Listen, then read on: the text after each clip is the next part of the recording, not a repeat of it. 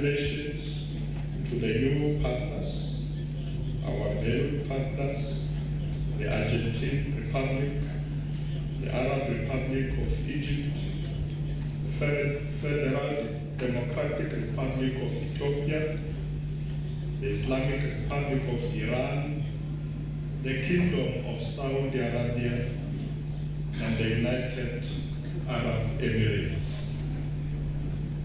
We trust that you will invigorate this promising intergovernmental organization. From 2015 to date, the BRICS Parliamentary Forum has identified many issues which require continuous discussion, refinement, and programmatic plans of action to better serve the wretched of the earth. And these issues range, amongst others, from the following: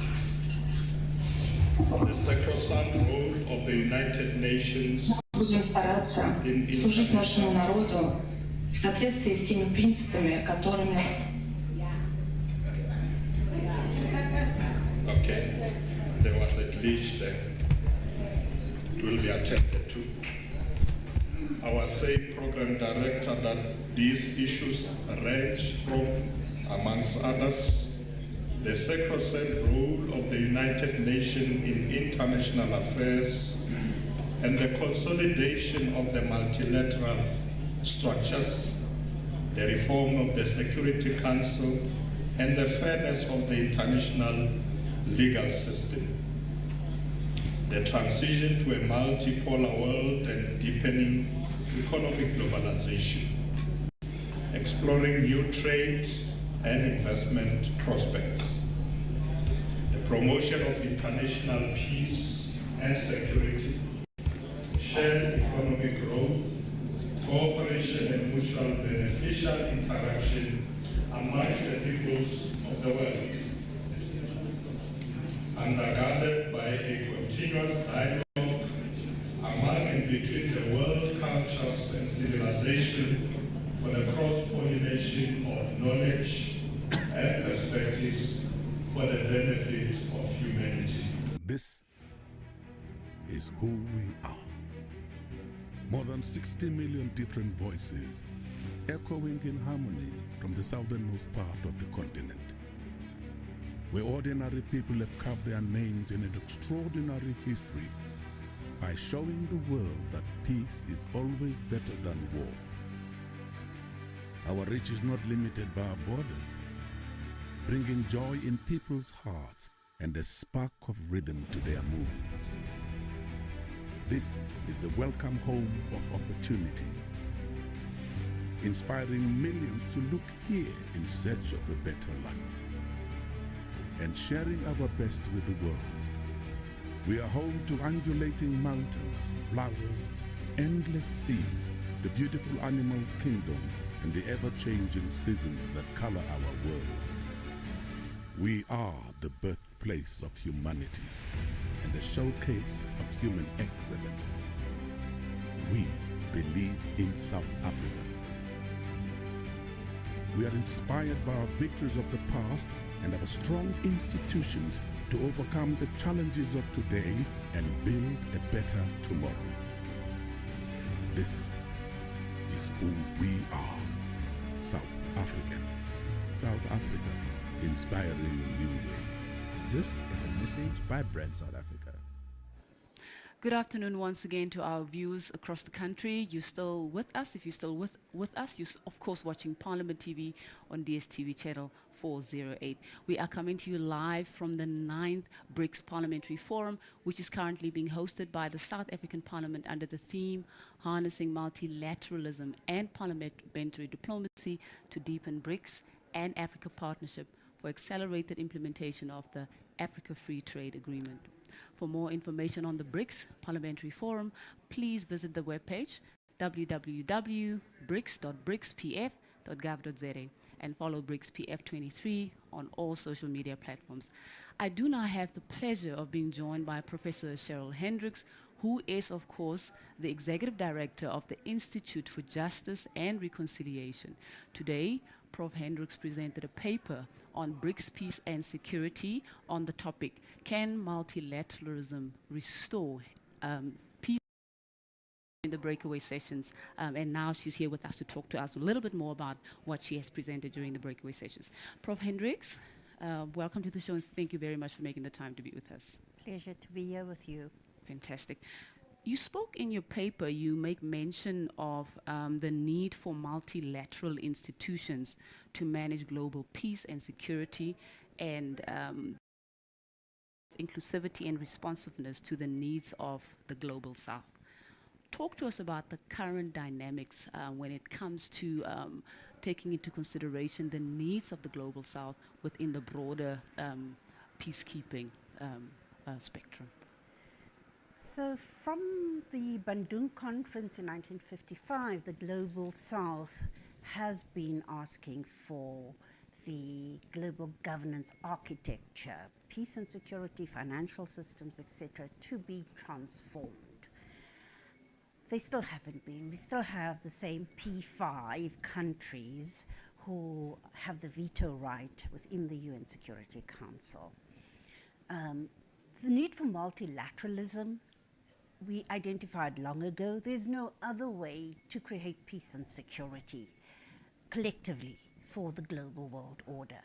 But we are raising the issues because we've seen over the last 10 years or so that multilateralism, the cooperation needed for multilateralism, is faltering a bit because of unilateral actions, because the global South is still not feeling that they've been heard, that their interests have been taken into account, and that they've been included into these organizations.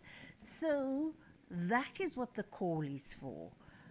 Increased multilateralism. The UN, even though we have BRICS, BRICS is a partnership. It is not about replacing the UN, but it is about informing the United Nations of a new script for peace and security that we need. So when we're talking about old organizations that have been there for quite a long period of time, that only cater to the needs or the voices of, the developed nations, how does a structure such as the BRICS PF and the BRICS bloc itself become more influential in terms of influencing the shape, the character, and the architecture of these existing organizations? So in our session, we were indicating that what BRICS has been calling for is essentially the implementation of the principles, the norms that are constitutive of the United Nations, for countries to adhere to that. But we need to go beyond that, right? We need to be asking ourselves, well, why have we not been able to create peace and security, given that we've set up this? Why are we seeing these divergences?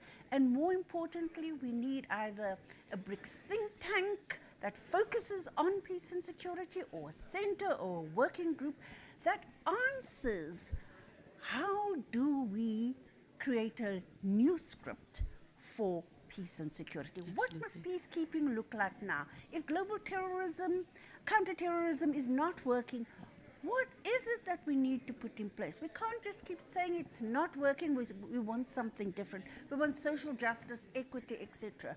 globally. How do we begin to get that? That's our historic mission within the BRICS countries, but broader, because we cannot do this by ourselves.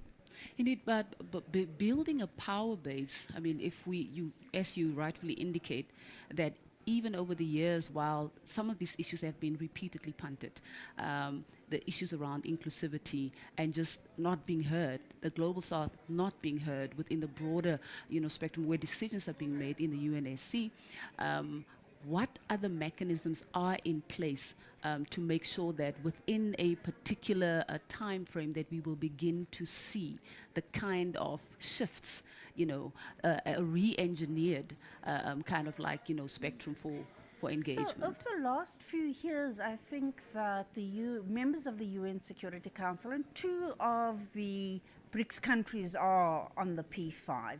They have largely agreed on the need to broaden the number of countries, I like to say broaden the circle Right.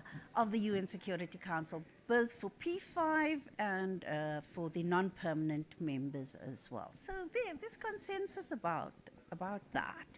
Who the other members are, or who they should be, that will be debatable, right? So what are the criteria that we're going to be using? Can't we go a step further and asking, do we actually need countries in there with veto power or not? Should we not be questioning some of those things as well? Absolutely. You also talk about preventative diplomacy in peacekeeping, and that obviously means that you're able to engage in a consistent manner, and you talk about cooperation, collaboration, and so forth.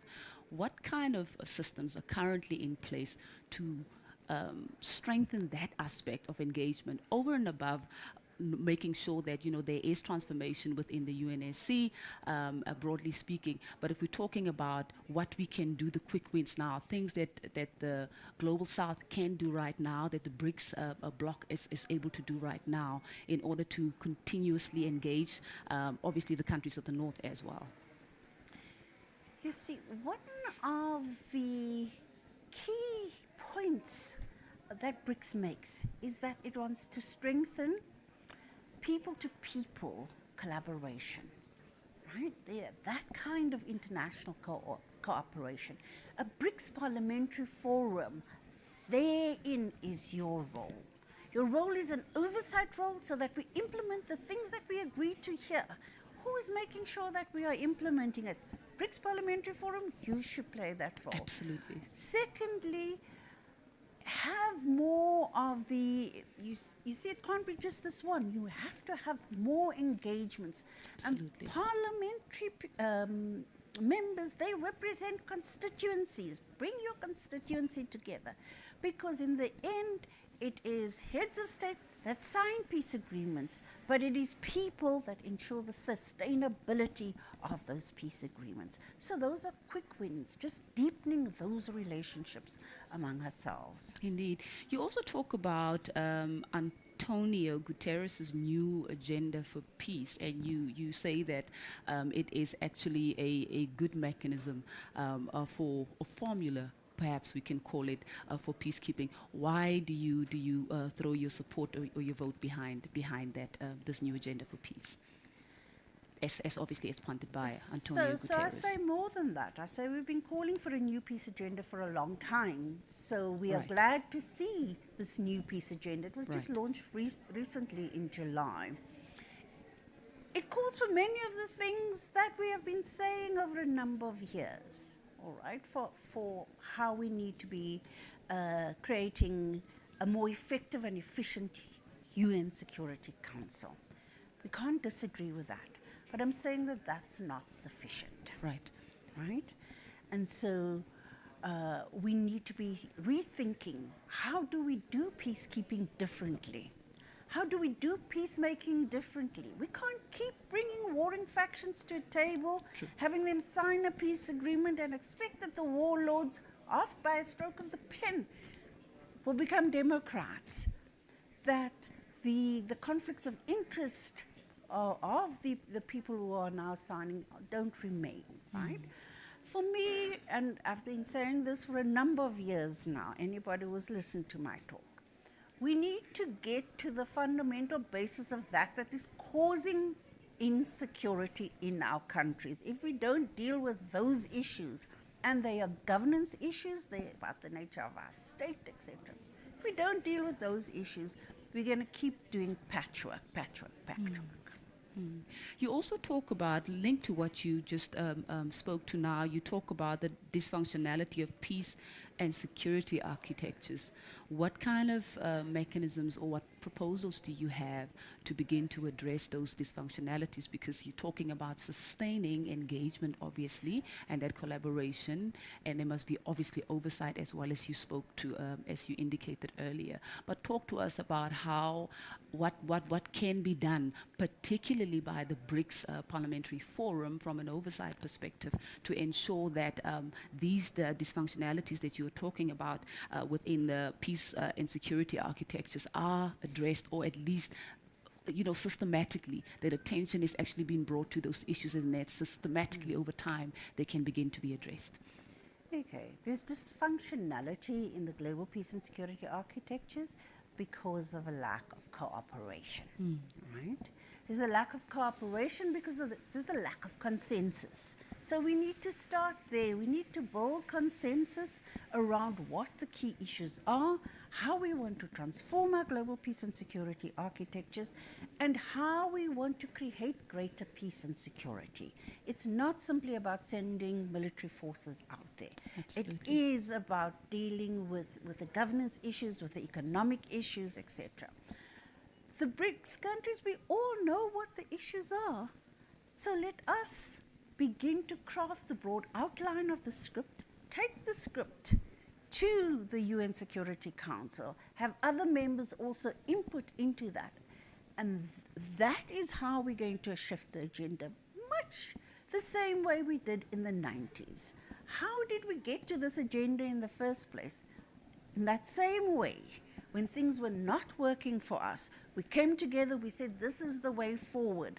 We're at that moment in time now for us to collectively put our heads together to reshape this agenda. Indeed. Professor Hendricks, thank you very much for the perspectives that you've shared. And of course, I believe that what you've shared will obviously be able to assist the BRICS Parliamentary Forum to shape, a program of action that will impact how we do things in going forward. Thank you very much for your time. Thank you. That was, of course, Professor Cheryl Hendricks, and she is the Executive Director at the Institute for Justice and Reconciliation, sharing her views around peace and security and stability, and particularly as it concerns the Global South. We will pause for a moment. We will continue with our conversations, our analytical conversations, to better understand. Do stay with us. This is who we are.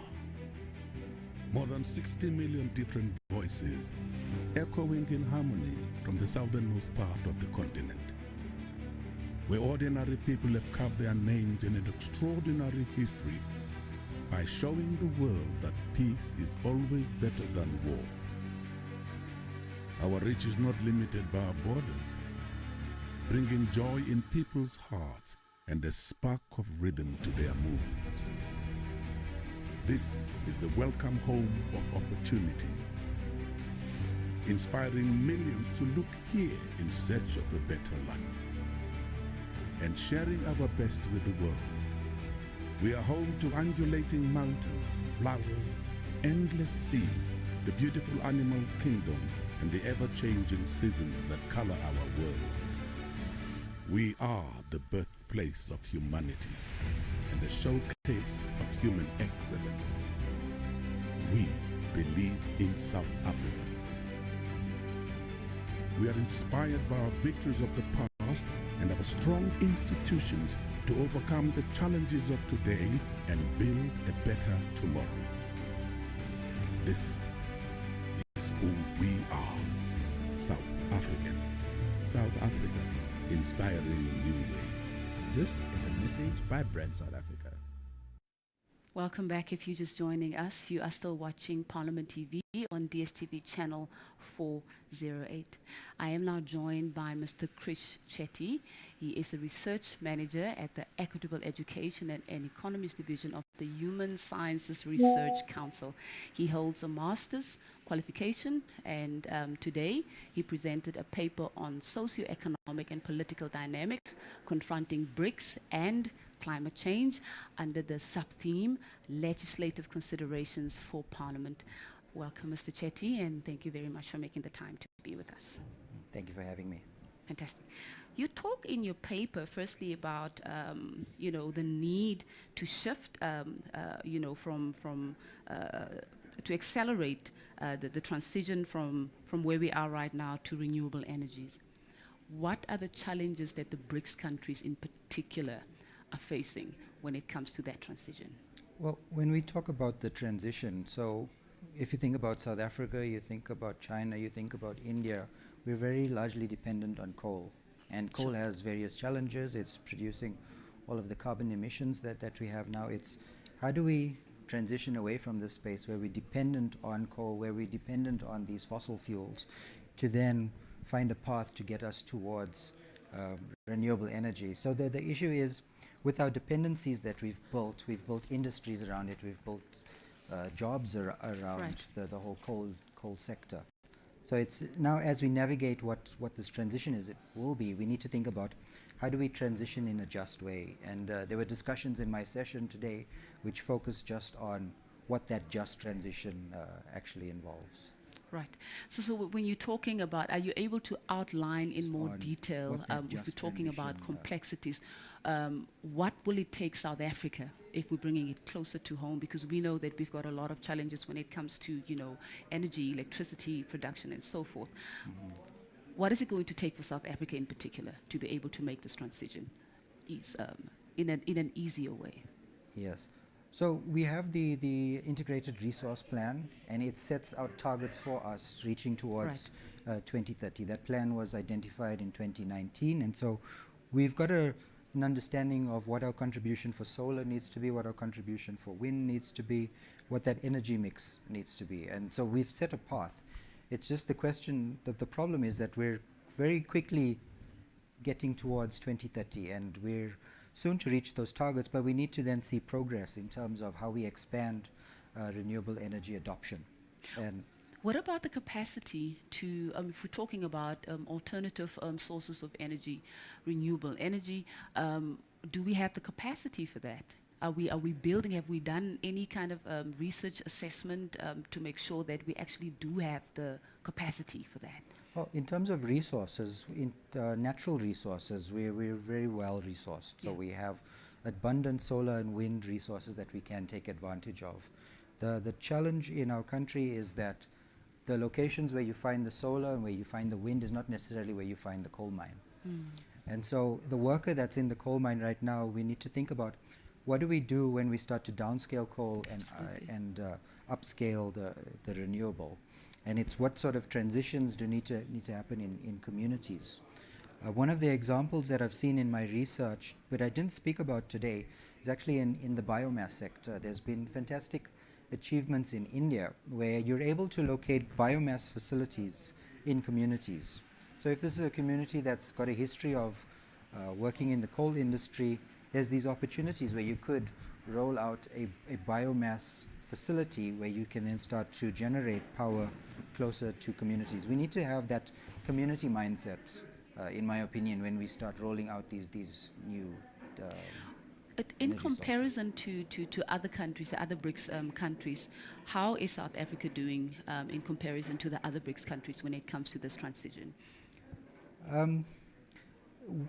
So we're there. We're involved. We're making that transition. You have your renewable energy independent power procurement program, and that's expanding, and we've got bigger targets for the new bidding window that's come out. So we are growing.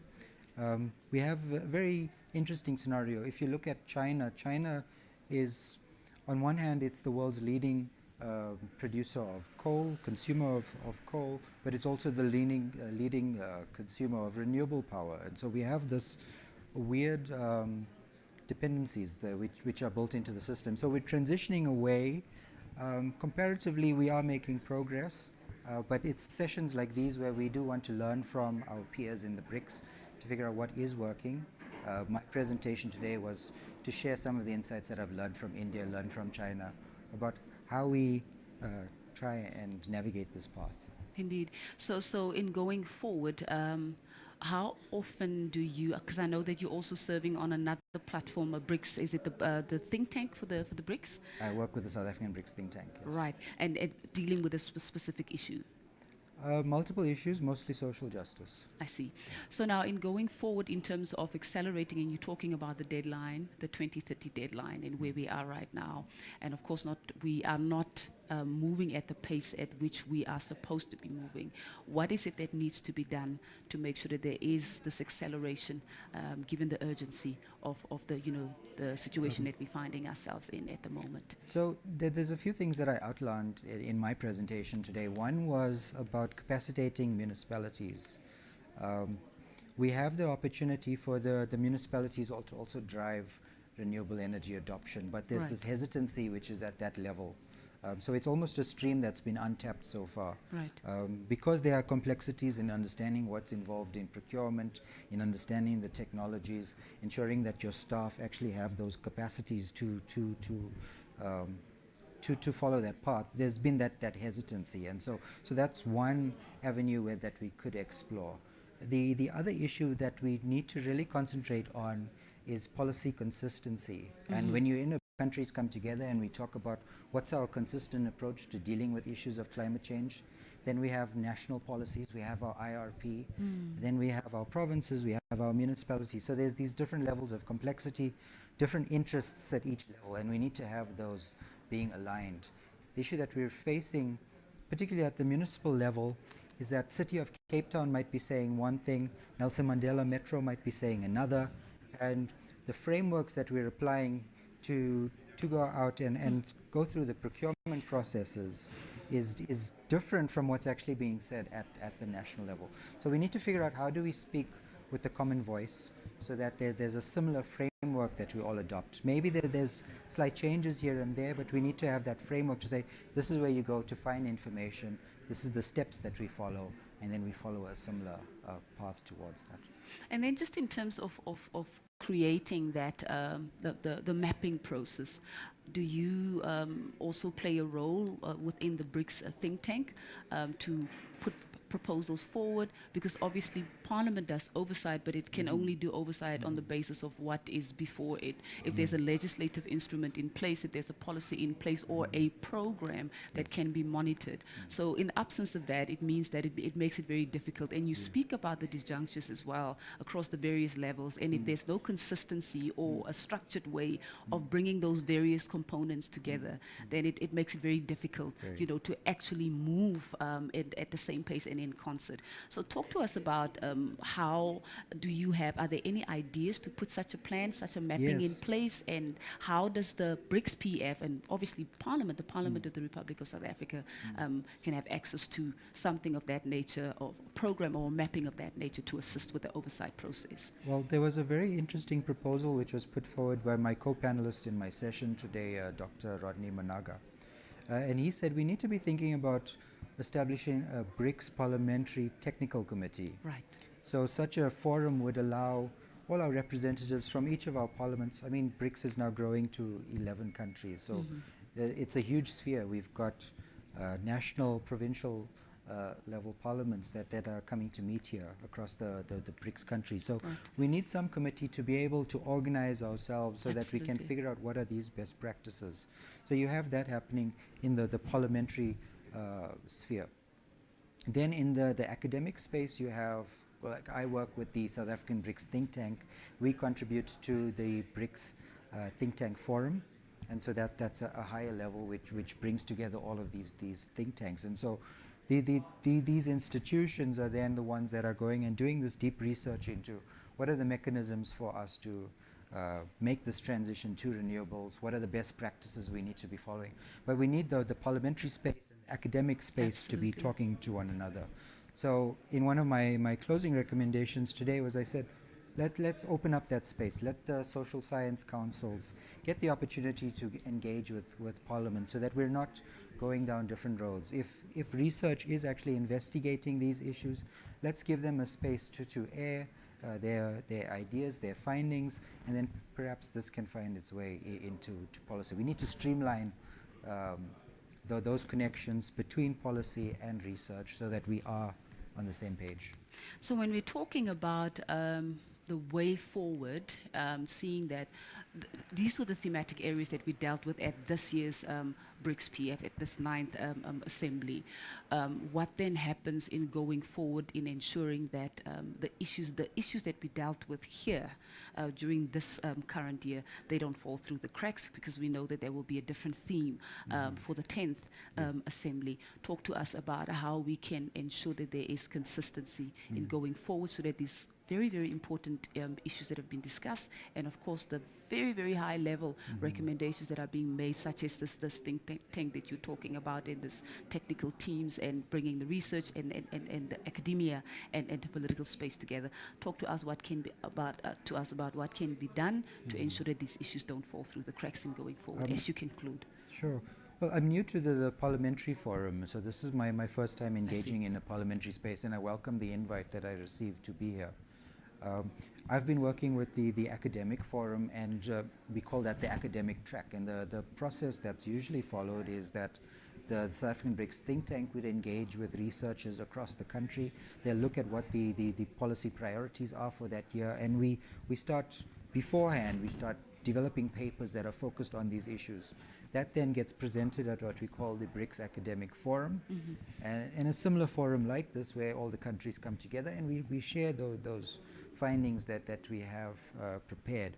And then that then gets carried forward by what we call the BRICS Sous-Sherpa or the Sherpa. So it's the ambassadors that then play a strong role in aggregating all that information together, and then that gets passed on through the ambassador, through the ministry, to the BRICS heads of state. And then each year they start engaging with these, and then you find these ideas start getting captured in the BRICS heads of state declarations.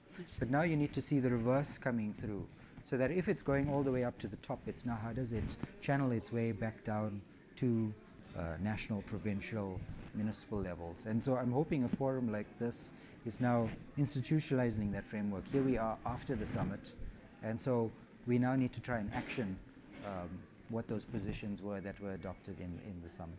Absolutely, and of course the role that Parliament plays is oversight and accountability.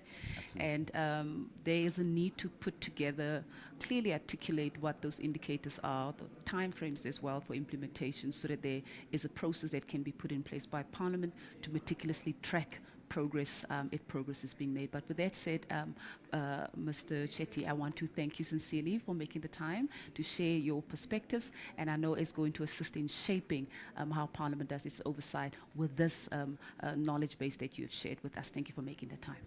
That was Mr. Chris Chetty sharing his perspectives around the paper that he's presented during one of the commissions that is dealing with the just transition, our energy-related challenges, and he's given quite a number of very progressive proposals around what the BRICS countries can do. But of course, South Africa also benefits from the intelligence and the knowledge base that is coming through from academia.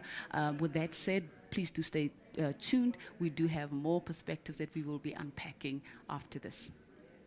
Okay, let me start with the role of Parliament. You know that our role in the main is to develop legislation, it is to exercise oversight, but also to ensure that there is public participation in everything which legislatures do.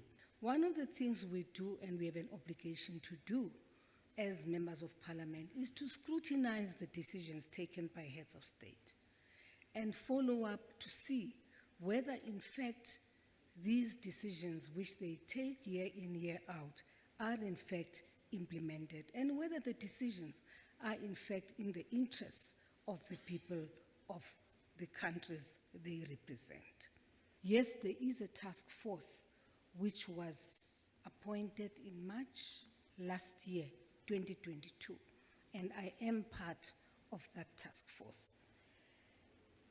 Now, the task force has had, you may not, yes, hear reports about the work of the task force, precisely because of the sensitivity of the issues which we have been dealing with. Firstly, we've had to sit several meetings to strategize on what it is that we want to communicate to the members of parliament. Remember, ours is to deal in the main with members of the two parliaments. We believe that if we are to narrow the gap between the two parliaments and assist the members of parliament to get to a point where they are able to influence their governments, I think we shall have succeeded. Decisions of going to war will always be taken by governments, heads of state in particular. They will deploy the soldiers. However, they equally have an obligation to report to their legislatures, to the members of parliament, about 1, the expenditure, 2, the forces on the ground, in other words, the boots, the numbers in terms of boots on the ground in those countries. But also they have an obligation to report whether in fact they are making efforts to find a resolution of that conflict. So our task as this team has been to engage with the two groups, the Ukrainian parliament and the Russian. And I must say we've done that. I can safely say we are at, who are the people who are helping me? 14th meeting, the last one, which was the 14th. We meet on a regular basis. Our next meeting will be in 2 weeks' time before we go to the IPU in Angola. Of course, most of the meetings are on a virtual platform. But what you will find interesting is this, that this task force has been to Ukraine. This task force has been to Russia.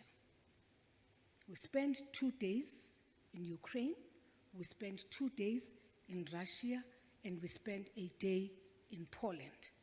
Why Poland?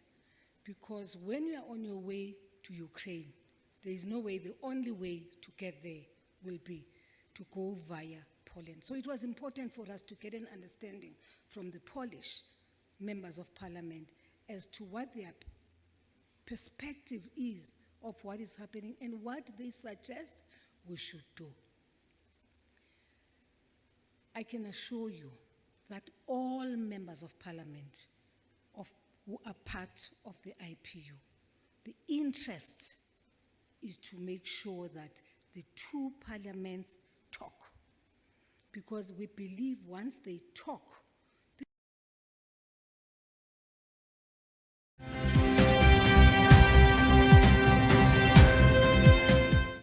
to the Deputy President for graciously honoring our invitation to deliver the keynote address to this August gathering.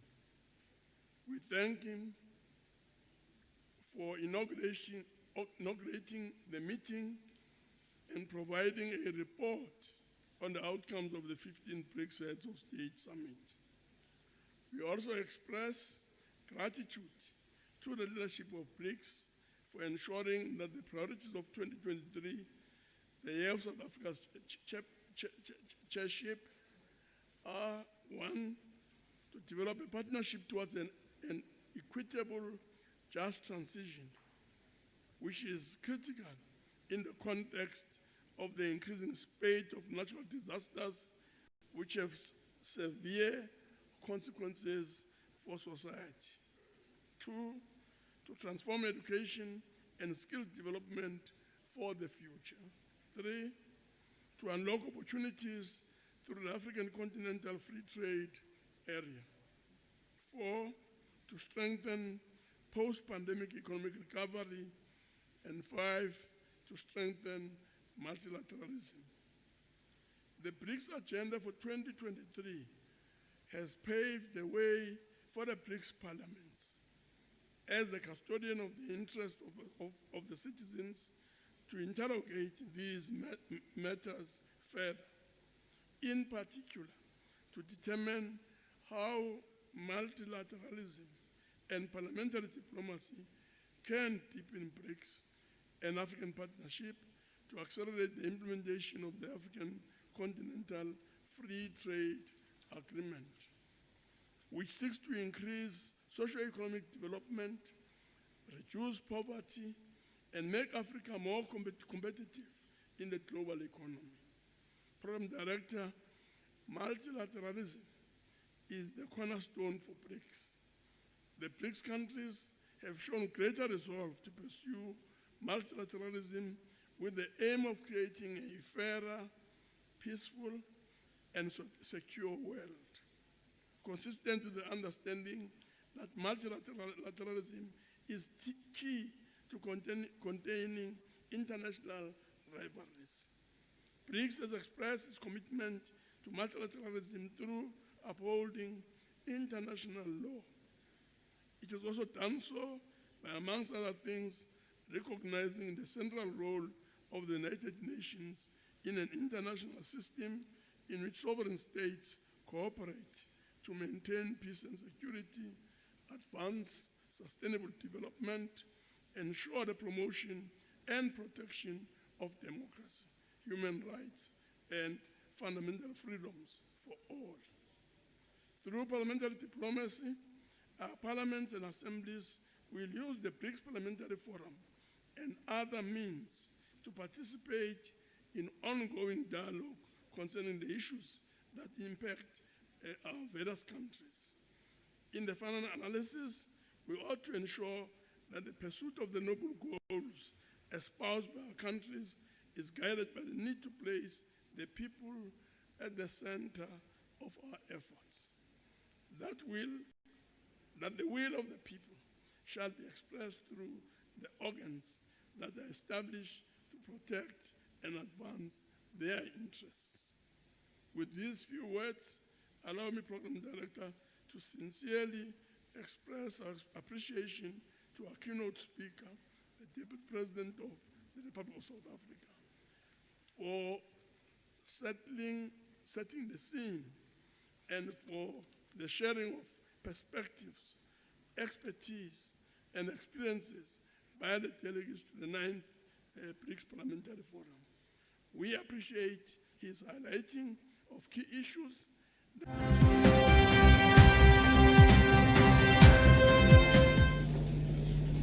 Congratulations to the new partners, our valued partners, the Argentine Republic, the Arab Republic of Egypt, the Federal Democratic Republic of Ethiopia, the Islamic Republic of Iran, the Kingdom of Saudi Arabia, and the United Arab Emirates.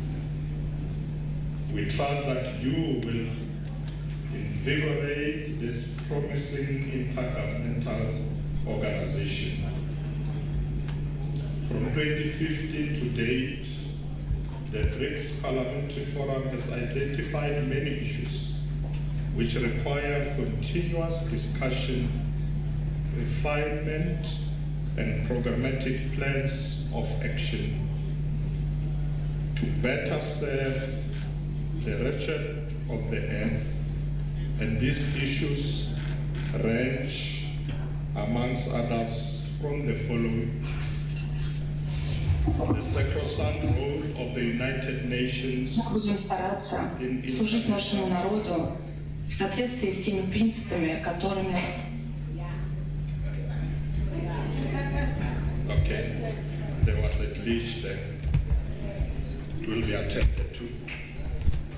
Our same program director that these issues range from, amongst others, the sacrosanct role of the United Nations in international affairs and the consolidation of the multilateral structures, the reform of the Security Council, and the fairness of the international legal system, the transition to a multipolar world and deepening economic globalization, exploring new trade and investment prospects, the promotion of international peace and security, shared economic growth, cooperation and mutual beneficial interaction amongst the peoples of the world, undergirded by a continuous dialogue among and between the world cultures and civilization for the cross-pollination of knowledge and perspectives for the benefit of humanity. Welcome back. You are still watching Parliament TV on DSTV channel 408. I do now have the pleasure of being joined by the Honorable Suprama Humapelo, who is part of the South African delegation attending the 9th BRICS Parliamentary Forum. Ntate Humapelo, thank you so much for making the time. And good afternoon. Welcome to the platform. Yes, good afternoon. Fantastic. Talk to us firstly about the importance of South-South relations within the current conjuncture. We know that there's a lot of shifts that are taking place right now, and we know that the nations of the South are trying to organize themselves in a better way to make sure that they're able to articulate their common interests on the global platform. So talk to us about that firstly. The South-to-South relations are very important, but they are not exclusive. They themselves accept the situation that we work within a global sort of a village, particularly economically and based on the geopolitics. So whilst we are South-to-South sort of a bloc, but at the same time, we have to make sure that we've got some relations with the North. So you can't be exclusive. Absolutely. And say you can build some kind of a so-called Berlin Wall between the North and the South. Economics doesn't work that way. Politics doesn't work that Absolutely. way. But we need that strength of the South so that you are not bulldozed by the North. As you know that the dominant economies globally are in the North, and if you are weaker in terms of your stance, your perspective, politically, economically, and so on, they can push you to the periphery. Now, in the context of the now BRICS strengthening South to South, I think BRICS will be a very important economic catalyst going forward to strengthen what the South is about, what the South wants to achieve, and how the South relates with the North. It will not be easy going forward to just brush aside countries within the South, because BRICS is quite a strong bloc. I mean, just population-wise, if you just combine India, China, and if you take the entire Africa, I mean, you are talking more than 3 billion in terms of population. So the critical mass in terms of numbers for production, industrialization, for consumption, and so on, it's quite a huge market. Indeed. So the North cannot afford not to have a relationship with the South, which has got BRICS in it. Right. So when you're talking about those disjunctures and the inequalities that still exist between the North and the South, particularly within the context of the stronger economies, how does the South nations, the global South, ensure that as they reorganize themselves and ensure that they are better prepared for discussions that impact them at a common scale, how do they make sure that they become more influential on those platforms? Because of course we cannot deny the fact that the stronger economies inadvertently, the politics, the economy makes them stronger. Inadvertently, the political decisions that they are making will actually make them stronger as well. Yes. So how do you balance that? It's not about the North preparing themselves. It's actually about the South, making sure that they are placed such that in terms of strength, both qualitatively and quantitatively, Right. they are placed such that the North cannot ignore them as a factor. I'll give you one variable. The minerals of the world basically come from the South. Absolutely. And those minerals of the South are embedded within the BRICS communities.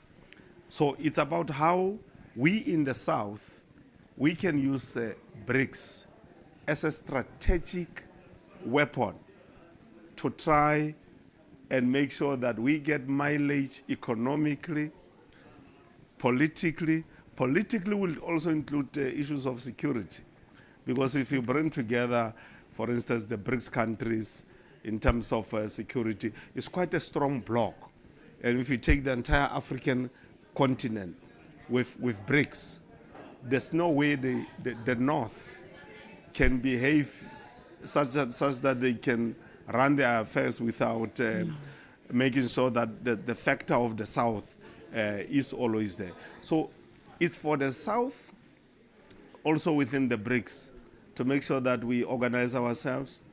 We must always be 10 steps ahead of what the North is thinking about. I mean, just from the Commission now, I made a proposal that one of the things we really have to look at when you look at the movement of goods within the African continent, we've got ports and harbors which are over 100, but only less than 10 are operational and running efficiently.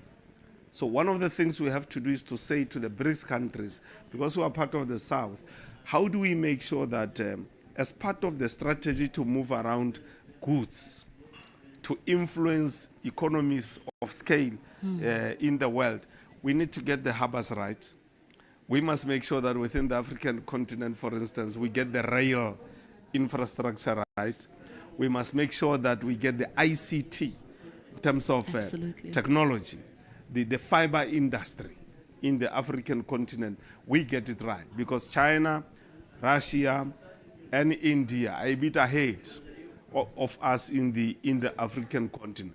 So we must make sure that in as far as infrastructure development is concerned, we push it so hard that it becomes some kind of an equalizer amongst the BRICS nations. Indeed.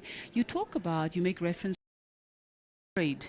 These are issues that relate to trade, and there is obviously, it's common knowledge that the current global trade system is still disproportionately impacting in the South.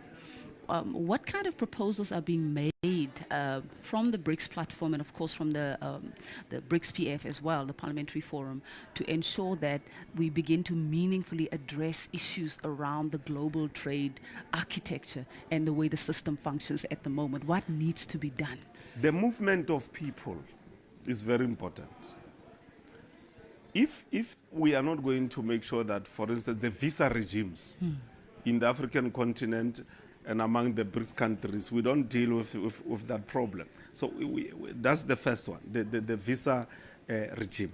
Secondly, we have to make sure that the goods and services in the African continent and among the BRICS nations, we sort out that particular problem. Thirdly, there's the issue of the currency.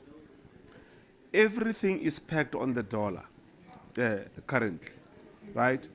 Now, the proposal that is coming up, and I think it's a very good proposal, is that you don't have to say you are fighting the dollar.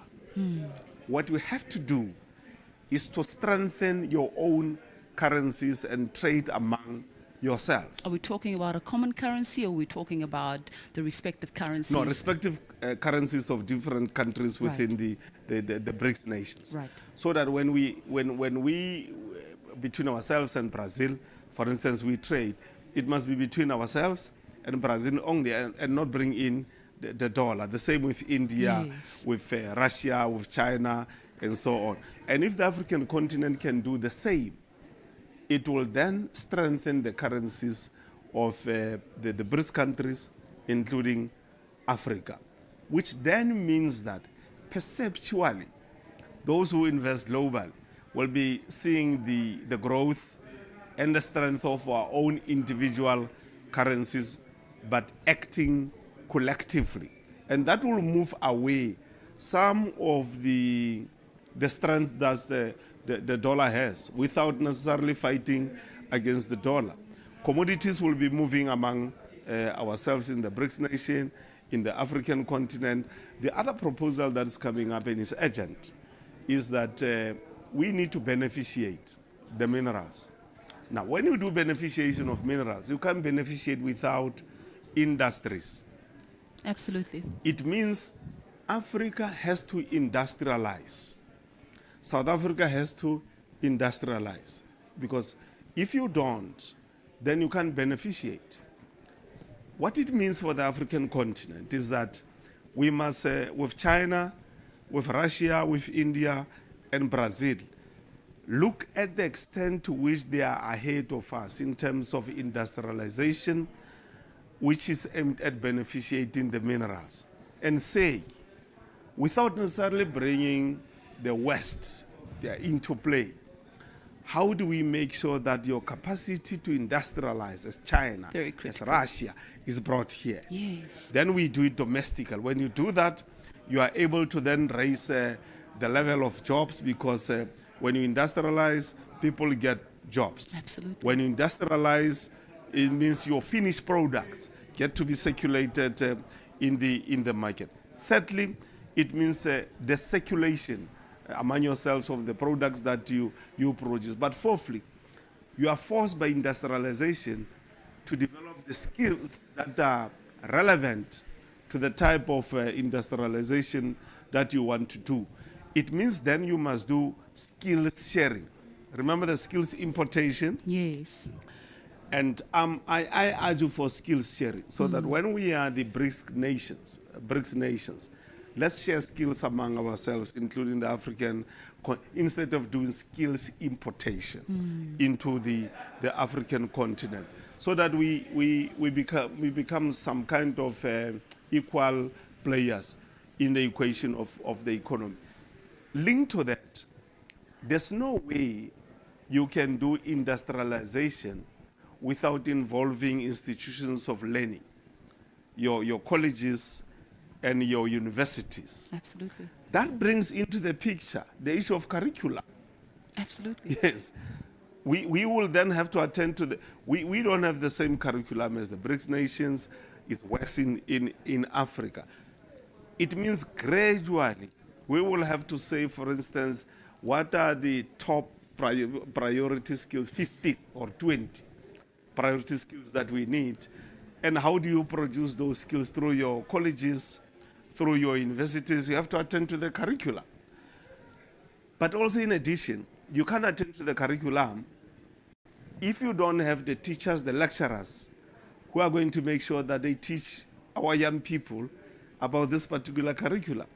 Which means that whilst you change the skills of the existing human capital in the education sector, you have to make sure also that future generations, so the bursaries then become very critical. Very important. Future generations, you have to fund them now so that they can change the future now from an education perspective. That is how, as Africa, as the BRICS nations, with those skills that are almost similar, we will be able to then stand on our own, not fighting anybody, but just standing on our own and become a global force in the geopolitics, so that when the North says we need people who master the art of the skill in innovation, for instance, on communication, you must find them in the African continent.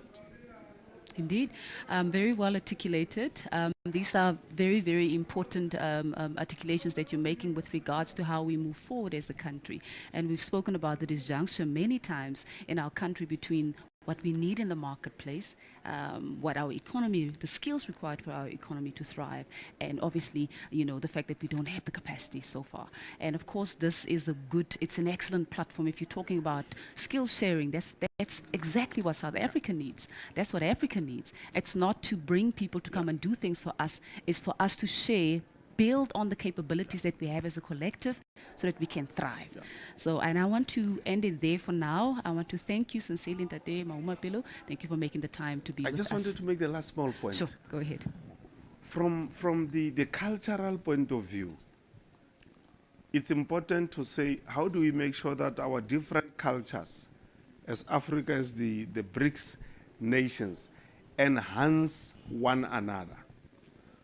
Because if we are not careful, the issue of culture can actually be used negatively to reverse all other gains that we are making, because there's tension against that culture and that culture. Absolutely. So you need a bit of cultural harmonization. So you need some common factor that can act as a magnet among the different cultures. So as part of curriculum again, that's how I think we'll overcome that problem, and more interaction among people. Otherwise, thank you very much. Fantastic. Thank you so much for sharing those perspectives. Much appreciated. That was Ndade Supramahumapelo, who's of course part of the South African delegation. He's a member of parliament, sharing his perspectives about how South Africa, and of course within the context of the BRICS bloc, can also benefit but also contribute towards ensuring that, you know, this BRICS bloc becomes even stronger, but of course also use this platform to benefit, to take this, the South African transformation agenda forward. With that said, what we can expect now is that there is going to be more reflections in plenary after this. The reports are going to be shared during plenary, and the recommendations we will also receive. And this is, of course, emanating from the discussions that were taking place across the 4 commissions, as indicated to you earlier. With that said, do stay tuned.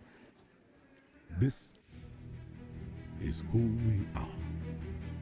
More than 60 million different voices echoing in harmony from the southernmost part of the continent, where ordinary people have carved their names in an extraordinary history by showing the world that peace is always better than war. Our reach is not limited by our borders, bringing joy in people's hearts and a spark of rhythm to their moves. This is the welcome home of opportunity, inspiring millions to look here in search of a better life, and sharing our best with the world. We are home to undulating mountains, flowers, endless seas, the beautiful animal kingdom, and the ever-changing seasons that color our world. We are the birthplace of humanity and a showcase of human excellence. We believe in South Africa. We are inspired by our victories of the past and our strong institutions to overcome the challenges of today and build a better tomorrow. This is who we are, South African. South Africa, inspiring new ways. This is a message by BRICS South Africa.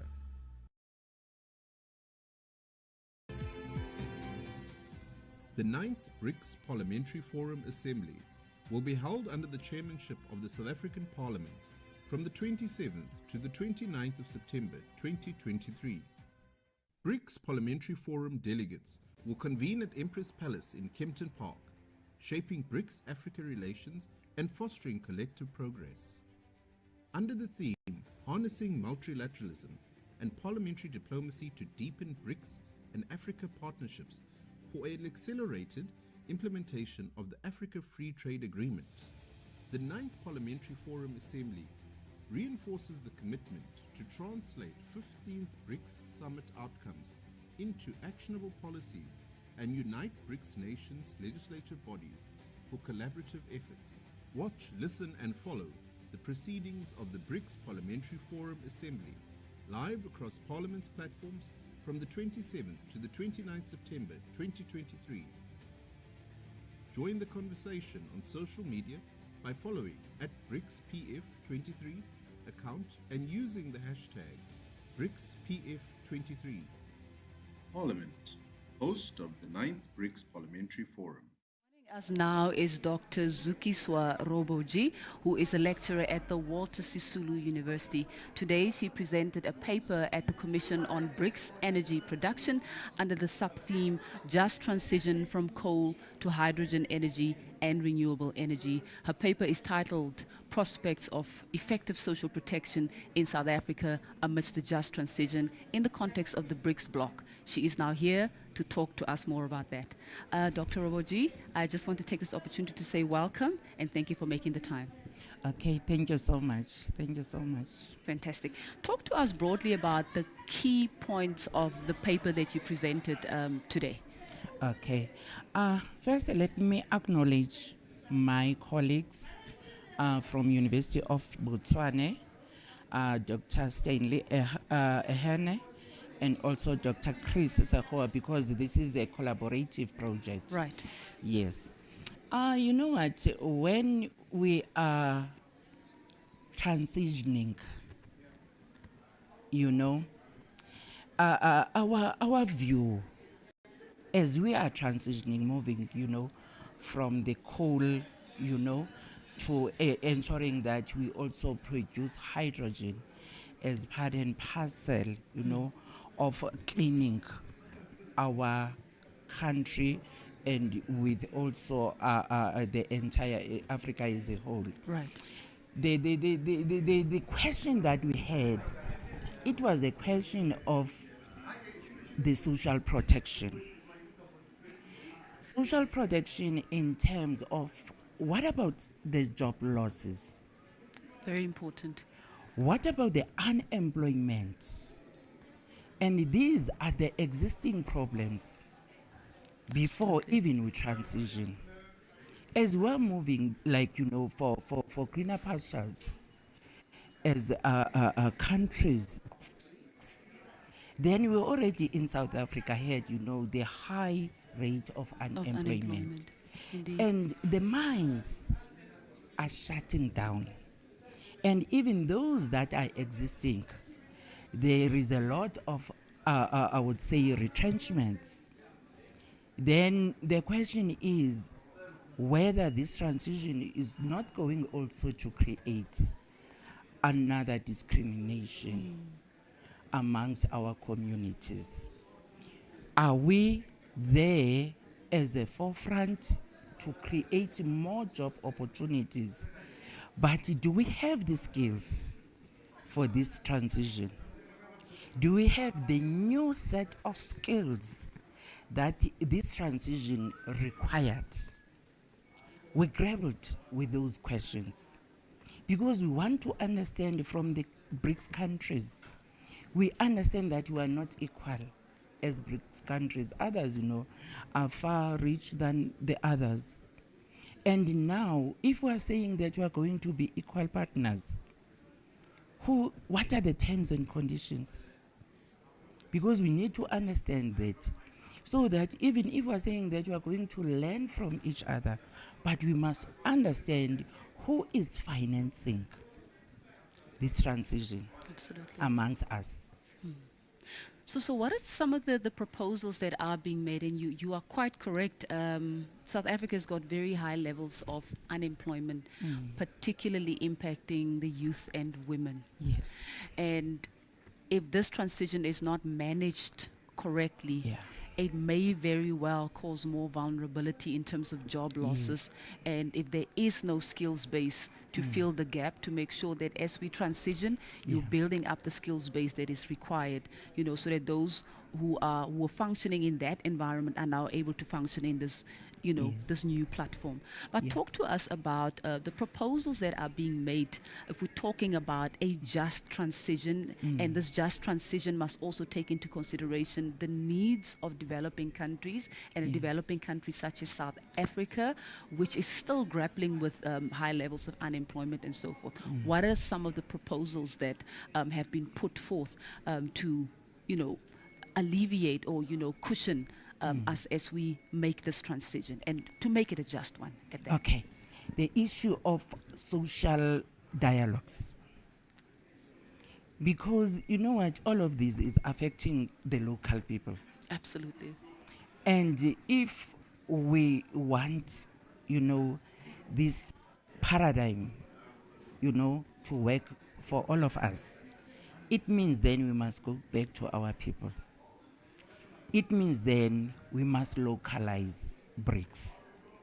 We must localize, you know, the transition, so that we can have an in-depth understanding of what are these challenges. Because if we don't do our own assessments in our little corners, how are we going to know that amongst us, you know, there are, you know, like when you are looking at the level, the power, you know, the financing issues, the skills issues.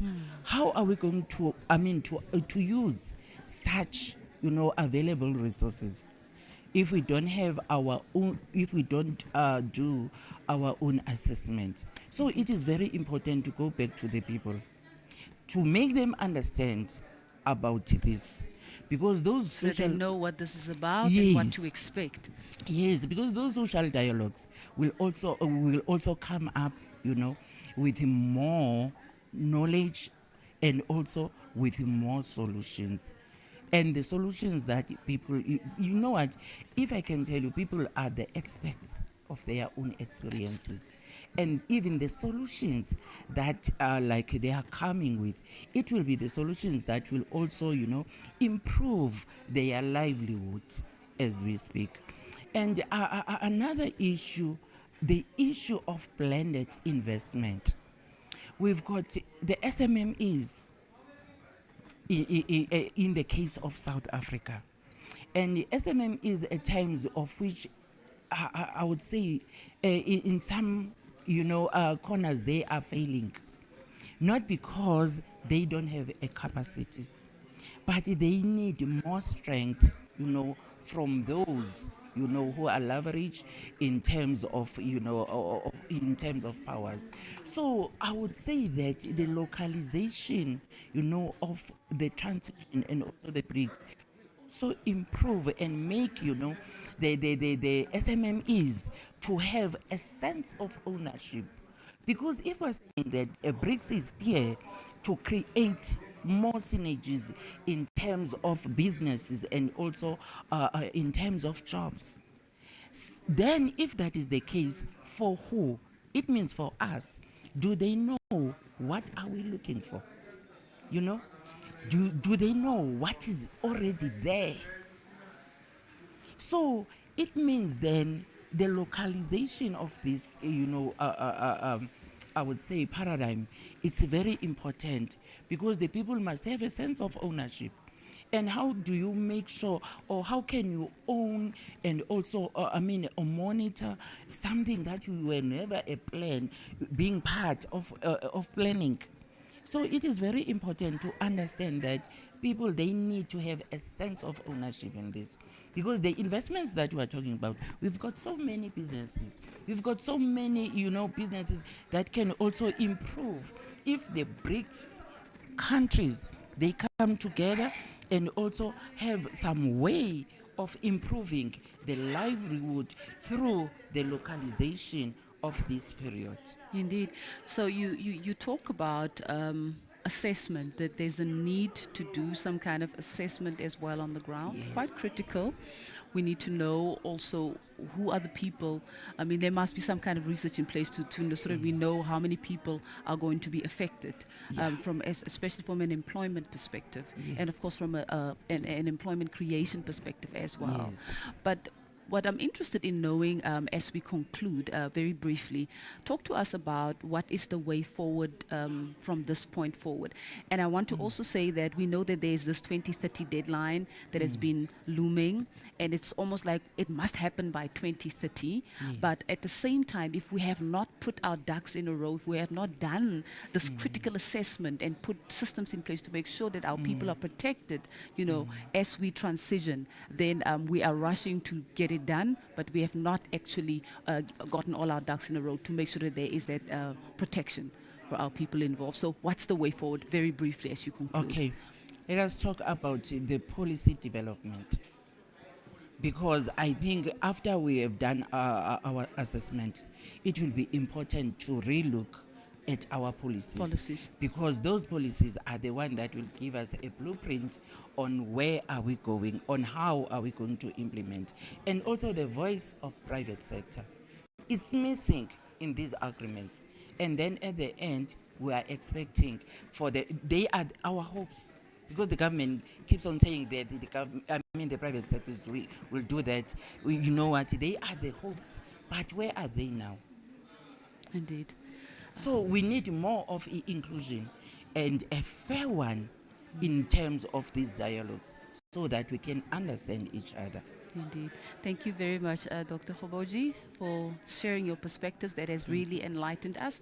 And I do sincerely believe that this is also going to shape, in going forward, how the BRICS PF continues to roll out or, improve how it oversights the commitments that have been made. And thank you for making the time. Thank you so much. Wonderful. Thank you for the opportunity. Wonderful. That was Dr. Zukiswa Khoboji. She is from the University of Walter Sisulu, and she has just shared her perspectives around the just transition and making sure that the poor, particularly those who are within those sectors that must be phased out as we transition from coal to this renewable energy, that the livelihoods of those people must not be threatened by this transition. Sharing her perspectives around what kind of systems can be put in place. She talks about the assessments that must be done and the policy instruments that must be developed to ensure that this transition is indeed just. For now, we will be transitioning, we will be crossing over rather to the plenary, where we will be receiving reports from all the various commissions and all the ideas and from the robust discussions that took place throughout the course of the morning. With that said, please do stay tuned.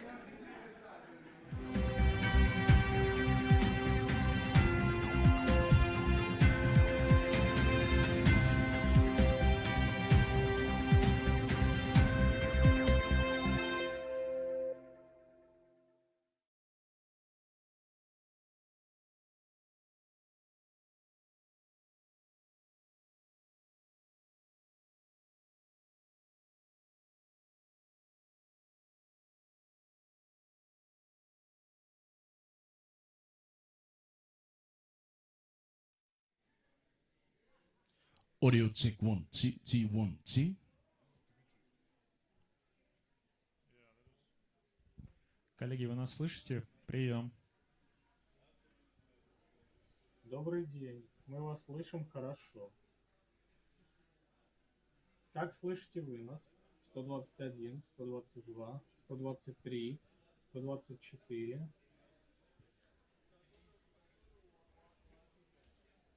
Как слышите нас? 121, 122, 123, 124, 125, 126, 127, 128, 129, 130, 131, 132.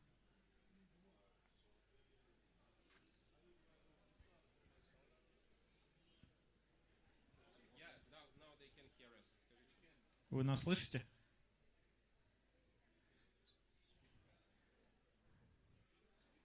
Марина, вы нас слышите? Раз, два, три.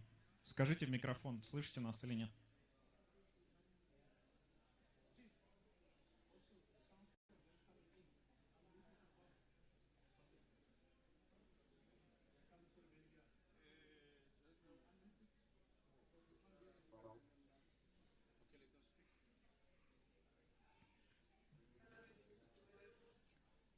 Коллеги, скажите что-нибудь в микрофон, вас не слышно. Добрый день. Как слышно, видно? Слышно хорошо, картинки нет. Картинка зал сейчас готовится, вы подключайтесь. Окей.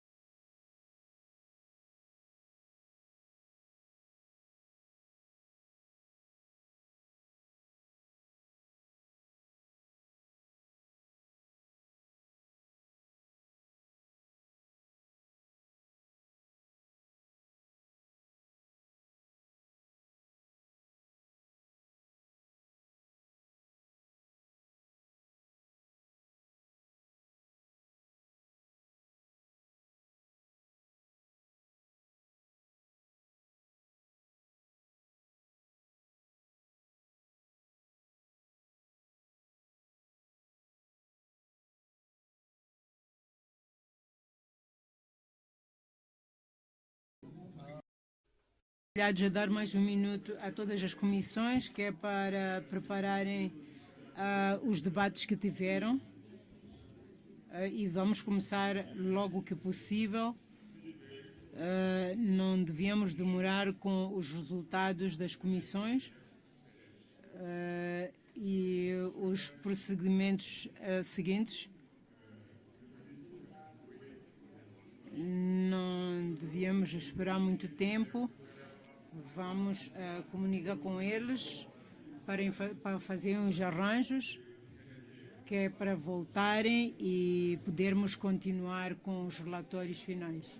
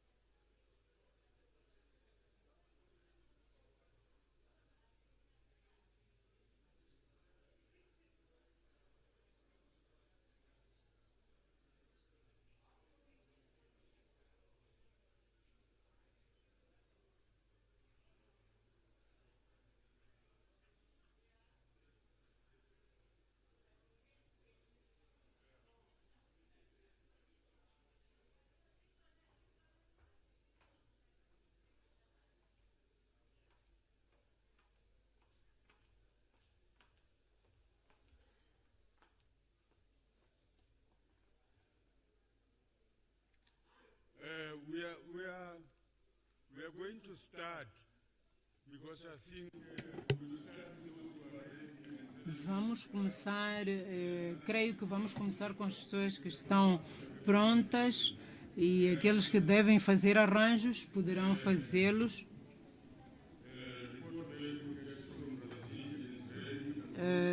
Creio que o Brasil está pronto, então, por favor, apresente o seu relatório.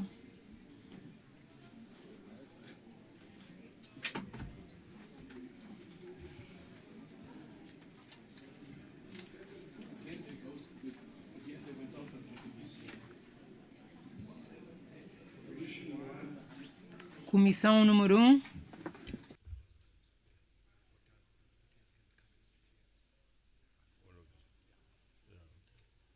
Rapporteurs, come give me company. There's a good sitting space here. All four of you, please come. Brazil, Russia, South Africa, and China.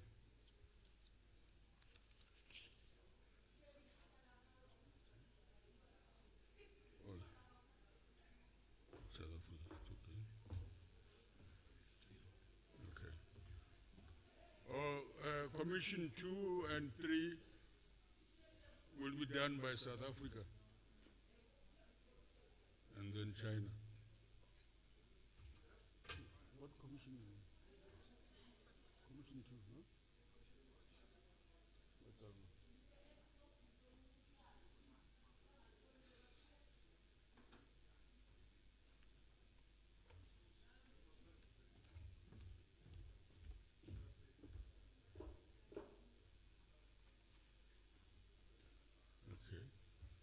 Thank you, Deputy Speaker. Brazil will do the first report.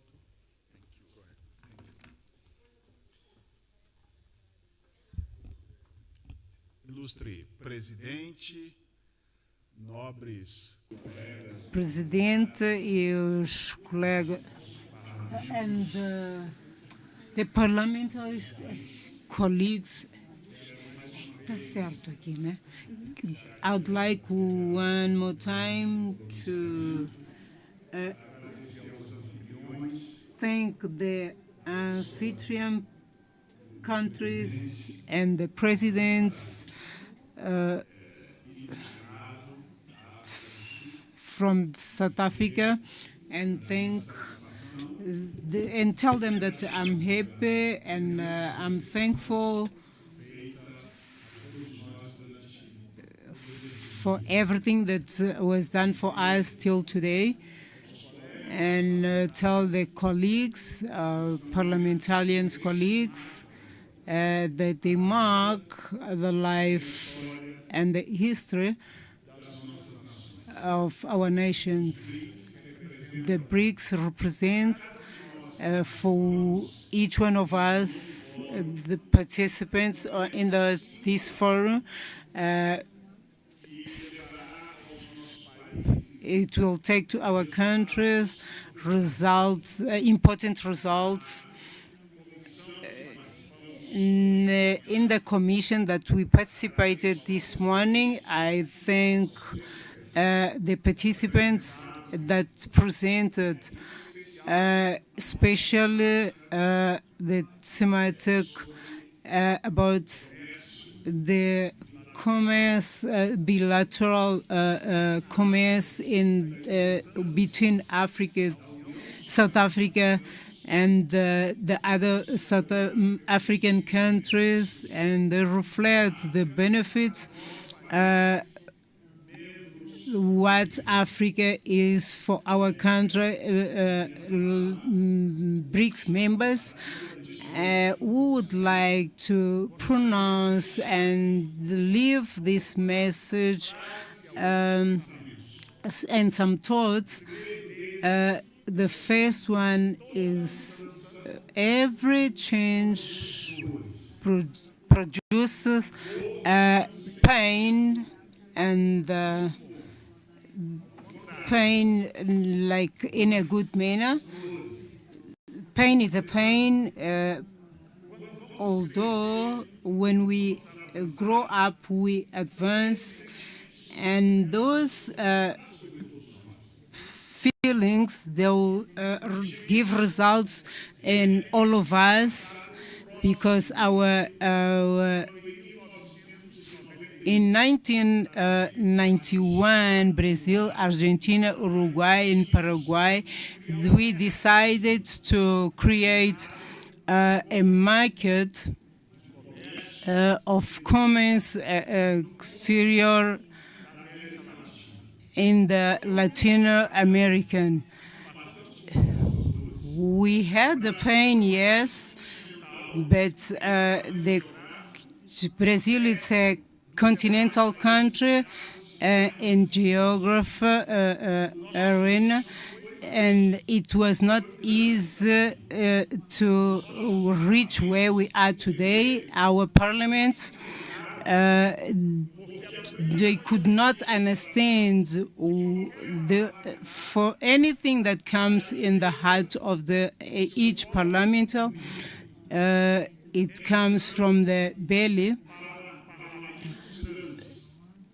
Big parliaments look at us in the global world that we live, and we look at the belly, and we look at with the heart and mind.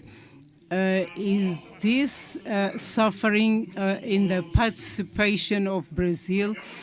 It's a message that incentivizes all the countries, especially for you that received us from African countries. We can only do politics when we have the capacity to look at politics with a huge look and Point of order, please, Honorable Deputy Speaker of South Africa. Can I be recognized? Thank you very much, Honorable Deputy Speaker. With due respect to the rapporteur, I don't want to defocus him, but the topic here is a report back from the Commission. We're supposed to get a report back. devíamos ter aquilo que All countries have something to say, but there's supposed to be a written report back that is brought here to the Commission, not a speech outside the report. We request a report from the Commission. If the report is not ready, let's allow another Commission to report. Thank you.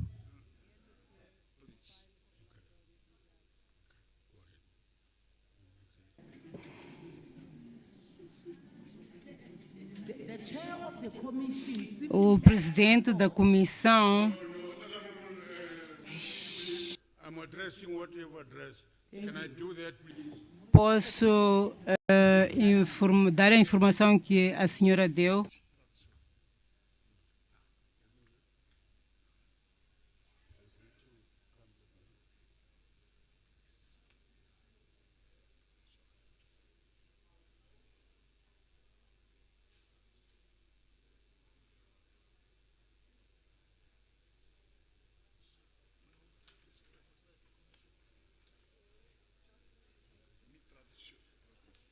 We are working through translation so that the speaker gets to hear properly what we are saying now in English. That's the only thing that is delaying us now. We can move to the next one. Are you ready now, man? Please come.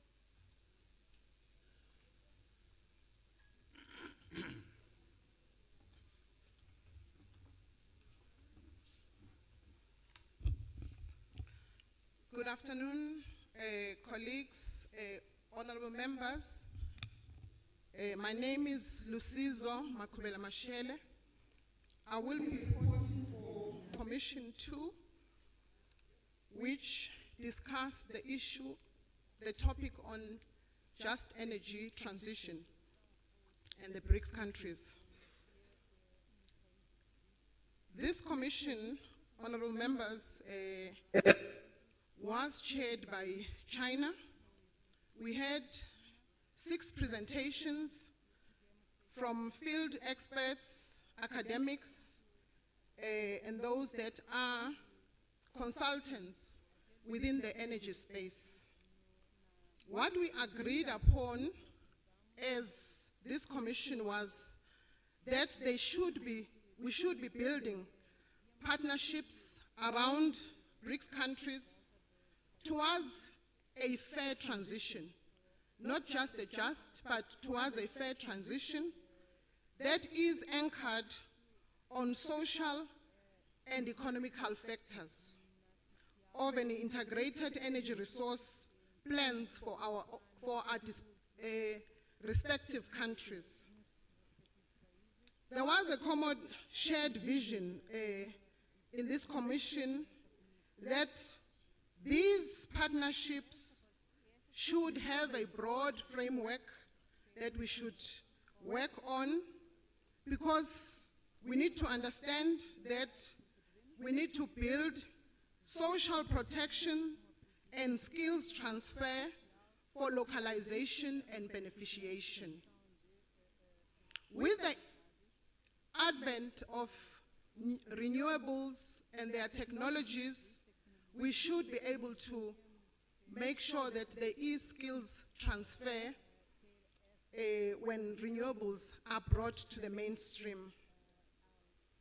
We agreed that there has to be a balance factor for fossil fuel and the fair transition towards clean, renewable energies. We agreed that we need to reshape, repackage opportunities that are presented with this transition. As we shape the new energy space, countries must be able to simplify this process so that we take everybody along. Simplify the concept of a fair, just transition so that within the locality, the people that were benefiting from the fossil fuel will be able to participate and be active role players. We also agreed that exploring and finding new solutions must seek to address the over-privatization and reliance on the private sector as the only solution provider for the current challenges and the discourse of energy efficiencies. What came strongly across in this commission was the need to have resources for this transition, which will be beneficial for all partners. We agreed that some countries, for an example, South Africa, do not have or do not produce the technology that comes with a renewable energy. And we agreed that we need to have a broad framework that would ensure that there is skills transfer for the countries such as ours, so that when we speak about being partners in this fair transition, we should all be on an equal footing. We agreed that there need to be a clear roadmap towards a clean hydrogen resource or sources that can be solutions for the broader framework of renewable clean energies. We also agreed that the opportunity cost of jobs that were powered by the fossil fuel powered energies vis-a-vis the renewable energies must come out clearly. If we are saying jobs will be shared, there will be loss of jobs, we need to look at the opportunity cost clearly for the renewables and the fossil fuel or fossil powered stations. We also talked about, if we are talking about decommissioning of coal-powered or fossil fuel powered stations, what the opportunity costs are there, and we need to draw lessons from the coal-powered stations that have been decommissioned vis-a-vis the clean renewable energy value chain. As a commission, we agreed that as partners in this renewable energy just and fair transition, we need to ensure that there is a broad framework that we develop that all countries will be working towards, so that when Russia, Brazil, South Africa speak, we should be speaking and moving towards a transition that speaks to a broad framework that has been developed amongst our own countries. We also agreed that issues of climate change are real. We should not look away and not want to ensure that we move along with the WTO in terms of ensuring that we implement resolutions towards curbing and mitigating against the atrocities or the issues that we find ourselves confronted with, issues of climate change. Broadly, this commission also took lessons from China. For the past 10 years, they've shared with us on how they were able to develop technologies that speaks to the current transition or fair transition that we all seek or working towards. Thank you.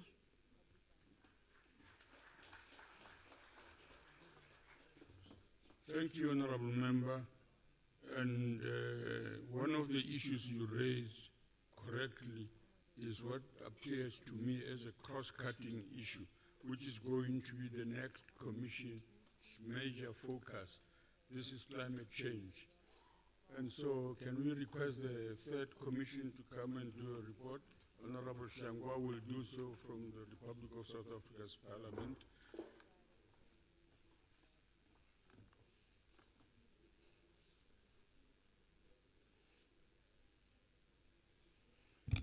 Thank you very much, Deputy Speaker. My name is Mkula Wahlengwa from the National Assembly of the Parliament of South Africa. I'm going to present the summary really of Commission 3 and the presentations which were done. We received 3 and the country statement from China are also going to be made available for ease of reference for the issues that we are going to be raising here. So the Commission in its deliberations says that one of the major challenges faced by the modern world is climate change and its escalating negative impacts. Many of the world's vulnerable people residing in the developing world suffer disproportionately from the impacts of climate change. Therefore, the BRICS Parliamentary Forum is well placed to respond to the common challenges faced by its nation states in this regard and to develop effective legislative frameworks for climate action. Therefore, it's a privilege for me to share some of the key conclusions, observations and recommendations emanating from the Commission on Climate Change and legislative mobilization of BRICS countries. The BRICS countries can share resources, human technology and finances, and best practices to address climate change. There is a need to harmonize laws across, environmental laws rather, across the BRICS countries and to make them more effective in tackling climate change. There is also a strong need for political will to move climate response from policy to implementation and oversight. Climate change is already having a significant impact, and there is a need to discuss loss and damage as part of the discussions at the upcoming conferences of parties. Further, there is a need to foster parliamentary diplomacy and cooperation to harmonize climate change policy and promote cooperation amongst the BRICS family.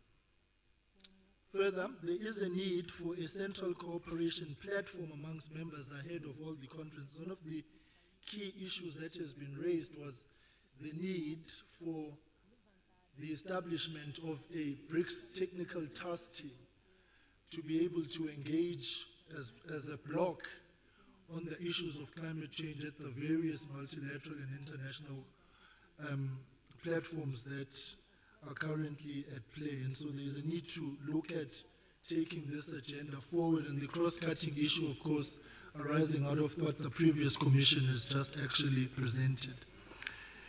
Further, the Commission recommends that we accelerate skills development and technology transfer through vocational and skills development training and artificial intelligence.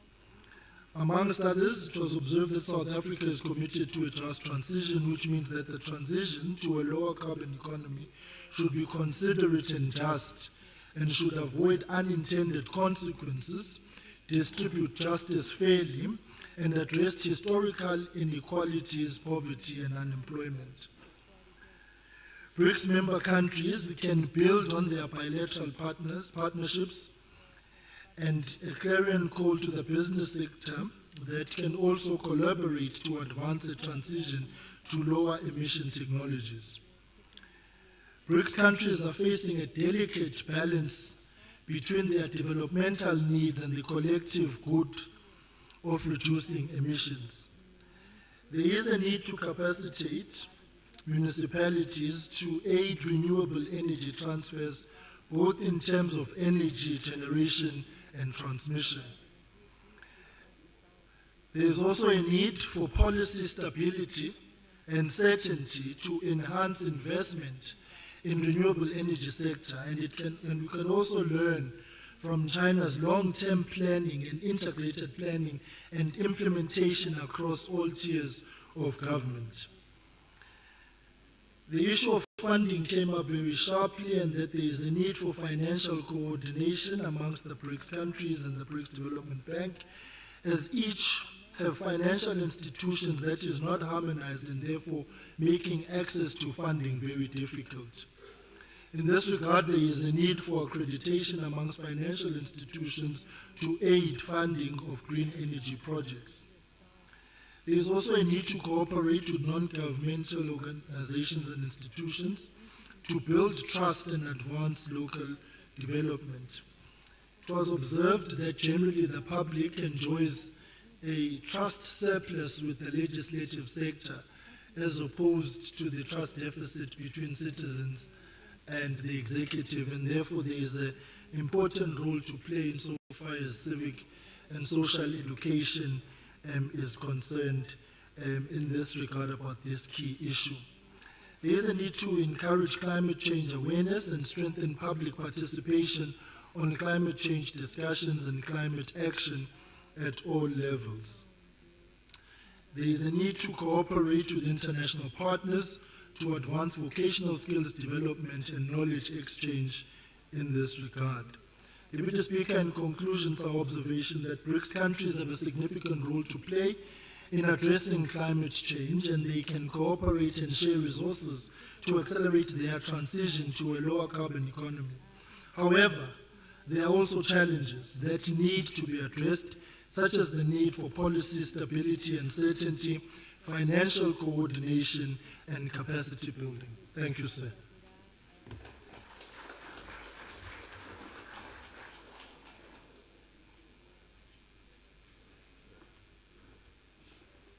Let's move to Commission 4, and in the meantime, can I request the chair of the Commission 1? Okay.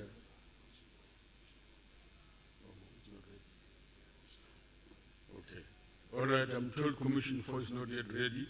Let's invite Commission 1, and we're going to request Honorable Shivambo and Deputy Speaker to come here so that they present Commission 1. We are managing the problem of language and the speed with which the written report can be handled in this manner.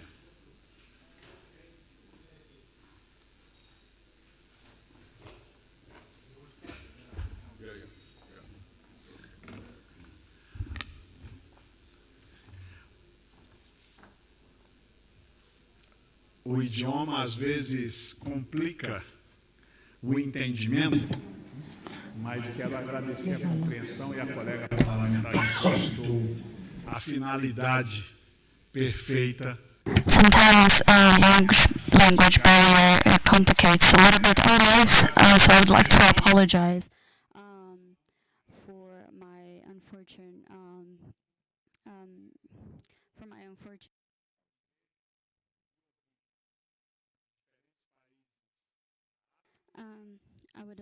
I would like to thank all the different countries from Africa who participate in our Commission 1. We got to have a specific inputs from each countries.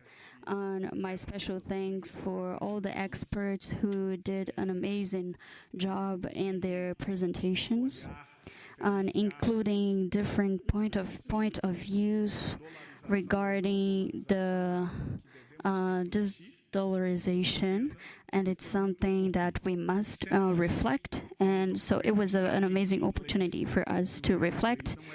The document is in English, but my English is not good enough, so I will pass the word to my colleague, so he will be able to read our remarks from Commission 1.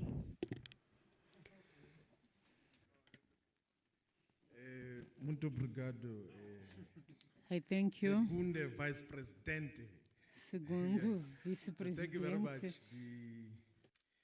The rapporteur, who is the deputy speaker of the Parliament of Brazil.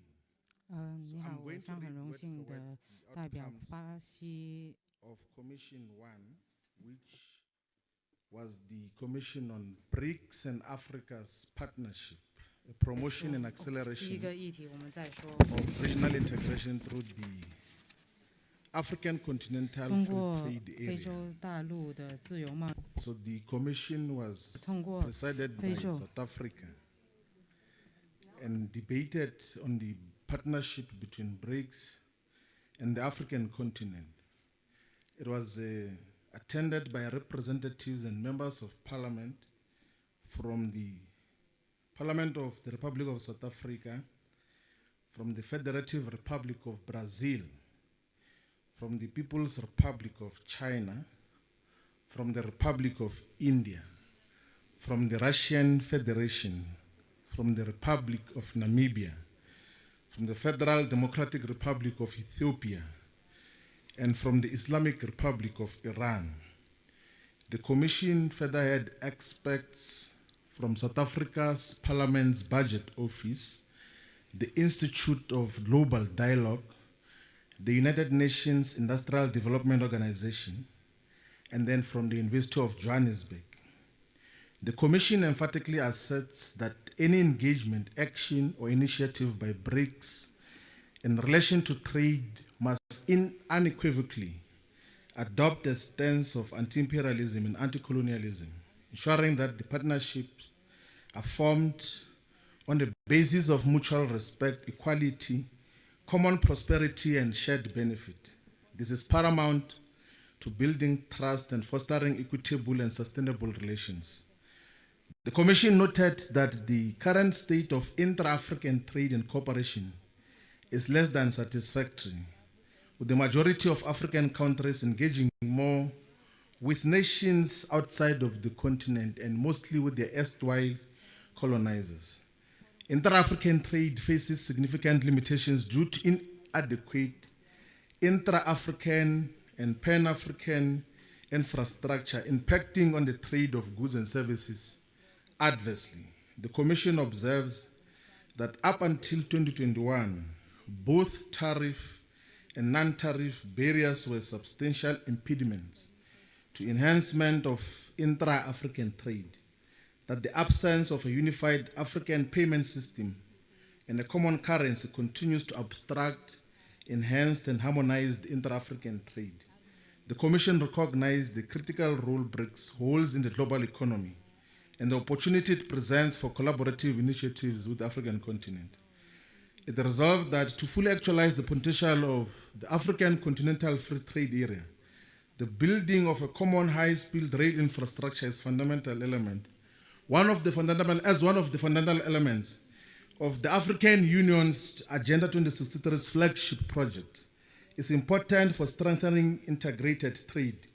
Consequently, this initiative must be endorsed and adopted as a flagship project by the BRICS Parliamentary Forum to ensure cohesive development and implementation. Furthermore, the Africa Continental Free Trade Area should collaborate with BRICS partners to actualize and mutually reinforce the relevant Agenda 2063 flagship projects, which of course include the high-speed train network connecting all African capitals and commercial centers, but also include the formulation of a strategy for transforming of the African economy from supplier of raw materials to one that actively utilizes its own resources, that the introduction of an African Union passport and removal of all visa requirements for its holders within Africa, the construction of and finalization of the Inga hydroelectric project,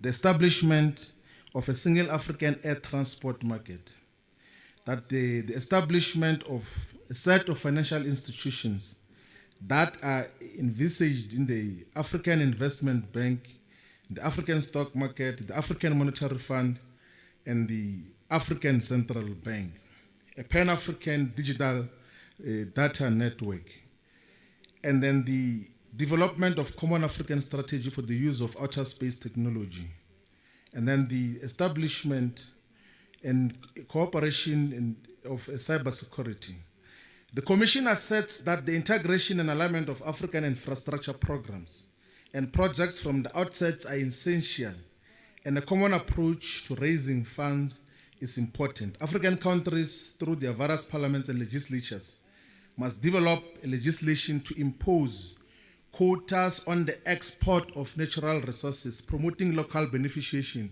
and industrialization. That African countries develop legislation to combat illicit financial flows and aggressive tax avoidance, deepen its collaboration within BRICS in the fight against illicit financial flows and aggressive tax avoidance, with parliaments playing a central role in endorsing legislation and playing oversight role to ensure implementation. The Commission supports the development of an integrated energy and electricity plan to maximally harness Africa's vast energy resources, with parliaments playing a central role in making sure that we maximally utilize the hydroelectronic potential, natural gases, and other sources of energy that are going to bring about energy stability for the entire African continent. That industrial expansion and development must be pursued by African countries to ensure that the Africa Continental Free Trade Area does not merely serve as a conduit for the free trade of imported goods through African trade corridors, but African countries have goods to trade with BRIC partners and most certainly within themselves. The Commission supports the endorsement and implementation of the Pan-African Payment and Settlement System, which is abbreviated as PAPSS, by all African countries, and advocates for the pursuit of a single currency by central banks. The BRICS Parliamentary Forum should provide strategic support to member countries to develop comprehensive legislation facilitating mutual trade and solidarity between BRICS nations regardless of size, GDP, or location. The Commission emphasizes the need to establish alternatives to Bretton Woods institutions and rating agencies. The Commission underscores the importance of investing in technology and facilitating the transfer of skills to ensure that Africa is not subjected to permanent dependence in BRICS countries. The Commission stressed the importance of implementing all the resolutions and commitments made in the past, and the need for African countries to move away from an extractive relationship with the West, establishing local beneficiation in the continent, particularly of mineral resources. That African countries must move towards the abolition of visa requirements related to trade movements to promote free movements of goods and people, and the establishment of legislative framework by parliaments to play an oversight role as BRICS expand. And then the most important component of the Commission's recommendation is that the Commission advocates for the establishment of a permanent representative status of the African continental bodies, or the representative bodies within the BRICS platform. That in the same way the G20 resolved that Africa is participant in G20 summits, that Africa, not just South Africa, there must be representation of Africa, such that the discussions that involve the entire African continent get to be representative of the entire continent, not South Africa speaking on behalf of the entire continent without a due mandate. That the Commission underscores the importance of avoiding working in silos, and that we must study all the mega projects that are planned with pledges of prosperity, and to also avoid the repetition of projects which otherwise can be mutually reinforcing. That is the report that comes from Commission 1, which was responsible for BRICS and Africa partnerships. Thank you very much, Deputy Speaker.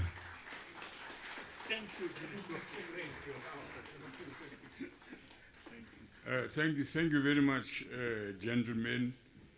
May I point out that we've now received a presentation from the four commission, and one of the obvious four is not yet here. Where is four? Are they ready now? Please come over. Please come over. Thank you, Deputy Speaker. Good, thank you very much. Thank you, Honorable Deputy Speaker. My dear guests, I'm here to report briefly the discussion of Commission 4. This morning, the Commission 4 of the 9th BRICS Parliamentary Forum had a thorough and meaningful discussion on the topic of BRICS, peace and security. Can multilateralism restore peace and security? Some renowned officials and scholars, namely Mr. Kosachev from the Russian Federal Assembly, Ambassador Vivili Enapo, Professor Cherry Hendrick, and Professor Antony Van Nieuwkerk made their presentations. In the discussion, we all recognized the current systems of global governance are not working very well. It has failed to remake systems of global governance to make it actually working.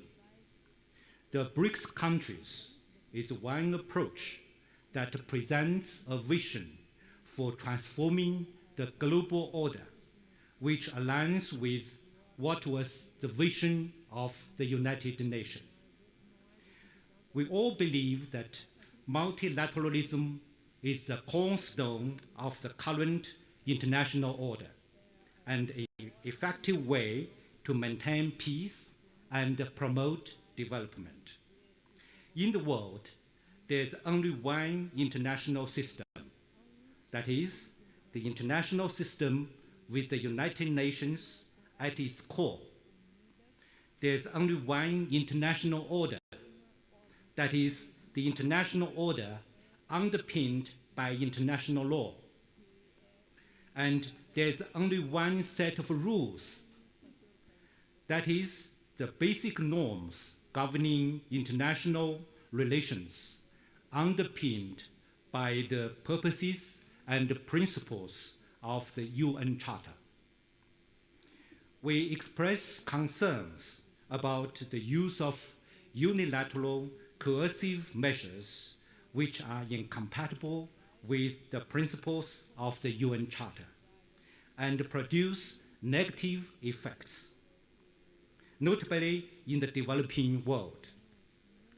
We should enhance and improve global governance by promoting a more agile, effective, efficient, representative, democratic, and accountable international and multilateral system, and to facilitate greater and more meaningful participation of developing and least developed countries, especially in Africa, in global decision-making processes and structures, and make them better attuned to the contemporary realities and serve the interests of the global majority. BRICS countries support reform of the United Nations with a view to making it more democratic, representative, effective, and efficient, and to increase the representation of the developing countries. We express concern about ongoing conflicts in many parts of the world. We believe that countries should be committed to the peaceful resolution of differences and disputes through dialogue and inclusive consultations in a coordinated and cooperative manner, and supported all efforts conducive to the peaceful settlement of crises. I thank you.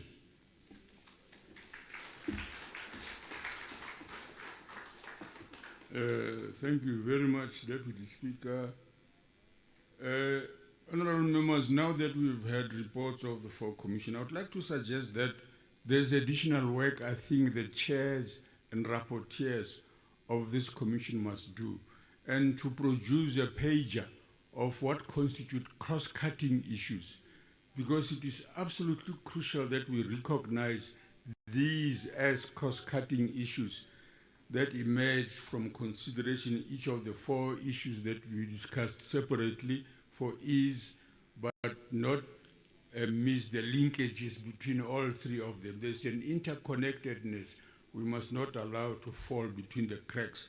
This is what I think is an important assignment to be done as we move to the next steps of the session today. And let me also just acknowledge Ambassador Ilya Rogachev of the Russian Federation and their delegates who have been with us throughout via technology. Honorable members, this part on my part is done, and we would like now to invite the next steps in the process. Please come over.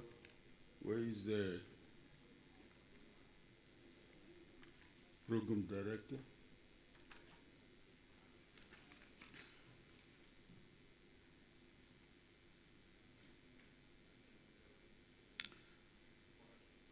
In the meantime, let's give the 5 presenters a round of applause with appreciation.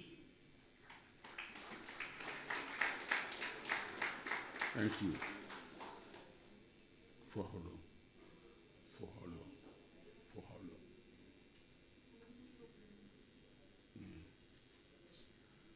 long? I'm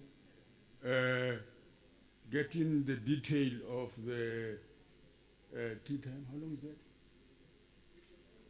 20 minutes.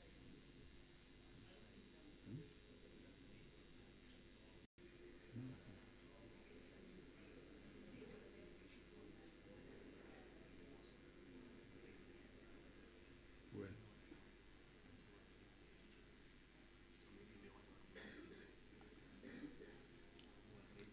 Yeah, okay. Apparently, I didn't see the raising of the hand of the Russian delegate in Moscow. Please, let's hear you.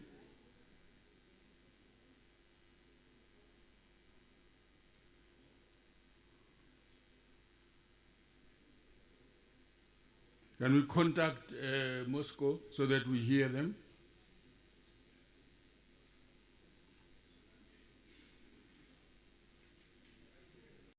Everyone.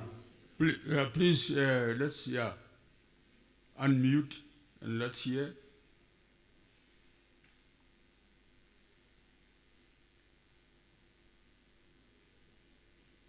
We can't hear. The representative of the Russian Federation wanted to thank you for your attention to the situation of the delegation who could not come in person to the venue. So thank you very much for your help. Oh, thank you very much, if that was the intention. I raised my hand just in order to thank the chairperson for mentioning the contribution of the Russian delegation to the activities of our forum. And I'm very happy to be with you, and I'm very grateful to all the participants in our meeting. Thank you very much. Thank you very much. Thank you very much. We are very glad that all family members of BRICS have found it useful to have engaged with the process up to so far. Please take a 20 minutes break so that we give space for the next session to begin. Please, let's not wait to be called back in. Go grab a cup of tea, coffee, water preferably, and come in so that we can proceed. Thank you. 20 minutes is the time limit.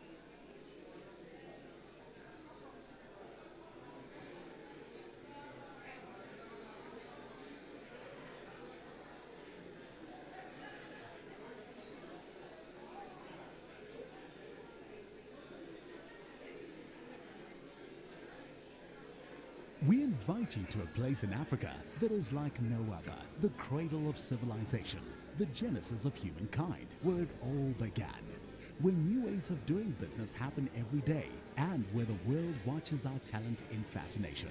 A place where Nobel Prize winners have inspired a new generation of winners who are leaving their mark on global stages.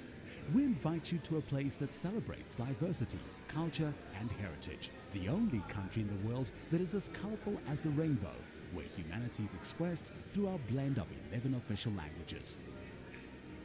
Headquarters to top South African and international investment banks, financial and legal consultants. Come set foot in the richest square mile in Africa and host your business events at one of the largest convention centers on the continent. Growth is everywhere. South Africa is rich in mineral resources and manufacturing expertise. We embrace global innovation and technological trends. With an array of world-class infrastructure, everyone is invited to do business. Visit, explore, and live in our beautiful country. We're one of the world's preferred travel destinations. A winning country where all dreams are valid and realized, where we always come together and build a better future and country. Come invest with us and inspire new possibilities with us. Believe in South Africa. South Africa, inspiring new ways. The 9th BRICS Parliamentary Forum Assembly will be held under the chairmanship of the South African Parliament from the 27th to the 29th of September 2023.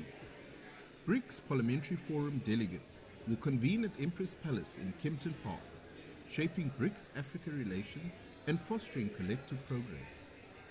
Under the theme, Harnessing Multilateralism and Parliamentary Diplomacy to Deepen BRICS and Africa Partnerships for an accelerated implementation of the Africa Free Trade Agreement, the 9th Parliamentary Forum Assembly reinforces the commitment to translate 15th BRICS Summit outcomes into actionable policies and unite BRICS nations' legislative bodies for collaborative efforts. Watch, listen and follow the proceedings of the BRICS Parliamentary Forum Assembly live across Parliament's platforms from the 27th to the 29th September 2023. Join the conversation in social media by following at BRICS PF23 account and using the hashtag BRICS PF23. Parliament, host of the 9th BRICS Parliamentary Forum.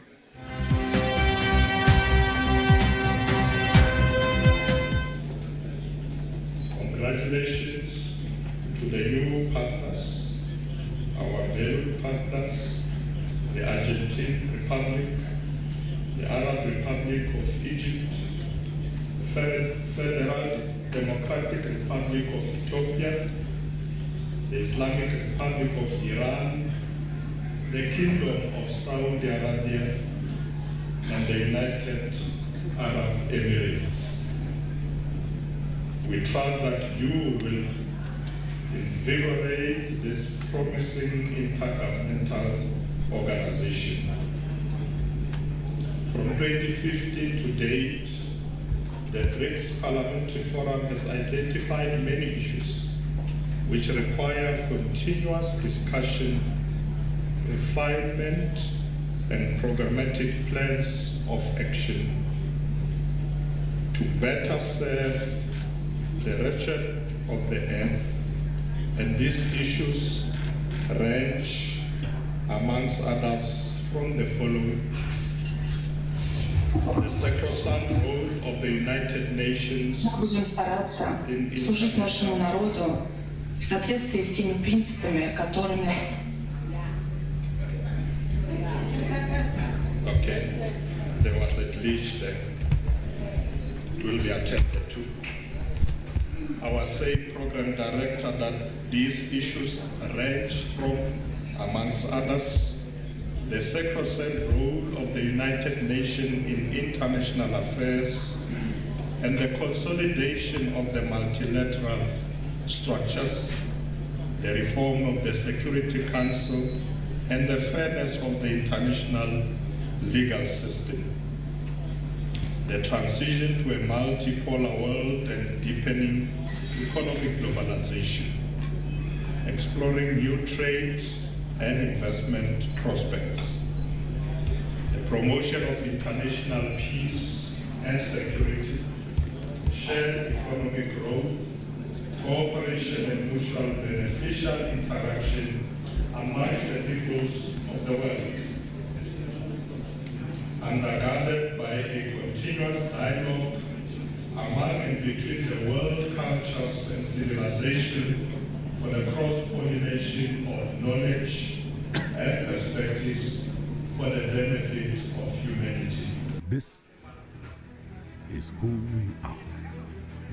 More than 60 million different voices echoing in harmony from the southernmost part of the continent, where ordinary people have carved their names in an extraordinary history by showing the world that peace is always better than war. Our reach is not limited by our borders, bringing joy in people's hearts and a spark of rhythm to their moves. This is the welcome home of opportunity, inspiring millions to look here in search of a better life, and sharing our best with the world. We are home to undulating mountains, flowers, endless seas, the beautiful animal kingdom, and the ever-changing seasons that color our world. We are the birthplace of humanity and a showcase of human excellence. We believe in South Africa. We are inspired by our victories of the past and our strong institutions to overcome the challenges of today and build a better tomorrow. This is who we are. South African. South Africa, inspiring new ways. This is a message by BRICS South Africa. Good afternoon, South Africans. My name is Masego Dlula. You're still watching Parliament TV, and we are coming from you live from the 9th BRICS Parliamentary Forum, which is taking place in Kempton Park at the Emperor's Palace. The commissions have just reported back on that discussion from the morning. And now I'm joined in the studio by the Deputy Speaker of the National Assembly, Ntatele Chisatsunu. Afternoon, Deputy Speaker, and welcome to the show. Good afternoon, and good afternoon to the listeners and viewers. Yes. Ntatele Chisa, can you please take us through the highlights from yesterday and where you are so far with the program? Okay. I think the significance of yesterday was not only the welcoming address by the Deputy President of the country, linking the executive BRICS meeting with the Parliamentary Forum meeting. It was an important bridge that is necessary because we have a responsibility to oversee decisions that have been taken by the executive BRICS meeting. And so that bridge was important that we've gone through it. And then the second significant thing yesterday was the presentations by heads of delegations. Speakers or heads of delegations from Brazil, Russia, South Africa, and whom am I leaving out of the five? Yeah. Brazil, Russia. Anyway, so that we get to hear from them and their perspective of the road we have traveled since we began, and their view of the importance of the Memorandum of Understanding, whose background we were given by this former Speaker of the National Assembly, an important background to the reasons for the Parliamentary Forum to exist. It initially existed on the sidelines of the executive meeting, but this time around South Africa has taken a decision which was agreed to by the other countries that we have it as a separate meeting so that it gets full attention by everyone and not mixed with the two, because the agenda is slightly different in that we want to focus on implementation and the issues that do come from the main executive meeting. So today we, in advance of this forum taking place in South Africa, of necessity we had to communicate and develop an agenda for the main themes of the overall theme and the themes of the commissions that ought to meet.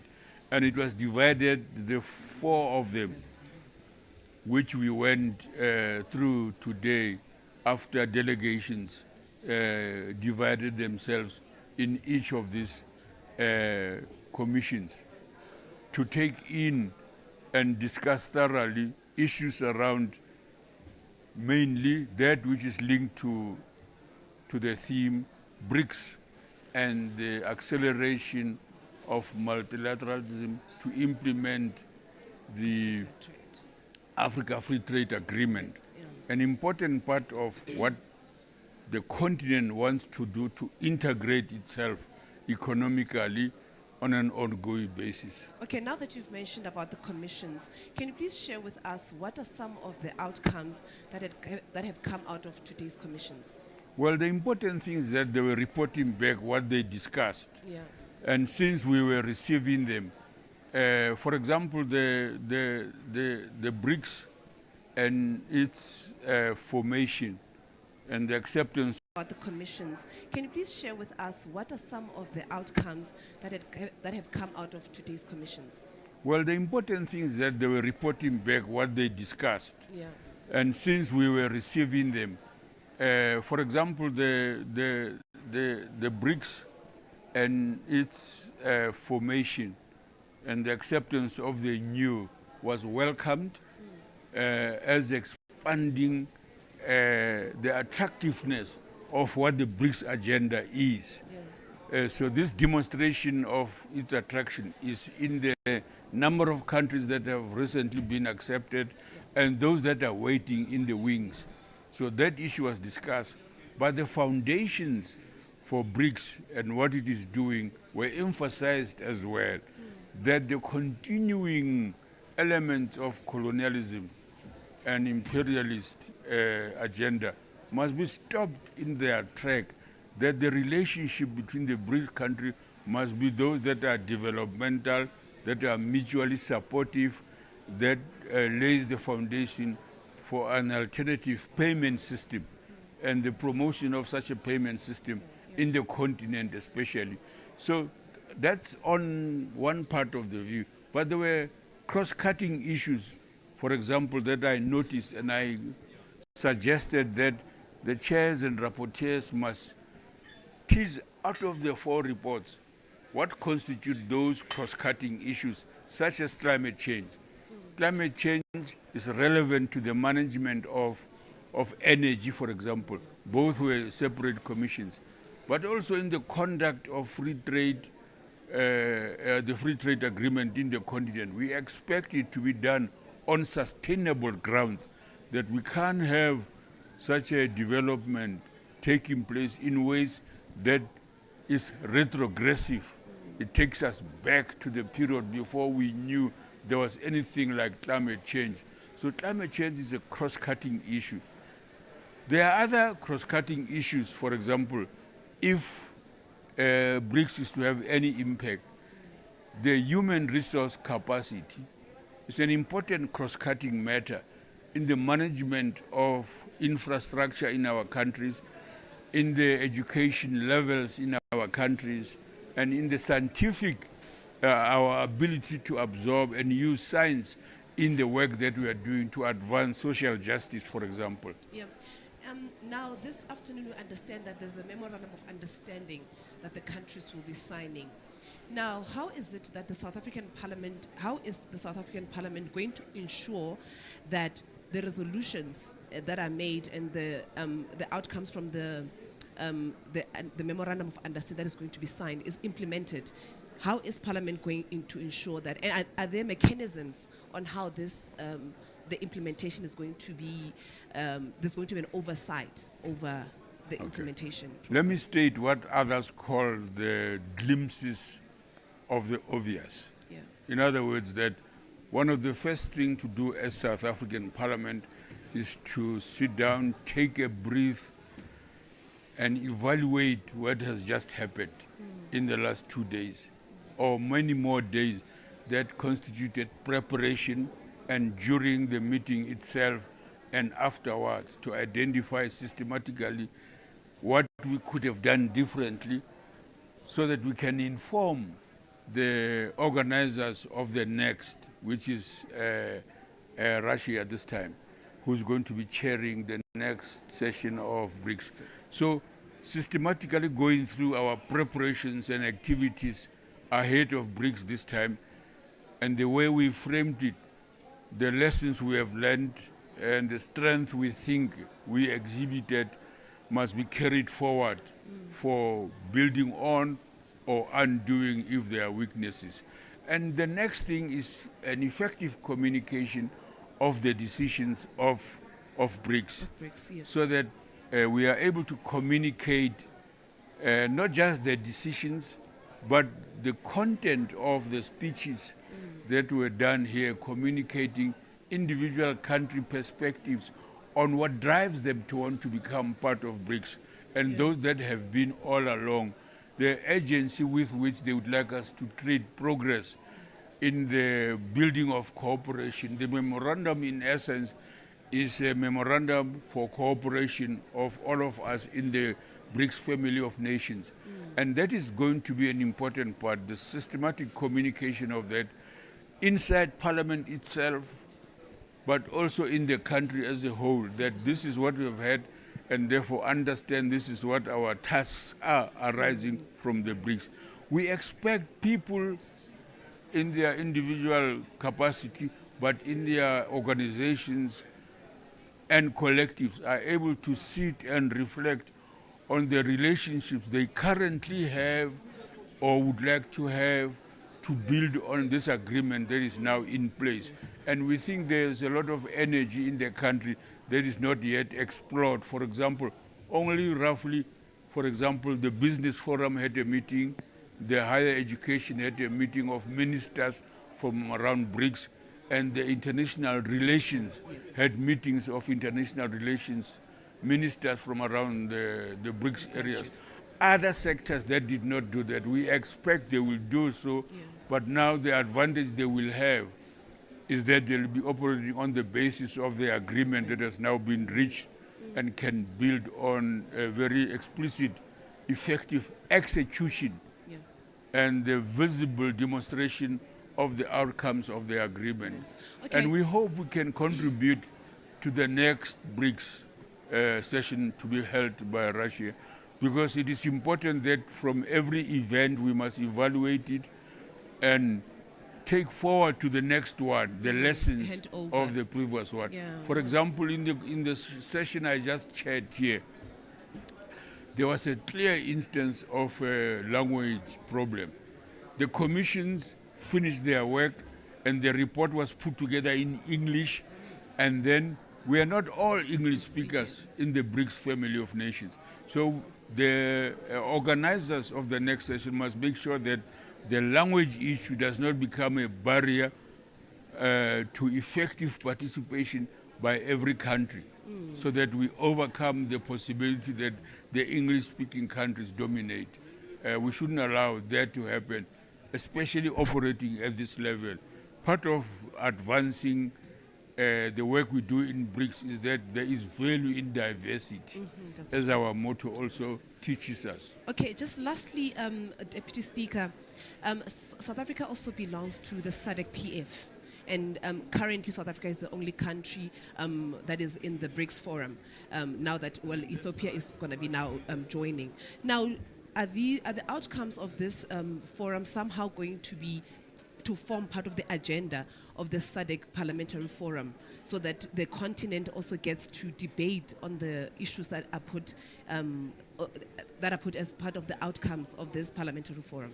Yeah, one of the things that happened now during this BRICS Forum is that South Africa has had bilaterals.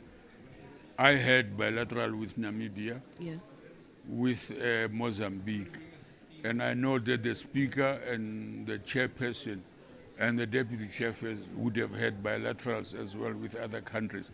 Yes, it is obvious that I was giving an example that the Africa region of the CPA, which is going to be in Ghana for the international meeting of the Commonwealth Parliamentary Association, will receive a brief report from ourselves, so that parliaments from the rest of the continent know what we have just agreed on here. But SADC Parliamentary Forum is one of those structures, meetings of parliaments in the region, who will also of necessity receive a report from the speaker, who is our representative in the SADC Parliamentary Forum. And there are other similar inter-parliamentary organizations. Yeah. I think this coming month, the Inter-Parliamentary Union is going to be meeting. And a report from BRICS will also be submitted there, so that the work we are doing is communicated almost promptly, immediately, in the next couple of months, so that worldwide, the BRICS family of nations has supportive relationships with the rest of other parliaments in the country. And that is the agenda which constitute the next steps that are going to go ahead. Okay. Thank you so much for your time, Deputy Speaker, and for giving us that whole perspective on what BRICS Parliamentary Forum aims to achieve. Our viewers at home, we're going to be crossing back live into the plenary, where it's going to be continuing and in the next few minutes, and it's expected, the sessions are expected to end this evening, where now the Speaker will also be closing the plenary for today in the evening. From me, thank you very much for joining us. The 9th BRICS Parliamentary Forum Assembly will be held under the chairmanship of the South African Parliament from the 27th to the 29th of September 2023. BRICS Parliamentary Forum delegates will convene at Empress Palace in Kempton Park, shaping BRICS-Africa relations and fostering collective progress. Under the theme, Harnessing Multilateralism and Parliamentary Diplomacy to Deepen BRICS and Africa Partnerships for an accelerated implementation of the Africa Free Trade Agreement, the 9th Parliamentary Forum Assembly reinforces the commitment to translate 15th BRICS Summit outcomes into actionable policies and unite BRICS nations' legislative bodies for collaborative efforts. Watch, listen and follow the proceedings of the BRICS Parliamentary Forum Assembly live across Parliament's platforms from the 27th to the 29th September 2023. Join the conversation on social media by following at BRICS PF 23 account and using the hashtag BRICS PF 23. Parliament, host of the 9th BRICS Parliamentary Forum. We invite you to a place in Africa that is like no other, the cradle of civilization, the genesis of humankind, where it all began, where new ways of doing business happen every day, and where the world watches our talent in fascination. A place where Nobel Prize winners have inspired a new generation of winners who are leaving their mark on global stages. We invite you to a place that celebrates diversity, culture, and heritage. The only country in the world that is as colorful as the rainbow, where humanity is expressed through our blend of 11 official languages. Headquarters to top South African and international investment banks, financial and legal consultants. Come set foot in the richest square mile in Africa and host your business events at one of the largest convention centers on the continent. Growth is everywhere. South Africa is rich in mineral resources and manufacturing expertise. We embrace global innovation and technological trends. With an array of world-class infrastructure, everyone is invited to do business. Visit, explore, and live in our beautiful country. We're one of the world's preferred travel destinations. A winning country where all dreams are valid and realized, where we always come together and build a better future and country. Come invest with us and inspire new possibilities with us. Believe in South Africa. South Africa, inspiring new ways. This is who we are. More than 60 million different voices echoing in harmony from the southernmost part of the continent, where ordinary people have carved their names in an extraordinary history by showing the world that peace is always better than war. Our reach is not limited by our borders, bringing joy in people's hearts and a spark of rhythm to their moves. This is the welcome home of opportunity, inspiring millions to look here in search of a better life. and sharing our best with the world. We are home to undulating mountains, flowers, endless seas, the beautiful animal kingdom, and the ever-changing seasons that color our world. We are the birthplace of humanity and a showcase of human excellence. We believe in South Africa. We are inspired by our victories of the past and our strong institutions to overcome the challenges of today and build a better tomorrow. This is who we are, South African. South Africa, inspiring new ways. This is a message by BRICS South Africa. We invite you to a place in Africa that is like no other, the cradle of civilization, the genesis of humankind, where it all began, where new ways of doing business happen every day, and where the world watches our talent in fascination. A place where Nobel Prize winners have inspired a new generation of winners who are leaving their mark on global stages. We invite you to a place that celebrates diversity, culture, and heritage. The only country in the world that is as colorful as the rainbow, where humanity is expressed through our blend of 11 official languages. Headquarters to top South African and international investment banks, financial and legal consultants. Come set foot in the richest square mile in Africa and host your business events at one of the largest convention centers on the continent. Growth is everywhere.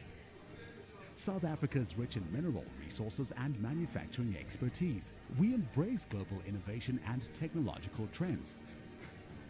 With an array of world-class infrastructure, everyone is invited to do business. Visit, explore, and live in our beautiful country. We're one of the world's preferred travel destinations. A winning country where all dreams are valid and realized, where we always come together and build a better future and country. Come invest with us and inspire new possibilities with us. Believe in South Africa. South Africa, inspiring new ways. The 9th BRICS Parliamentary Forum Assembly will be held under the chairmanship of the South African Parliament from the 27th to the 29th of September 2023. BRICS Parliamentary Forum delegates will convene at Empress Palace in Kempton Park, shaping BRICS-Africa relations and fostering collective progress. Under the theme Harnessing Multilateralism and Parliamentary Diplomacy to Deepen BRICS and Africa Partnerships for an accelerated implementation of the Africa Free Trade Agreement, the 9th Parliamentary Forum Assembly reinforces the commitment to translate 15th BRICS Summit outcomes into actionable policies and unite BRICS nations' legislative bodies for collaborative efforts. Watch, listen and follow the proceedings of the BRICS Parliamentary Forum Assembly live across Parliament's platforms from the 27th to the 29th September 2023. Join the conversation on social media by following at BRICS PF23 account and using the hashtag BRICS PF23. Parliament, host of the 9th BRICS Parliamentary Forum. This is who we are. More than 60 million different voices echoing in harmony from the southernmost part of the continent, where ordinary people have carved their names in an extraordinary history by showing the world that peace is always better than war. Our reach is not limited by our borders, bringing joy in people's hearts and a spark of rhythm to their moves. This is the welcome home of opportunity, inspiring millions to look here in search of a better life, and sharing our best with the world. We are home to undulating mountains, flowers, endless seas, the beautiful animal kingdom, and the ever-changing seasons that color our world. We are the birthplace of humanity and a showcase of human excellence. We believe in South Africa. We are inspired by our victories of the past and our strong institutions to overcome the challenges of today and build a better tomorrow. This who we are. South African. South Africa, inspiring new ways. This is a message by BRICS South Africa. We invite you to a place in Africa that is like no other, the cradle of civilization, the genesis of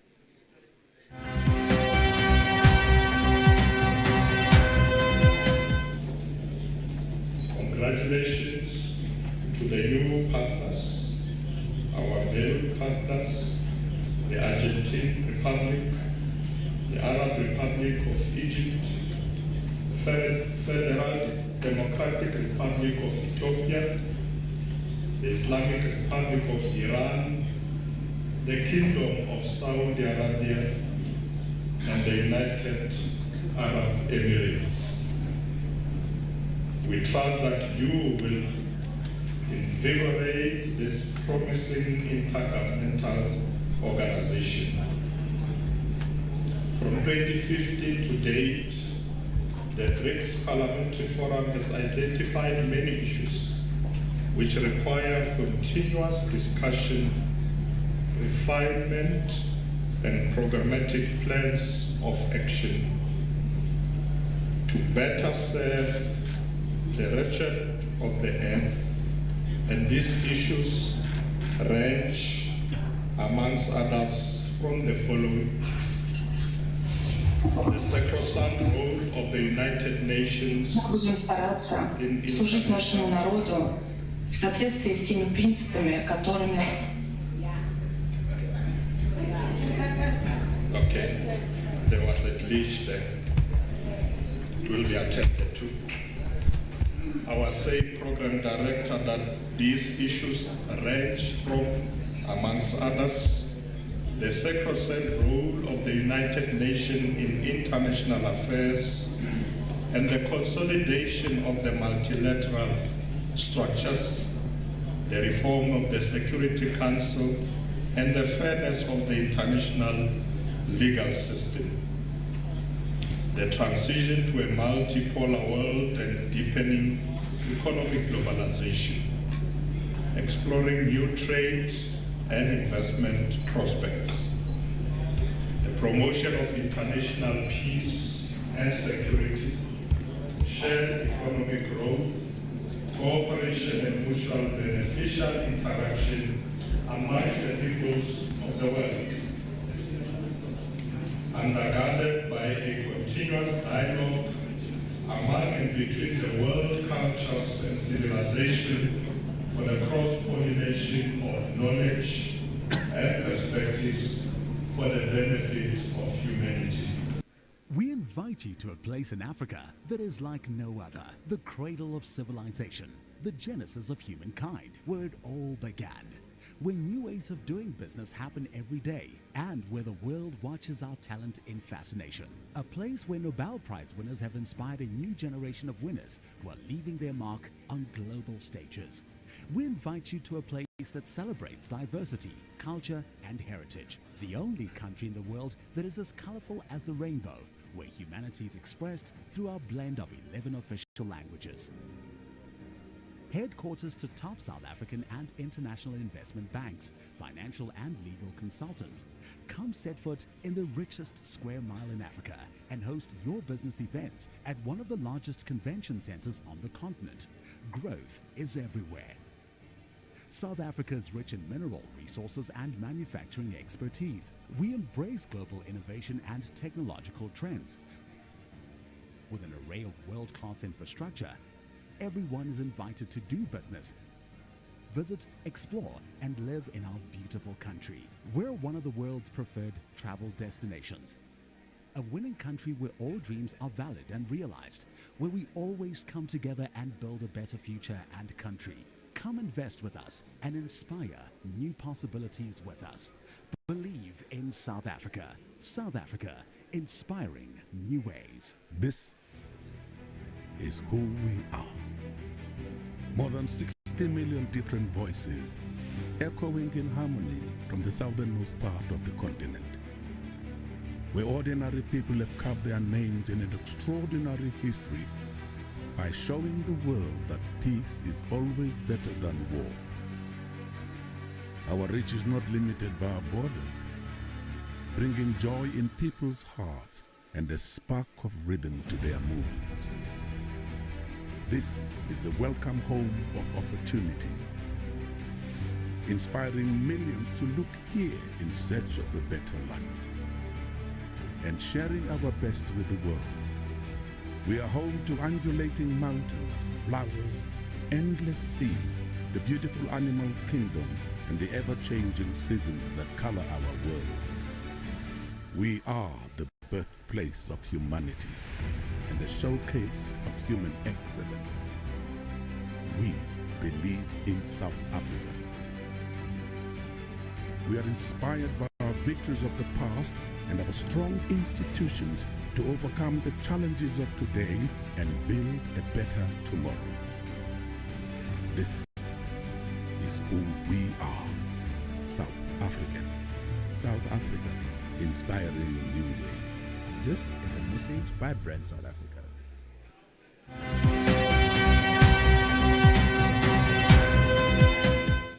To the Deputy President for graciously honoring our invitation to deliver the keynote address to this August gathering. We thank him for inaugurating the meeting and providing a report on the outcomes of the 15th BRICS Heads of State Summit. We also express gratitude to the leadership of BRICS for ensuring that the priorities of 2023, the year of South Africa's chairship, are one, to develop a partnership towards an equitable, just transition, which is critical in the context of the increasing spate of natural disasters which have severe consequences for society. Two, to transform education and skills development for the future. Three, to unlock opportunities through the African continental free trade area. Four, to strengthen post-pandemic economic recovery. And five, to strengthen multilateralism.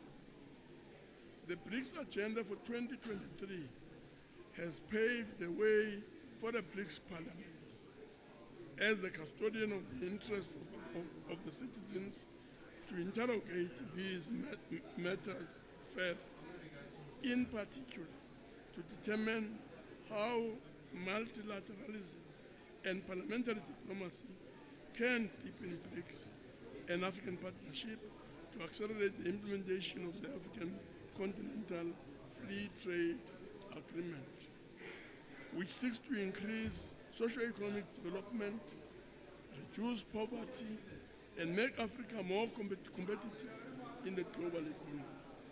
Program Director, Multilateralism Culture is the and cornerstone heritage, for the only country in the world that is as BRICS colorful countries as the have rainbow, shown greater where resolve humanity is expressed through our to blend of multilateralism 11 official with languages. the aim of creating a fairer, Headquarters to top South African and international investment banks, financial and legal consistent consultants. understanding Come set foot of in the richest square mile in Africa. is key to containing international rivalries. BRICS has expressed its commitment to multilateralism through upholding international law. It has also done so by, amongst other things, recognizing the central role of the United Nations in an international system in which sovereign states cooperate to maintain peace and security, advance sustainable development, ensure the promotion and protection of democracy, human rights, and fundamental freedoms for all. Through parliamentary diplomacy, our parliaments and assemblies will use the BRICS Parliamentary Forum and other means to participate in ongoing dialogue concerning the issues that impact our various countries. In the final analysis, we ought to ensure that the pursuit of the noble goals espoused by our countries is guided by the need to place the people at the center of our efforts. That the will of the people shall be expressed through the organs that are established to protect and advance their interests. With these few words, allow me, Program Director, to sincerely express our appreciation to our keynote speaker, the Deputy President of the Republic of South Africa, for setting the scene and for the sharing of perspectives, expertise, and experiences by the delegates to the 9th BRICS Parliamentary Forum. We appreciate his highlighting of key issues.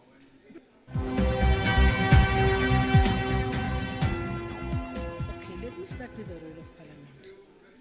You know that our role in the main is to develop legislation, it is to exercise oversight, but also to ensure that there is public participation in everything which legislatures do.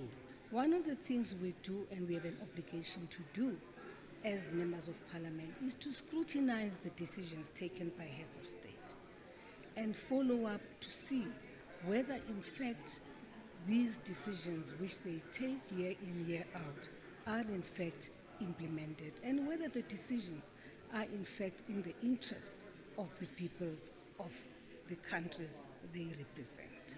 Yes, there is a task force which was appointed in March last year, 2022, and I am part of that task force. Now, the task force has had, you may not, yes, hear reports about the work of the task force, precisely because of the sensitivity of the issues which we have been dealing with.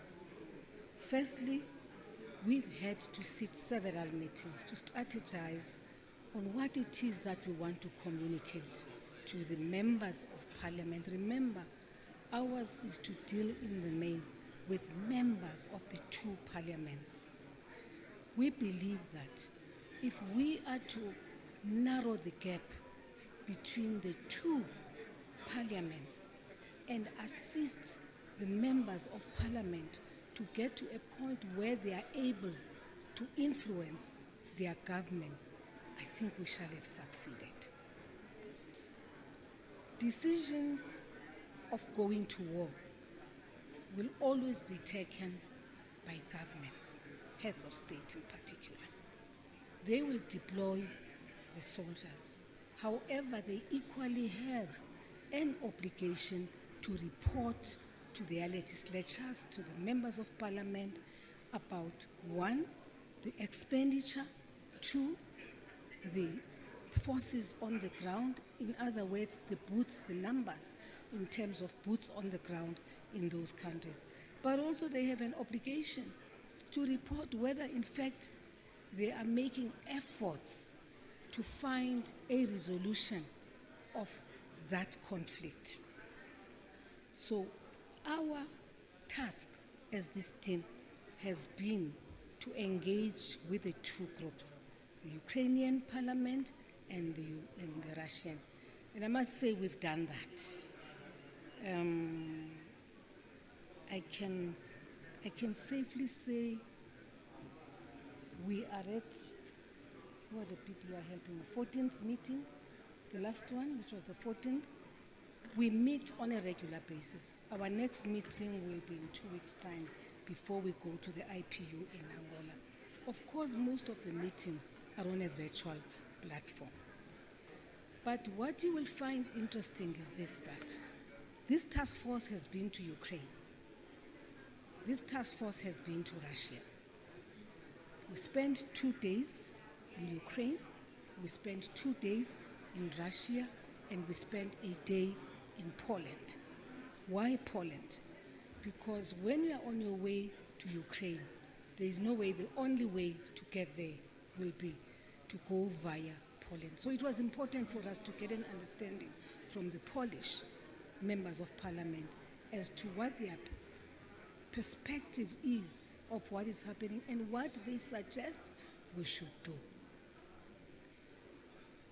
I can assure you that all members of Parliament who are part of the IPU, the interest is to make sure that the two parliaments talk. because we believe once they talk, they'll be able to influence their governments, because war never solves the problem.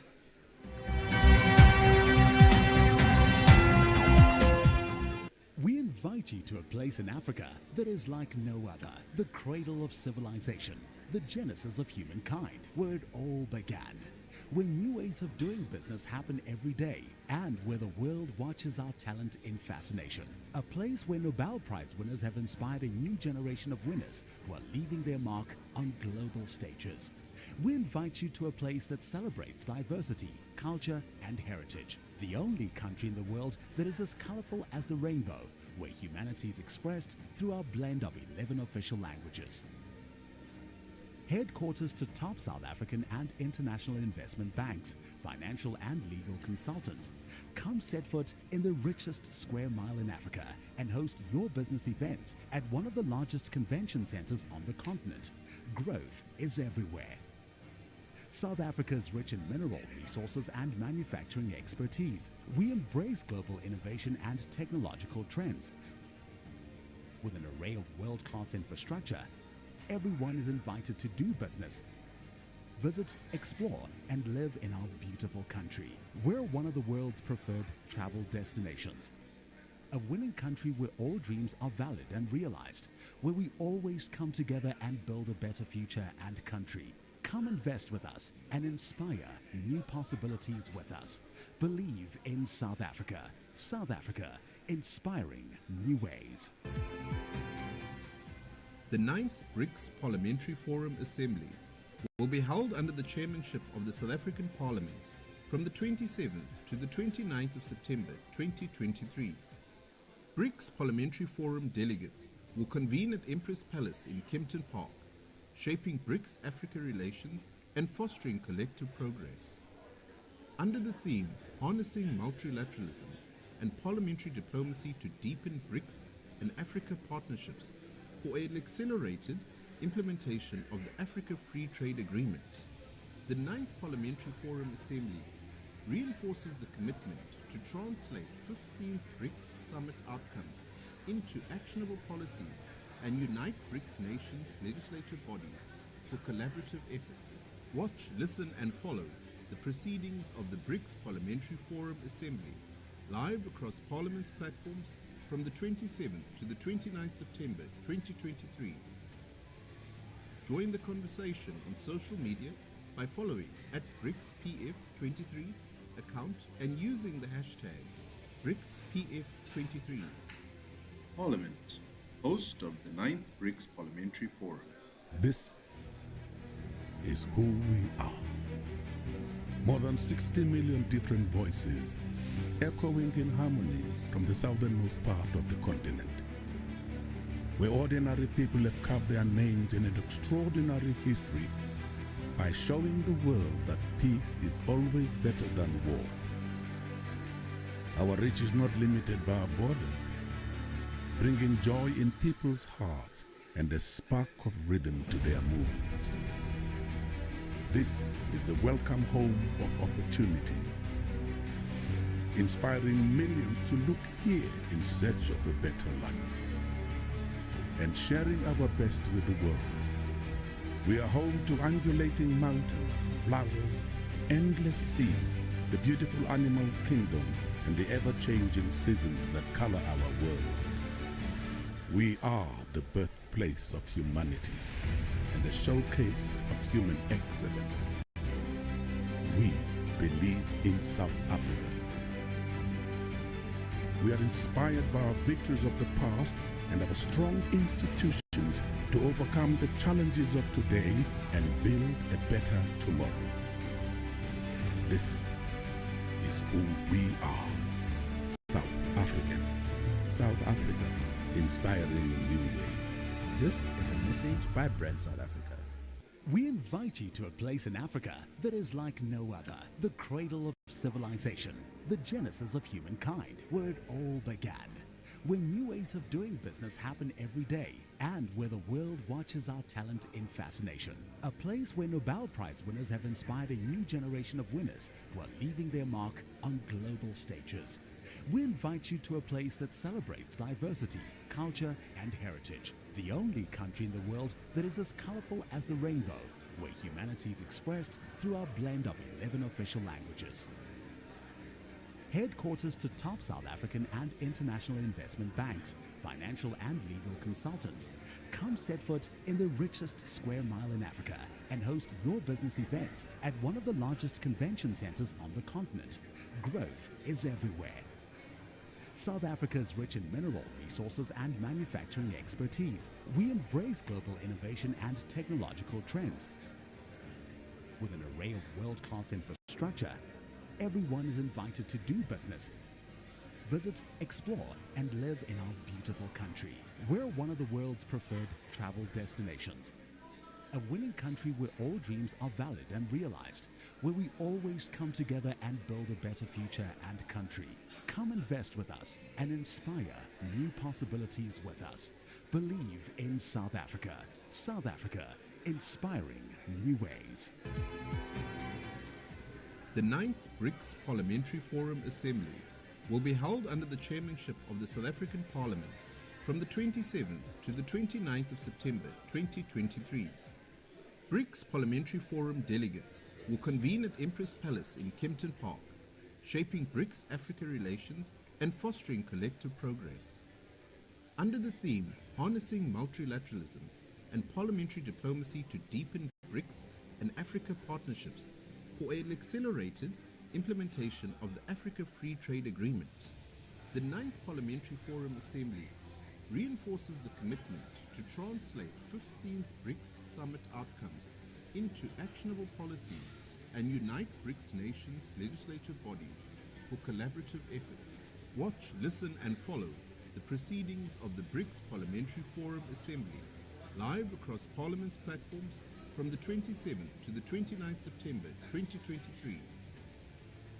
Join the conversation on social media by following at BRICS PF 23 account and using the hashtag BRICS PF 23. Parliament, host of the 9th BRICS Parliamentary Forum. This is who we are. More than 60 million different voices echoing in harmony from the southernmost part of the continent, where ordinary people have carved their names in an extraordinary history by showing the world that peace is always better than war. Our reach is not limited by our borders, bringing joy in people's hearts and a spark of rhythm to their moves. This is the welcome home of opportunity, inspiring millions to look here in search of a better life and sharing our best with the world. We are home to undulating mountains, flowers, endless seas, the beautiful animal kingdom, and the ever-changing seasons that color our world. We are the birthplace of humanity and a showcase of human excellence.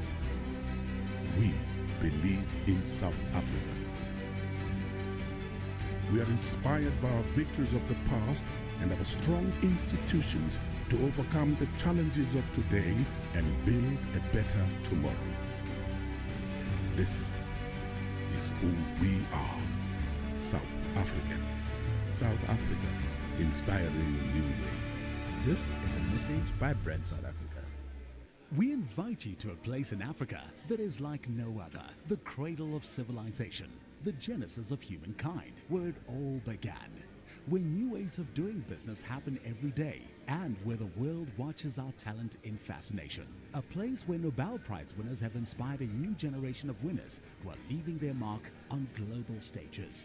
We invite you to a place that celebrates diversity, culture, and heritage. The only country in the world that is as colorful as the rainbow, where humanity is expressed through our blend of 11 official languages. Headquarters to top South African and international investment banks, financial and legal consultants. Come set foot in the richest square mile in Africa and host your business events at one of the largest convention centers on the continent. Growth is everywhere. South Africa is rich in mineral resources and manufacturing expertise. We embrace global innovation and technological trends.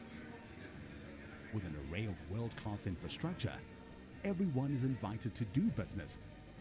Visit, explore, and live in our beautiful country. We're one of the world's preferred travel destinations. A winning country where all dreams are valid and realized, where we always come together and build a better future and country. Come invest with us and inspire new possibilities with us. Believe in South Africa. South Africa, inspiring new ways. The 9th BRICS Parliamentary Forum Assembly will be held under the chairmanship of the South African Parliament from the 27th to the 29th of September 2023. BRICS Parliamentary Forum delegates will convene at Empress Palace in Kempton Park, shaping BRICS-Africa relations and fostering collective progress. Under the theme, Harnessing Multilateralism and Parliamentary Diplomacy to Deepen BRICS and Africa Partnerships for an accelerated implementation of the Africa Free Trade Agreement, the 9th Parliamentary Forum Assembly reinforces the commitment to translate 15th BRICS Summit outcomes into actionable policies and unite BRICS nations' legislative bodies for collaborative efforts. Watch, listen and follow the proceedings of the BRICS Parliamentary Forum Assembly live across Parliament's platforms from the 27th to the 29th September 2023. Join the conversation on social media by following at BRICS PF 23 account and using the hashtag BRICS PF 23. Parliament, host of the 9th BRICS Parliamentary Forum.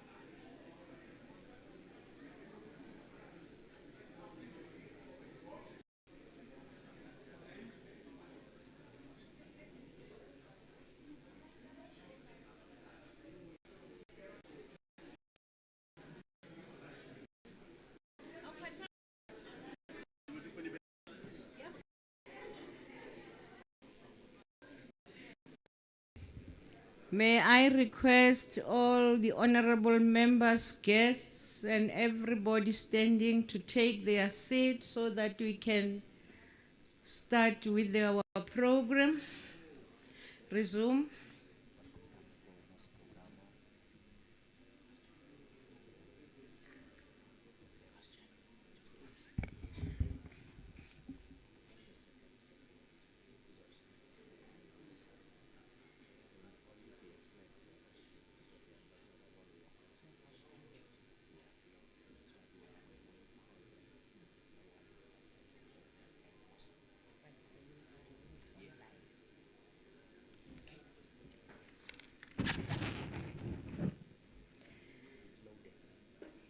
Thank you.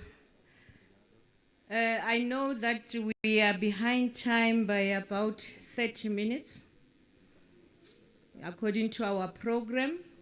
And as we look into our program, you'll realize that we were supposed to be dealing with the Memorandum of Understanding, the signing by the 5 BRICS countries.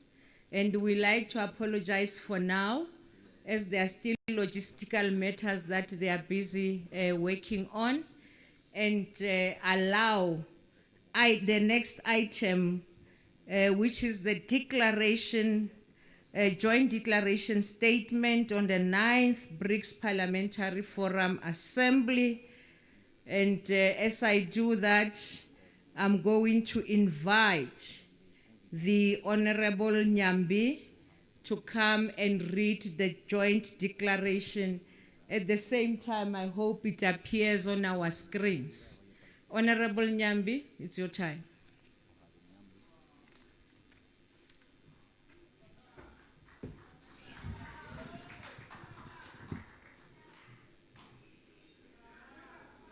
Suffice to say, all protocol observed, so that I cannot take much time. Draft joint declaration on the occasion of the 9th BRICS Parliamentary Forum, Johannesburg, South Africa, 27 to 28 September 2023.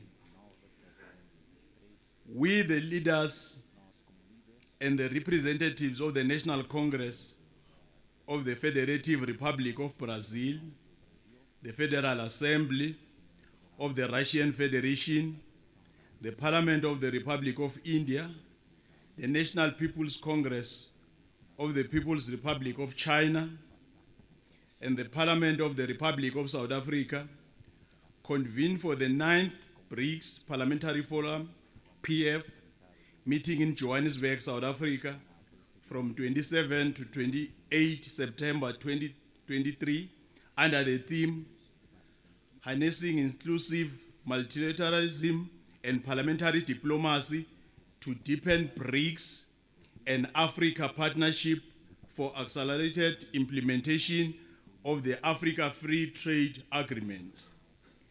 We appreciate the friendly relation among the BRICS member countries, which are based on the spirit of mutual respect and the understanding, sovereign equality, solidarity, openness, inclusiveness, strengthened collaboration, and consensus.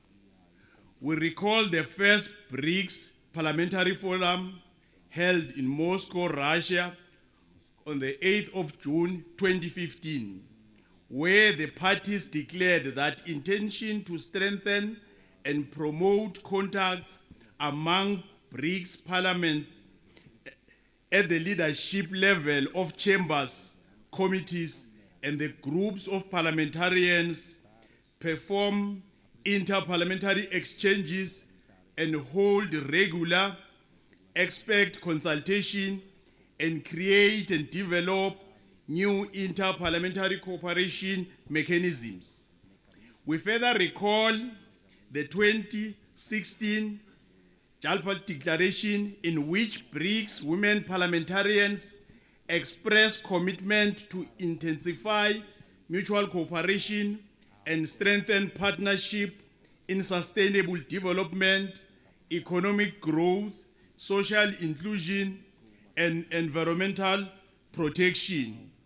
We also remember the call to strengthen BRICS parliamentary exchanges highlighted in the Johannesburg Declaration of the 10th BRICS Summit held in South Africa from the 25th to the 27th July 2018. We reiterate the decision of the 4th BRICS Parliamentary Forum held in Geneva on the margins of the 139th Inter-Parliamentary Union IPU Assembly to formalize the establishment of the BRICS Parliamentary Forum through the adoption of the Memorandum of Understanding on the BRICS Parliamentary Forum. We congratulate the government of the Republic of South Africa for the successful hosting of the 9th BRICS Summit held in Sandton, South Africa, from the 22nd to the 24th August 2023 under the theme BRICS and Africa Partnership for Mutually Accelerated Growth, Sustainable Development, and Inclusive Multilateralism. We note with appreciation the resolutions agreed upon at the BRICS Summit under the following 5 broad thematic areas of BRICS and Africa partnership. A, developing a partnership towards an equitable, just transition. B, transforming education and skills development for the future. C, unlocking opportunities through Africa Continental Free Trade Area. D, strengthening post-pandemic socio-economic recovery and the attainment of the 2030 Agenda on Sustainable Development.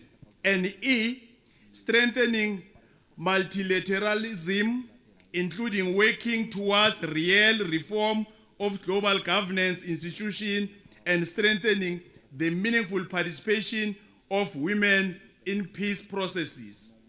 We appreciate in particular the opportunities the AFCFTA holds for BRICS trade partnerships in Africa, the continent's development and integration, the strengthening of South Africa cooperation, and the role our parliaments can play in these efforts.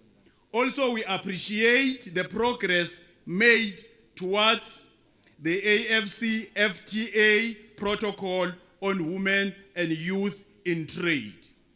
We welcome the invitation extended by the BRICS Summit to the Argentine Republic, the Arab Republic of Egypt, the Federal Democratic Republic of Ethiopia, the Islamic Republic of Iran, the Kingdom of Saudi Arabia, and the United Arab Emirates to become full members of BRICS from the 1st of January 2024.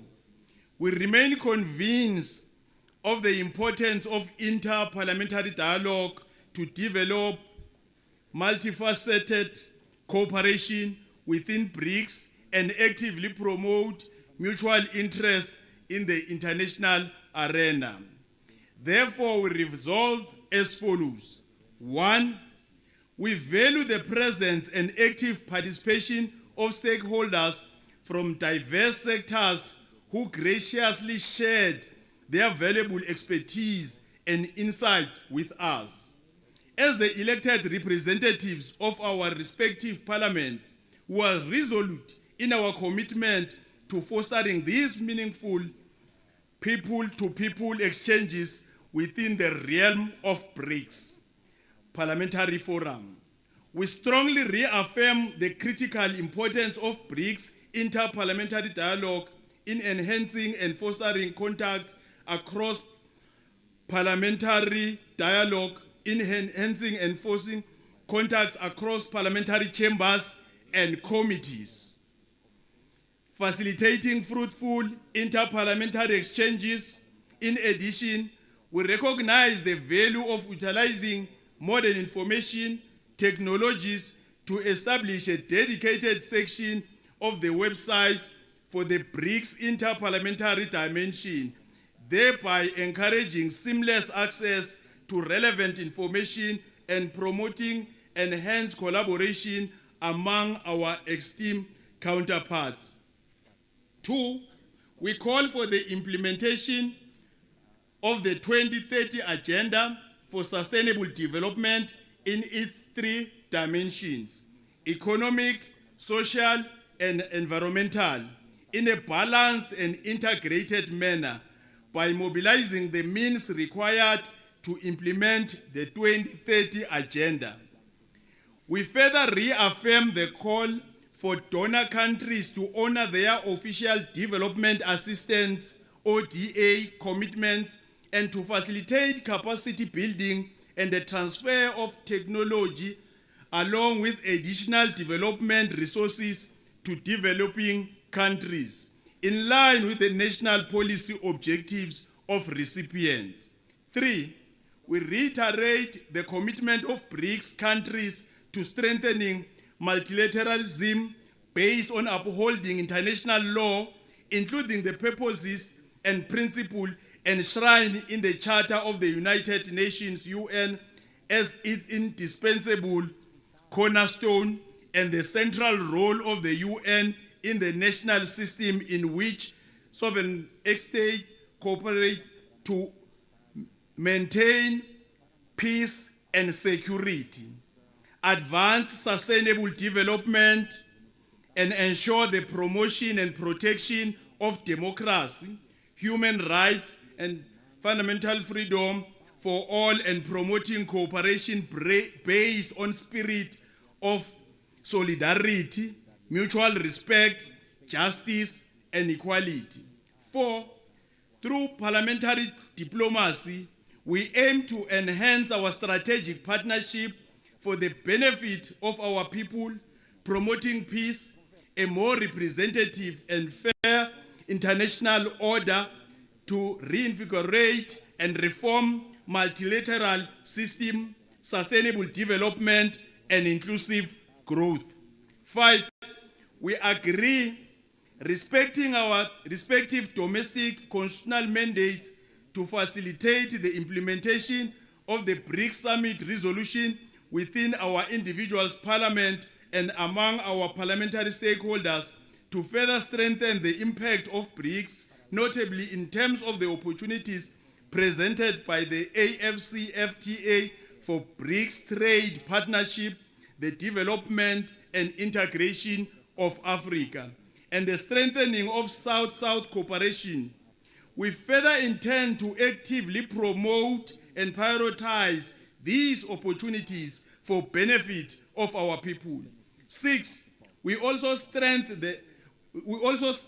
the importance of BRICS parliamentary exchanges of women parliamentarians. 7, we remain resolute that BRICS parliamentary cooperation is an integral element of BRICS cooperation. 8, we adopt the Memorandum of Understanding on the BRICS Parliamentary Forum to define the general cooperation strategy of the legislative organs of the Federative Republic of Brazil, the Russian Federation, the Republic of India, the People's Republic of China, and the Republic of South Africa. This will enable us to coordinate efforts aimed at developing and strengthening the inter-parliamentary relations of BRICS member states concerning issues of common interest. 9, we further emphasize that signing the Memorandum of Understanding on BRICS Parliamentary Forum will further contribute to the formalization and institutionalization of the parliamentary dimension of the BRICS cooperation, manifesting the forum as a valuable hub of parliamentary democracy in the global south. 10, we look forward to welcoming at the appropriate time the parliament of the newly invited countries of BRICS to join the BRICS Parliamentary Forum. 11, we appreciate the attendance of various delegates representing the parliamentary community in Africa, including regional parliamentary assemblies in Africa, national parliaments of the Southern African Development Community, and the provincial legislatures of the Republic of South Africa. 12, we congratulate the Parliament of the Republic of South Africa for the successful hosting of the 9th BRICS Parliamentary Forum and express our gratitude for the hospitality received from the Parliament and the people of South Africa. 13, we express our continued support of the South African Parliament's BRICS Parliamentary Forum Chairship for 2023. The last one, 14.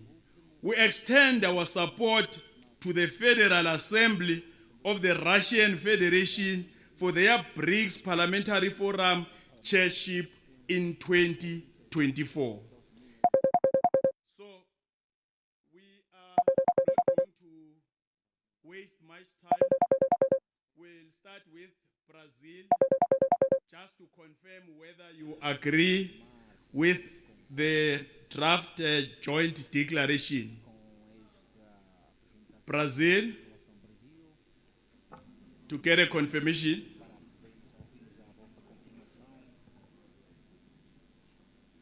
Brasil, tenho o prazer de confirmar sim. Thank you very much. Brazil does Then confirm. we'll get to Russia on the virtual platform. Russia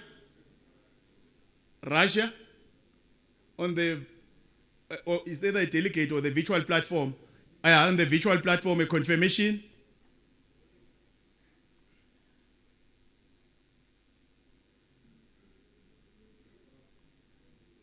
Is full unconditional support to the text of the joint declaration. Thank you very much.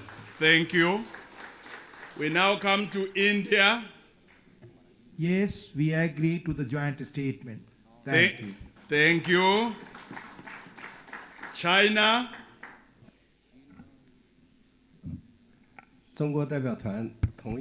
Yes, we agree with the draft of the joint declaration.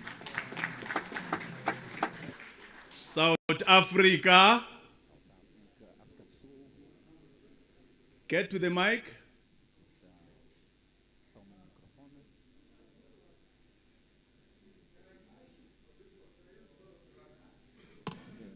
No, thank you very much, Chair. I think the paragraph on the participation or support of multilateralism on the United Nations, I would think that we should upload the Commission for resolution on how that is articulated, because the manner in which it appears in the declaration, it almost suggests that we agree with the current institutional framework of the United Nations, whilst the Commission which we agreed upon, here Commission 4, said that as BRICS Parliamentary Forum, we are going to call for the reform of the United Nations, because it must not just be a rhetorical question and commitment. It must be a practical issue that we raise in the subsequent forum, whether it be in the Inter-Parliamentary Union or in the upcoming UN General Assembly, because from time to time, this issue of UN reform, particularly for the increased participation of the African continent, which has got 1.3 billion people but doesn't have any meaningful participation, is spoken about, but no one is doing anything about it. So I would think that the declaration should be overt and very vivid and clear in terms of our call and demand for the reform of the United Nations and all its bodies. That is the instance that we must take. And the Commission had dealt with it in a much more appropriate way. So I would think that we can rather take that aspect from the Commission and include it as part of the declaration. Thank you very much. But you agree with the overall spirit of the declaration.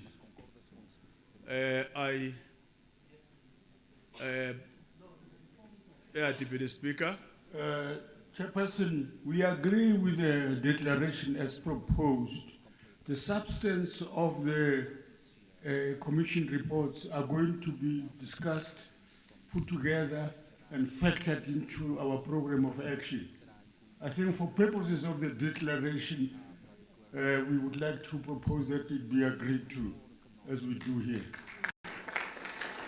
Thank you very much. The draft will now becomes the official declaration as agreed by all the 5 country member states. Thank you very much. Chair.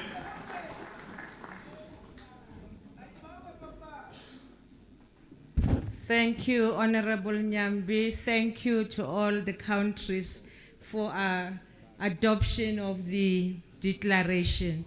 I'm now going to ask our staff to bring all the documentation to the table, as I will be calling for our representatives to come up. I will be calling them one by one.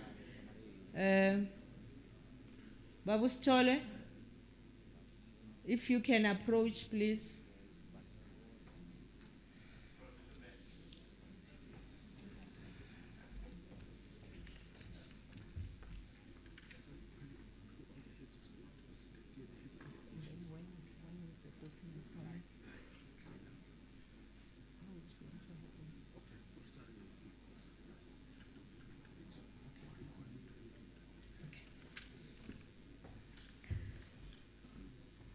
Oh, I see the document. I didn't see it before. Honorable members and our guests, it is now time for us to invite the representative or the leaders of the delegations from the BRICS countries to come to the table, as I will be calling them, so that we can have this process that was so clearly defined in the declaration as memorandum of understanding to be signed. Let's understand that even in the declaration, we were told that for the new countries that are joining BRICS, they will not be expected to sign until the processes of their membership has been resolved and finalized, which is according to the declaration in January of the coming year. Thank you very much. I will start now with His Excellency, Ms. Sestones Cavalcante, Vice President of the Chamber of Deputies of the Federal Republic of Brazil, to ascend and take the seat.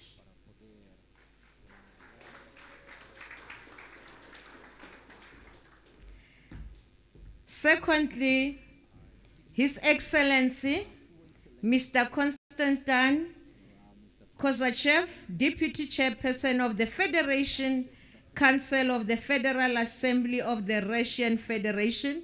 As we know that he will be doing the signing remotely. So we understand that. But in his place, we got permission from Russia that His Excellency, the Ambassador for South Africa and Lesotho, His Excellency Ilya Rogachev, will take the seat. If you may approach.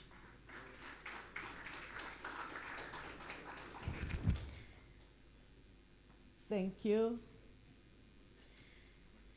The next, we now invite His Excellency, Mr. Harivansh Narayan Singh, Deputy Chairman of the Rajya Sabha of the Republic of India.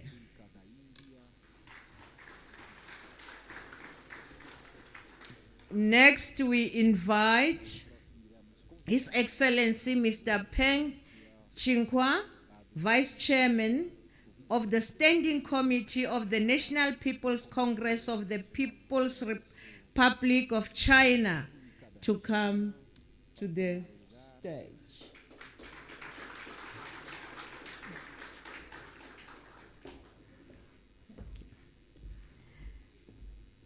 We now also invite the host, the Honorable Speaker of the National Assembly of South Africa, Honorable Nosiviwe Mapisa Ngagula.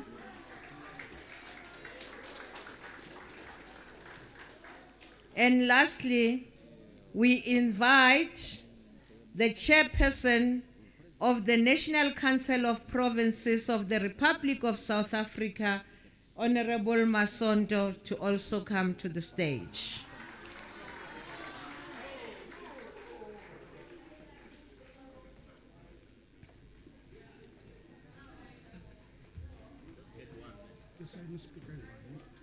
Oh. Because I see the 6 chairs. And then now?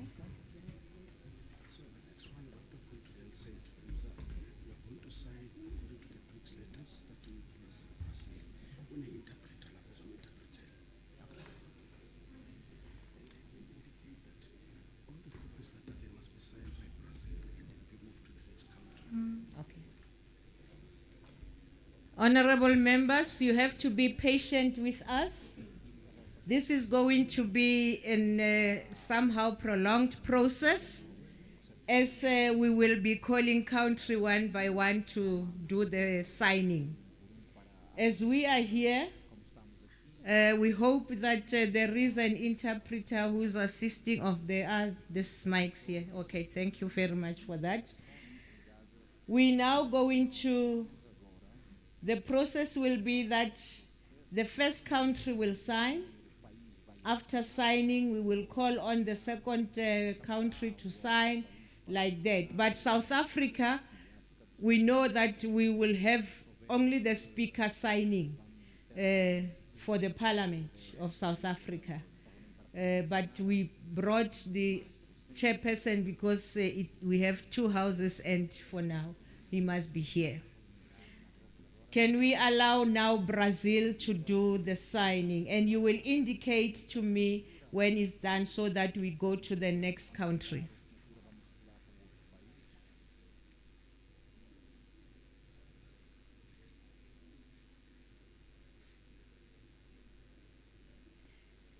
This is a long-awaited moment, colleagues. It's a long work being done on this document. And we are so happy today that it is finally happening. The Parliamentary BRICS Parliamentary Forum, the MOU, is being signed by all our countries. And we appreciate it.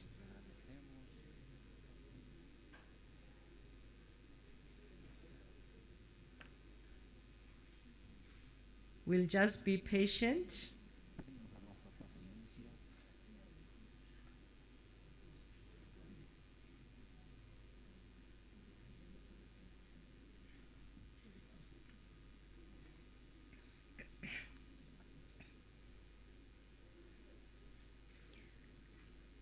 Remember that there's the text for each country's language, so that is why it will take long. We have to be fair on these processes.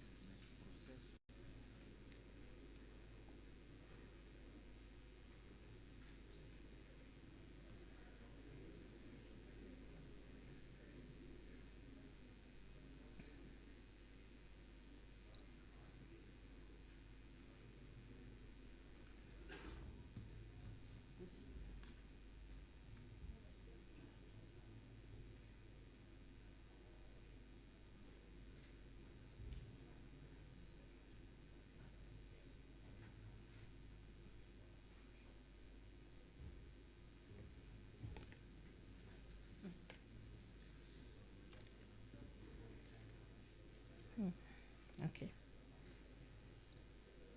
Members? Oh, are we done?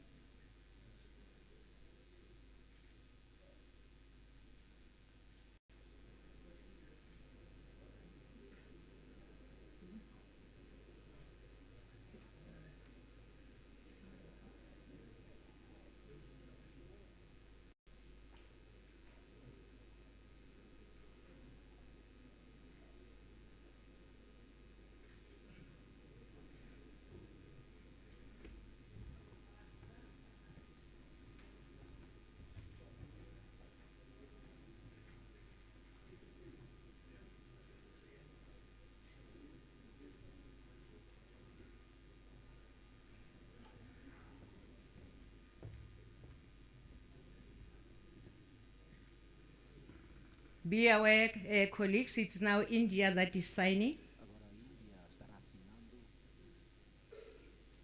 And after India, it will be, and let me not say India, let me say the Republic of India. Yeah, say it correctly.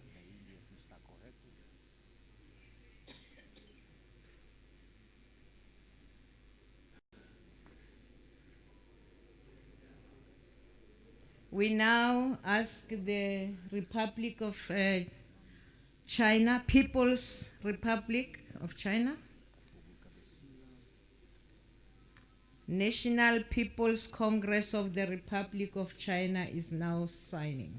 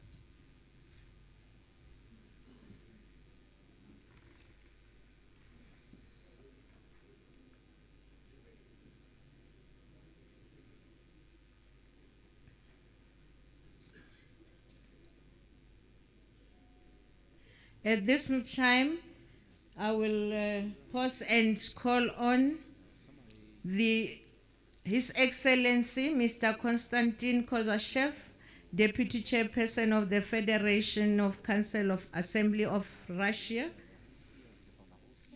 of the Russian Federation, to sign.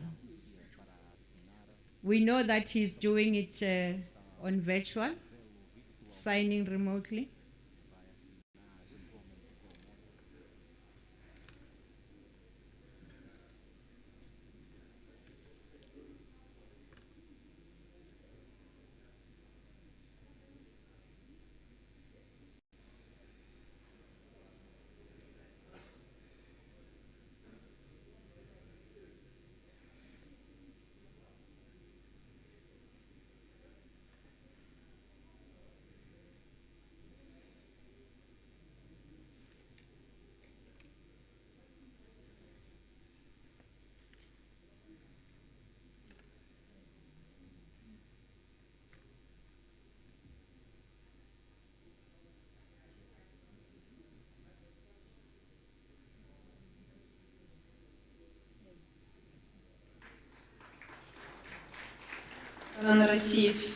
Everything is signed on the Russian side, so thank you very much. Thank you very much. We will now invite the Speaker of the National Assembly, Honorable Nosivio Mapisa Ngagula, to sign on behalf of the Republic of South Africa.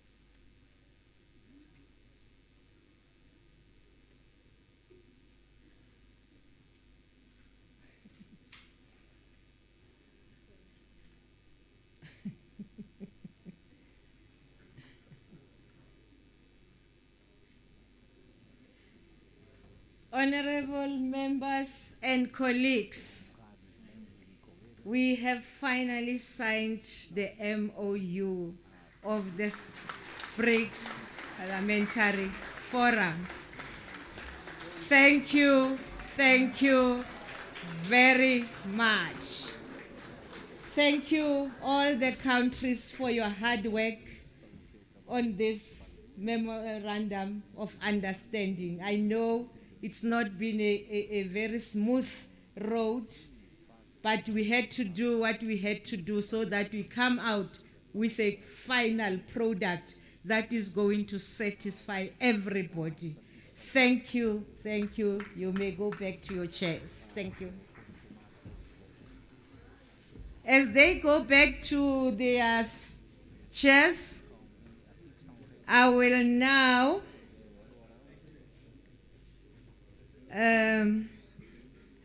allow a recorded message from the incoming 10th BRICS Parliamentary Forum Chair, Her Excellency Ms. Valentina Mashienko, Chairperson of the Federation Council of the Federal Assembly of Russia, to be aired. Can we have it?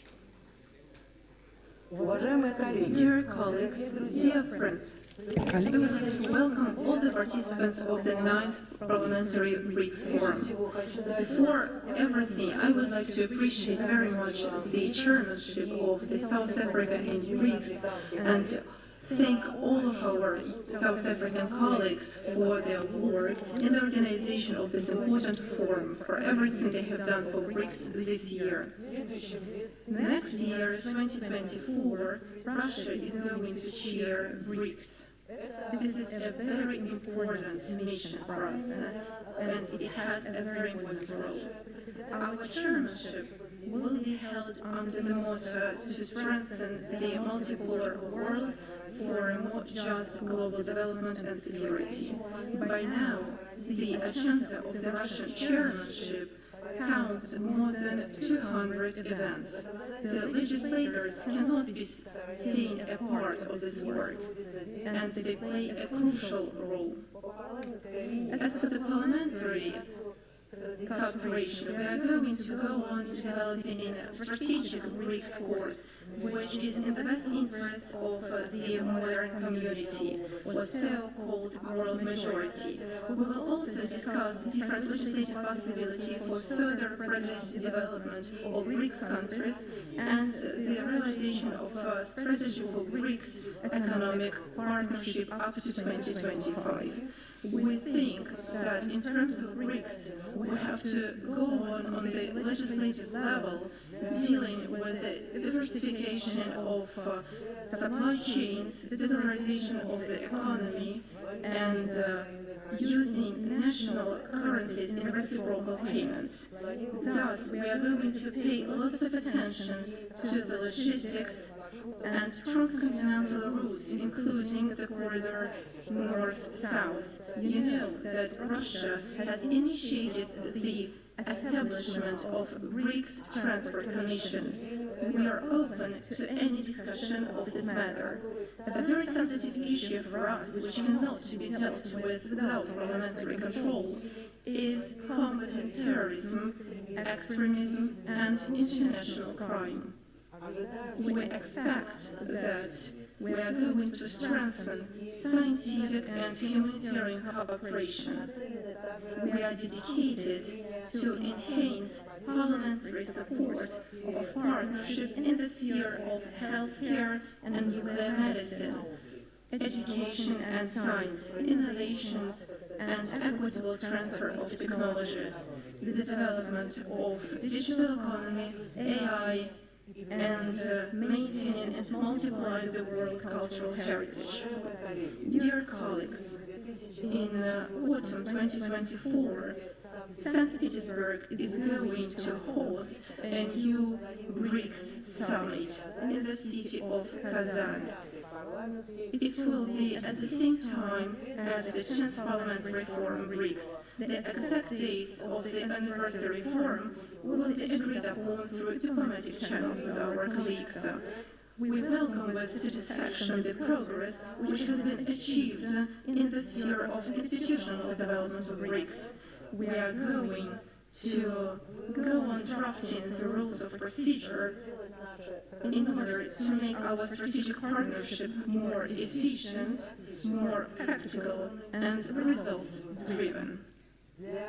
To deal with these practical matters and on the threshold of the parliamentary forum, we suggest organizing a meeting at the level of the presidents of committees of international affairs for the parliaments of all 11 BRICS countries.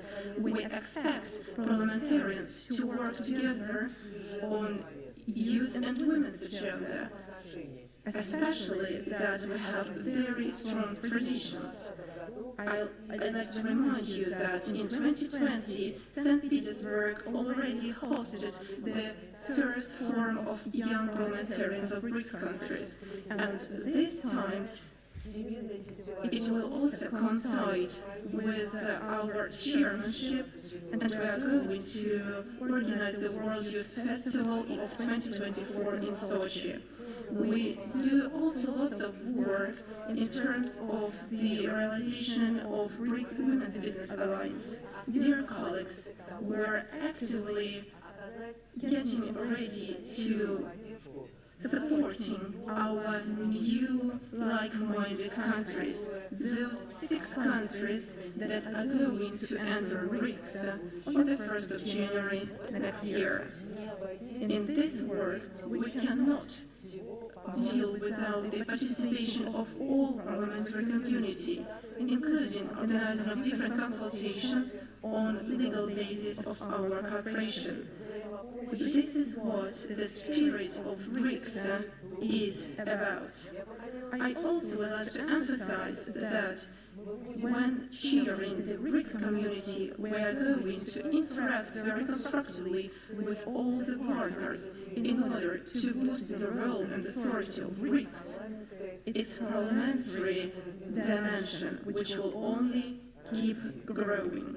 And finally, I would like to suggest that you watch a short video on St. Petersburg and the place where the Parliamentary Forum BRICS will take place next year. It will take place in a Torrid Palace. See you in Russia and welcome to St. Petersburg. St. Petersburg, one of the world's most beautiful cities, a cradle of science, culture and art. It also stands at the roots of the present-day Russian parliamentarism since the first Russian Senate convened here. The first Russian State Duma gathered and worked in St. Petersburg's Deepen Palace. Today, this palace keeps this tradition alive by regularly hosting parliamentarians from across the world, serving as the venue for major international events. Russia's northern capital, with its magnificent embankments and bridges, is waiting for you.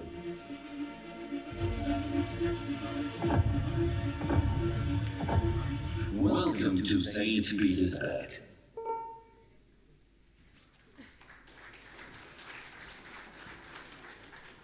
We will be welcomed 2024 on the 10th BRICS Parliamentary Forum in St. Petersburg with our new members of BRICS. And we hope that all the countries will be there. Thank you very much. Now I'm going to call on the Honorable Chairperson of the National Council of Provinces to give the closing remarks. Babu Masonto.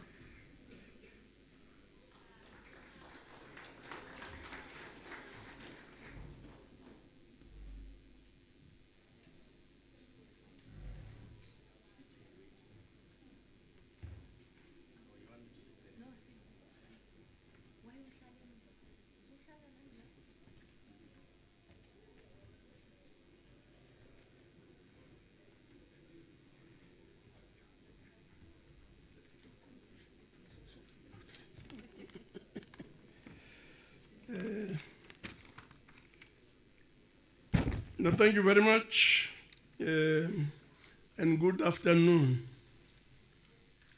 Program Director, Your Excellencies, distinguished guests, ladies and gentlemen.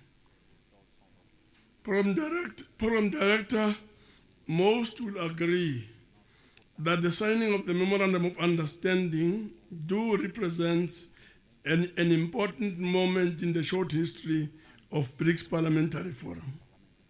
It is indeed an important milestone.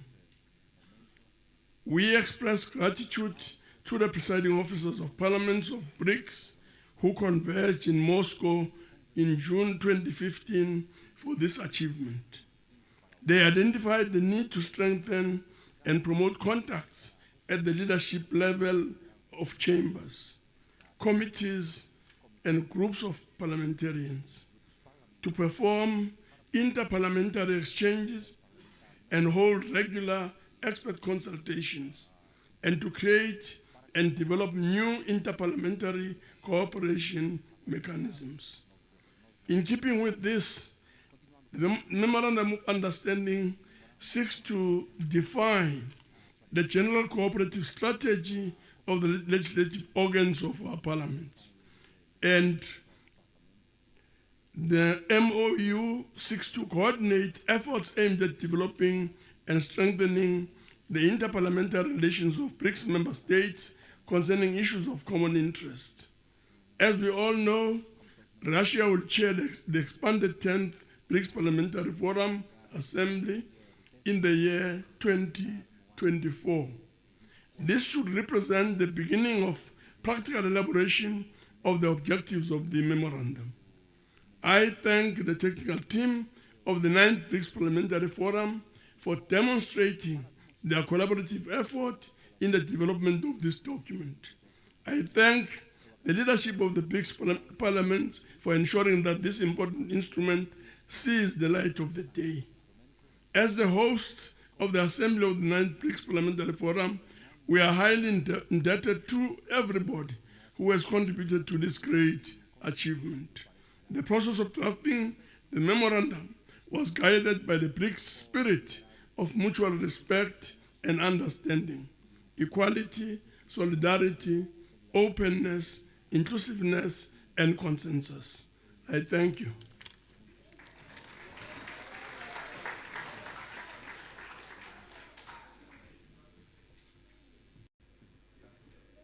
Honorable members, it has been a pleasure for me to given this opportunity to preside over this session that we just had. It takes me back, but I don't want to go there. And thank you very much for your cooperation. And this is the last time we meet in this room. And as already the vote of thanks has been done, thank you, and thank you to every country that is here. I will now invite the Secretary to Parliament of South Africa just to give the announcement, and bon voyage. Thank you.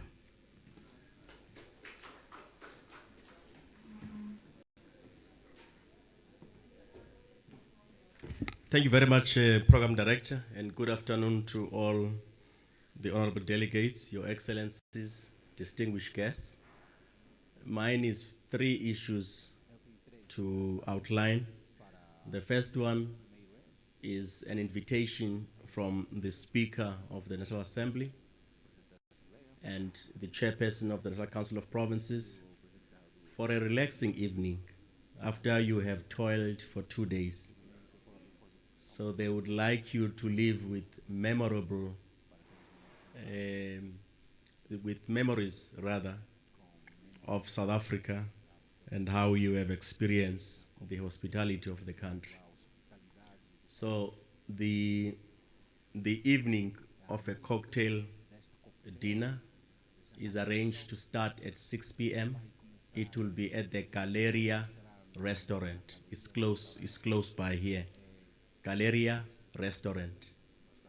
And then tomorrow morning at 8:30, 8:30 in the morning, there will be pickup of all delegates to be taken through a cultural excursion for identified sites that would reinforce the memories that you will carry for South Africa as you go back to your respective countries. So there's a cultural day consistent with our Heritage Month, to go and visit Freedom Park, a sacred site of our country, reflective of our liberation history, and from there proceed to Lion Park, where we have spoken to all the big five to be available for viewing and not hide in the bushes. So they have agreed to cooperate in the spirit of BRICS. So we will proceed to Lion Park from there. It's a whole day excursion. And also to sample our rich tapestry of our traditions and customs, to Lisedi Cultural Village. That will be the last leg and lunch, and we're taken back to our hotel. So the pickup is in front of all your hotels at 8:30 tomorrow morning. So all your cameras are, will be tested very nicely in that tour. The last part is more of a follow-up, small work session for concluding other components of signing. In the respect of time, we could not sign every copy, but leaders of the delegations are respectfully requested to, as we conclude, just to conclude signing those other copies at Theodore Room, and our ushers would direct you accordingly to Theodore Room, where the quick signing would also be concluded for other copies. On that note, thank you very much.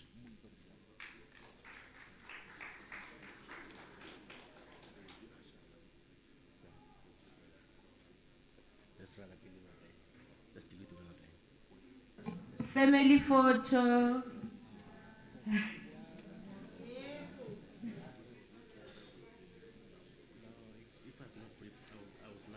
I was still on that.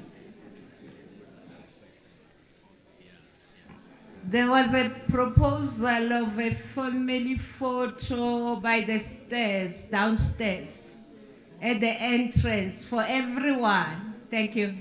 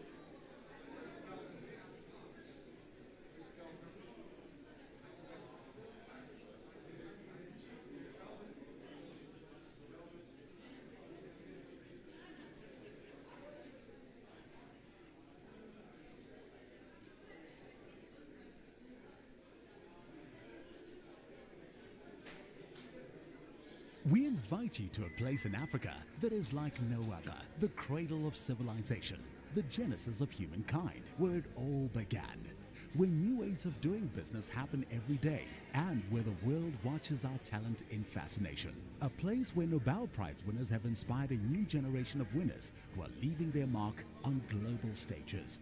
We invite you to a place that celebrates diversity, culture, and heritage. The only country in the world that is as colorful as the rainbow, where humanity is expressed through our blend of 11 official languages. Headquarters to top South African and international investment banks, financial and legal consultants. Come set foot in the richest square mile in Africa and host your business events at one of the largest convention centers on the continent.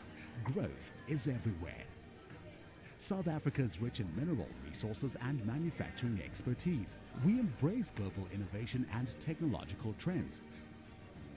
With an array of world-class infrastructure, everyone is invited to do business. Visit, explore, and live in our beautiful country. We're one of the world's preferred travel destinations. A winning country where all dreams are valid and realized, where we always come together and build a better future and country. Come invest with us and inspire new possibilities with us. Believe in South Africa. South Africa, inspiring new way. This is who we are. More than 60 million different voices echoing in harmony from the southernmost part of the continent, where ordinary people have carved their names in an extraordinary history by showing the world that peace is always better than war. Our reach is not limited by our borders, bringing joy in people's hearts and a spark of rhythm to their moves. This is the welcome home of opportunity, inspiring millions to look here in search of a better life, and sharing our best with the world. We are home to undulating mountains, flowers, endless seas, the beautiful animal kingdom, and the ever-changing seasons that color our world.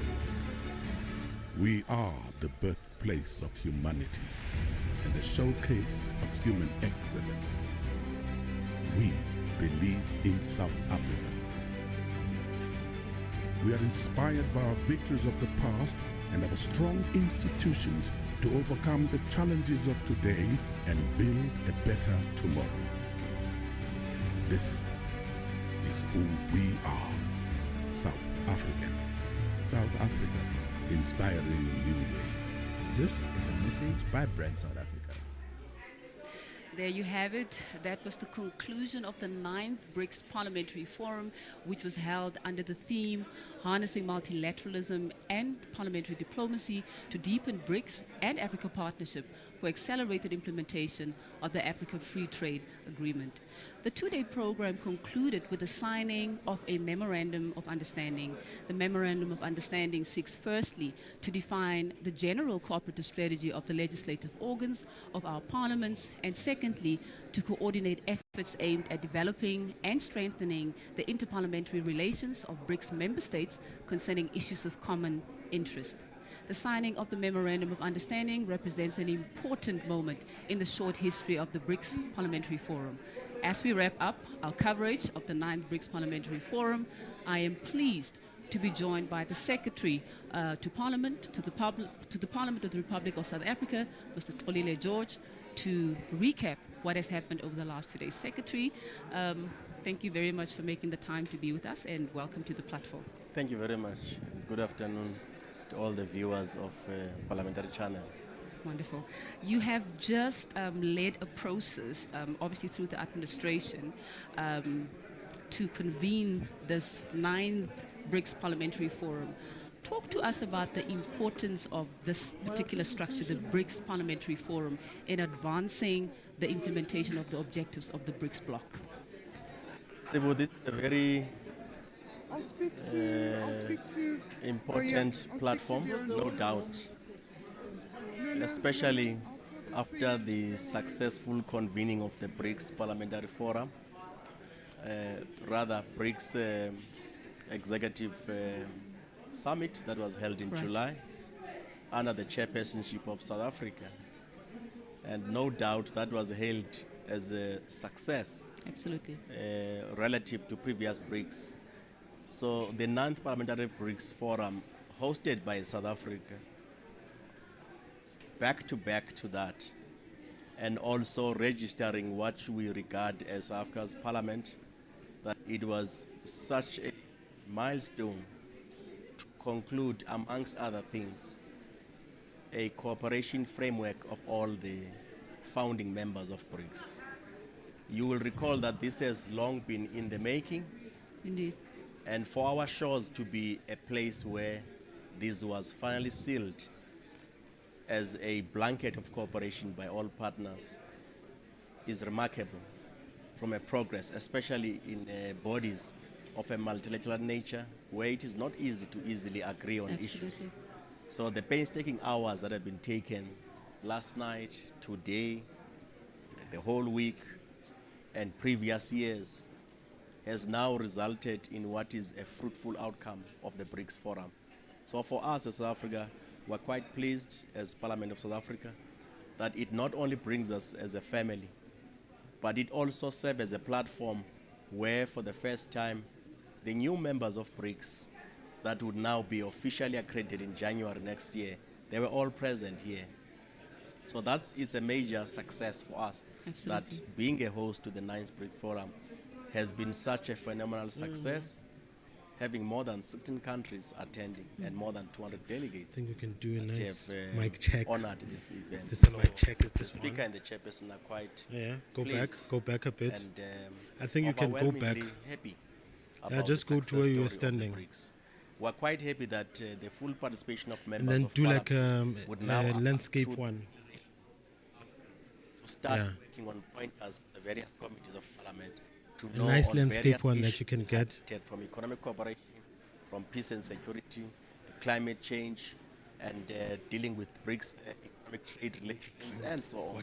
They would now have framers, so that we bring together various issues that are of a global commitment of our country and start translating It's a them job well into done. programs of country-to-country cooperation from our country. So we regard this as a very profound step You have a where we duty, would now always be know. able to pursue bilateral relations. The speaker and the chairperson have now had bilaterals with the Islamic Republic of Iran Parliament to look at areas of mutual cooperation and bilateral conversations with the People's Congress of China to look at deepening already existing agreements on such areas that are very important for our country, like energy cooperation, climate change, technology, and also a bilateral with the Parliament of India,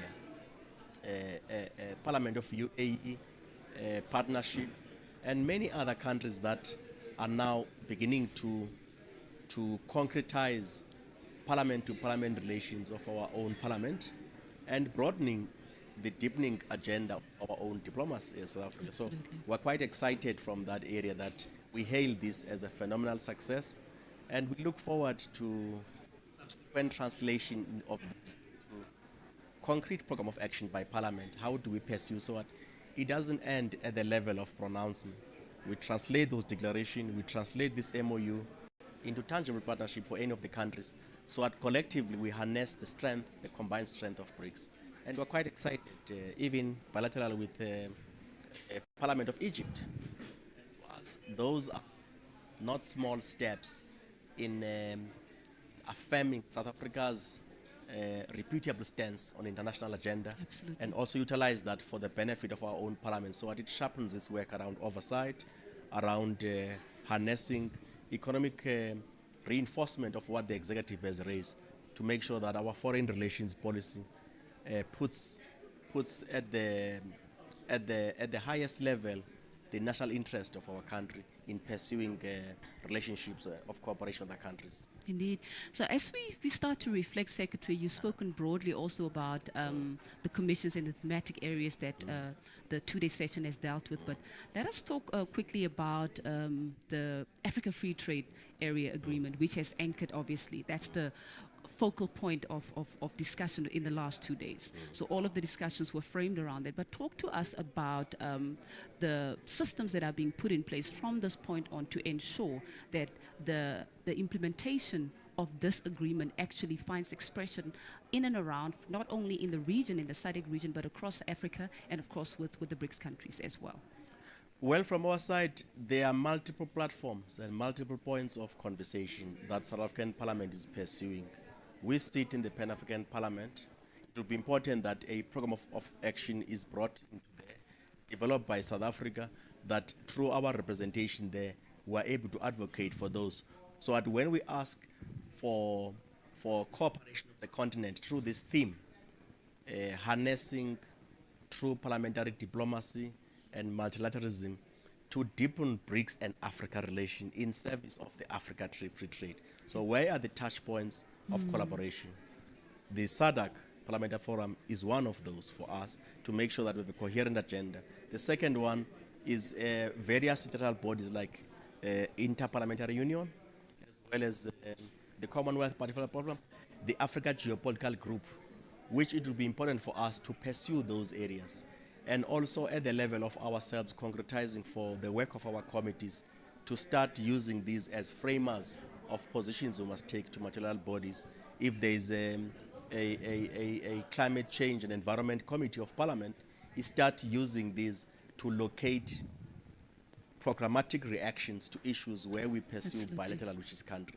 So I envisage a very comprehensive approach that we must develop as parliament, so that it takes into account not only bilateral relations, but in multilateral bodies where we sit, what is our coherent position as a country first? What is our consistent and coherent position as SADC in those bodies? What is our consistent and coherent position as Africa?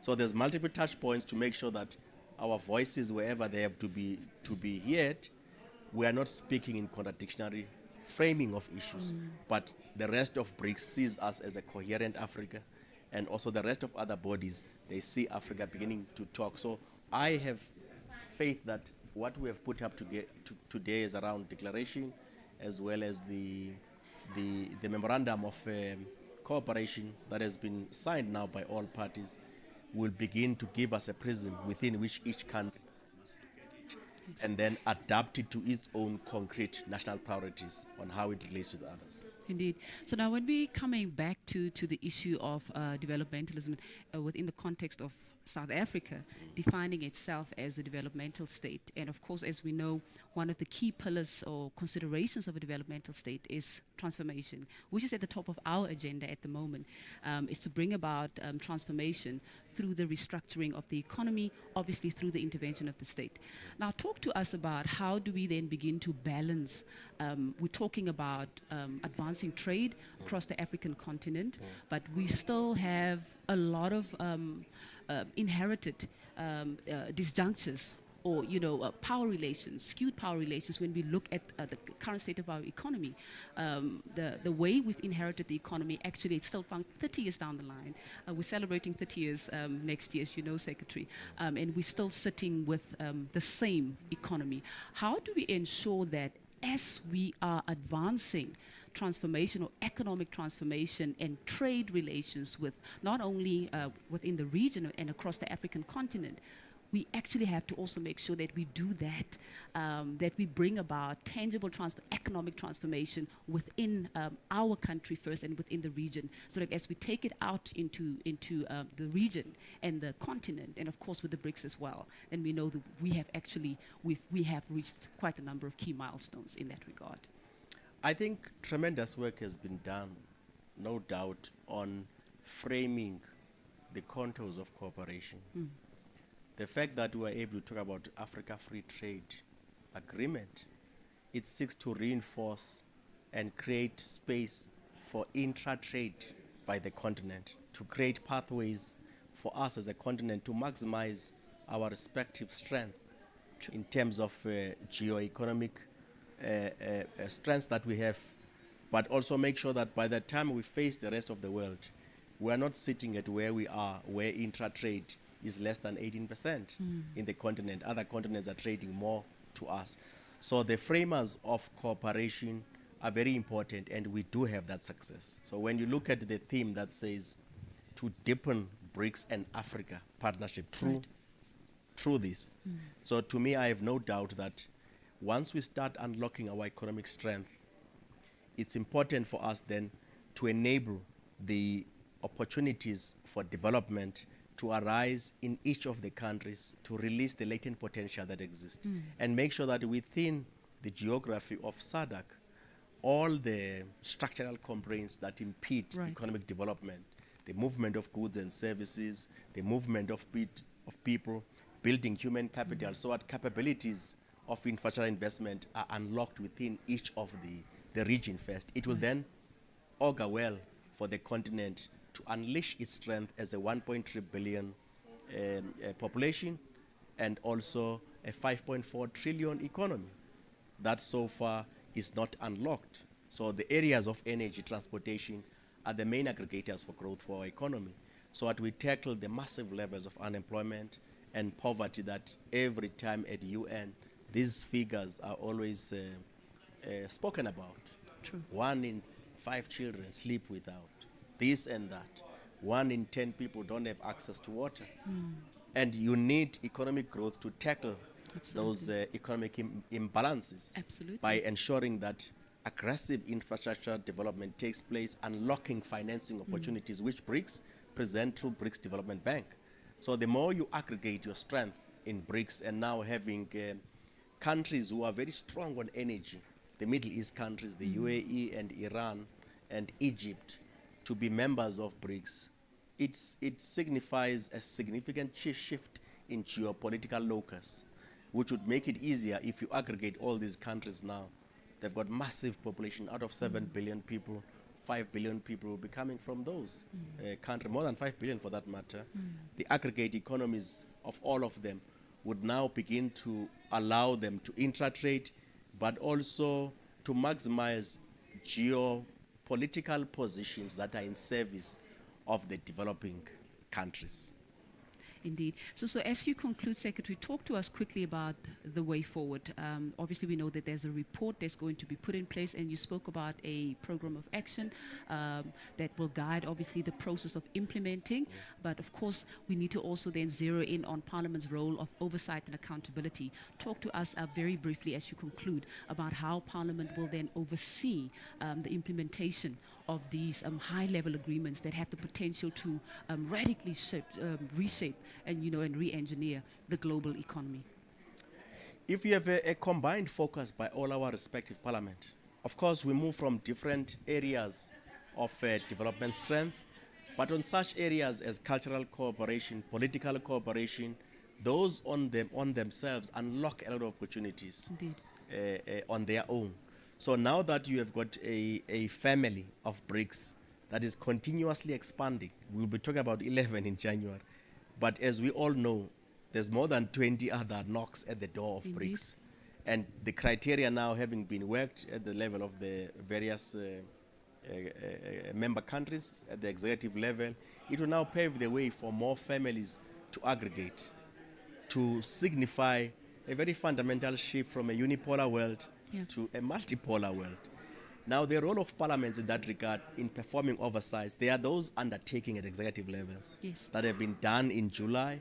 Each of the countries, I would imagine, through their oversight mechanism, they will be able to see priorities outlined by the executive, the heads of states in parliament, the various ministers or secretaries, as they call in other countries, to make sure that when they set priorities sectorally, each of the various oversight mechanisms that exist there begin to develop oversight. Where are we on this BRICS commitment? What actions have been taken? Which aspects begin to speak to energy infrastructure? Which aspect begin to talk to socio-economic development? And. So they have got reference to what they are tracking in terms of universal commitment of SDGs at UN level, universal commitment of the Paris Agreement on climate change, universal commitments that have been made on for us as Africa 2063, and begin to concretize this in the context of these BRICS commitments. So I have no doubt from where we are as parliaments, we are beginning to shape a coherent blueprint that will allow each parliament to start overseeing what is happening led by the executive, and perhaps be much more curious and intense in scrutinizing the executive about those commitments. And I have no doubt from us as South Africa, we will definitely play that role. Fantastic. Secretary, that's unfortunately where we have to leave it for now, but I'd like to take this opportunity to congratulate you for showing profound leadership in pulling this process together. We know that there's a lot of work that took place behind the scene under your leadership. Congratulations once again on hosting a very successful 9th BRICS Parliamentary Forum session. And we hope to talk again soon. Viewers, that obviously signifies the end of our coverage today. The BRICS Parliamentary Forum remains an important formation in an ever-changing world. It is evident from the BRICS nations that there's a valuable opportunity for us to lead in promoting change and shaping a new global order while preserving multilateralism as the foundation for international relations. Indeed, this is where we stop, but the work does not stop here. As the Secretary has indicated, there's a lot more that will be done behind the scenes in ensuring that the objectives, or the commitments rather, the executive undertakings that have been made both from the executive side and of course through on this platform in the last 2 days, that concrete plans will be put in place to ensure that they're implemented. With that said, thank you very much for staying with us, and do have a wonderful evening further.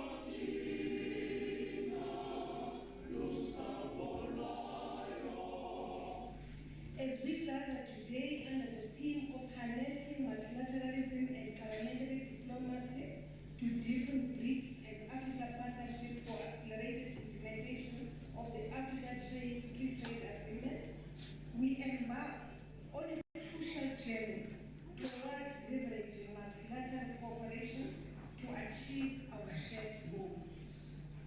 BRICS has focused the imagination of the world population beyond the citizens of its member states. In and of itself, this is a good thing. However, we should not be surprised when this success factor attracts negative responses from some actors in the world, despite the fact that BRICS is not opposed to state parties or groups, but instead we seek peaceful and just world of equitable resource distribution. The BRICS agenda for 2023 has paved the way for the BRICS parliaments as the custodian of the interests of the citizens to interrogate these matters further. In particular, to determine how multilateralism and parliamentary diplomacy can deepen BRICS and African partnership to accelerate the implementation of the African Continental Free Trade Agreement. We are therefore very excited about the African Continental Free Trade Area, AFCFTA, and the potential it holds for our continent. Russia views as its objective working with the Secretariat of the African Continental Free Trade Zone, and we also want to align integration processes between the Eurasian Economic Union and the African Continental Free Trade Zone.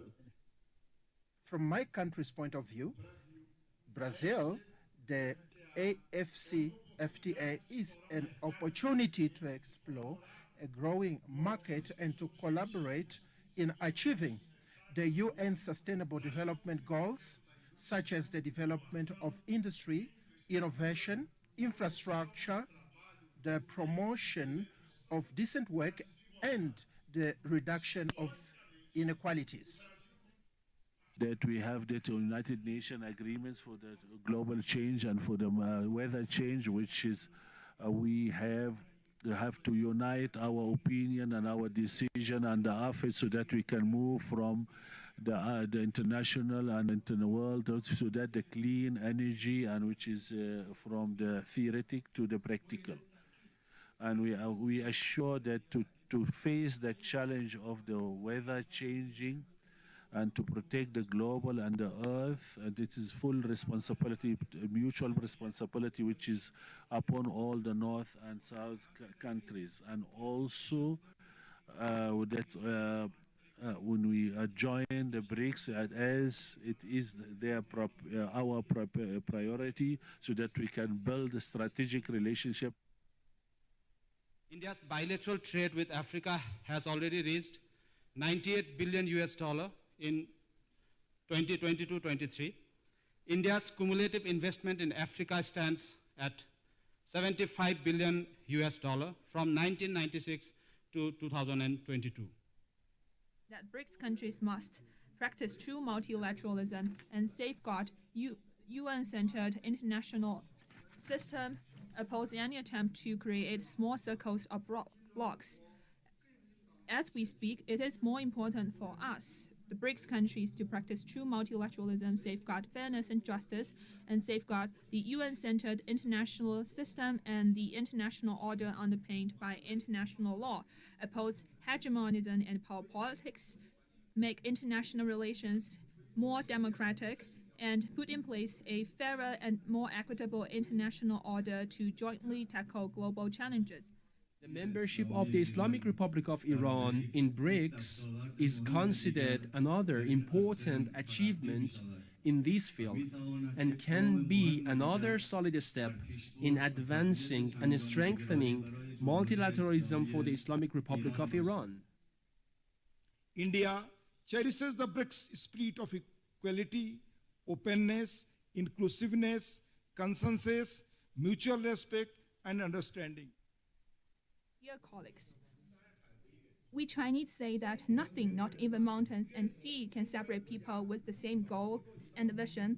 The NPC of China would like to work together with BRICS countries to uphold the principle of community with a shared future for mankind, strengthen our exchanges cooperation, and close our coordination to implement the BRICS summit outcome and to help BRICS cooperation enter new heights. I thank you all.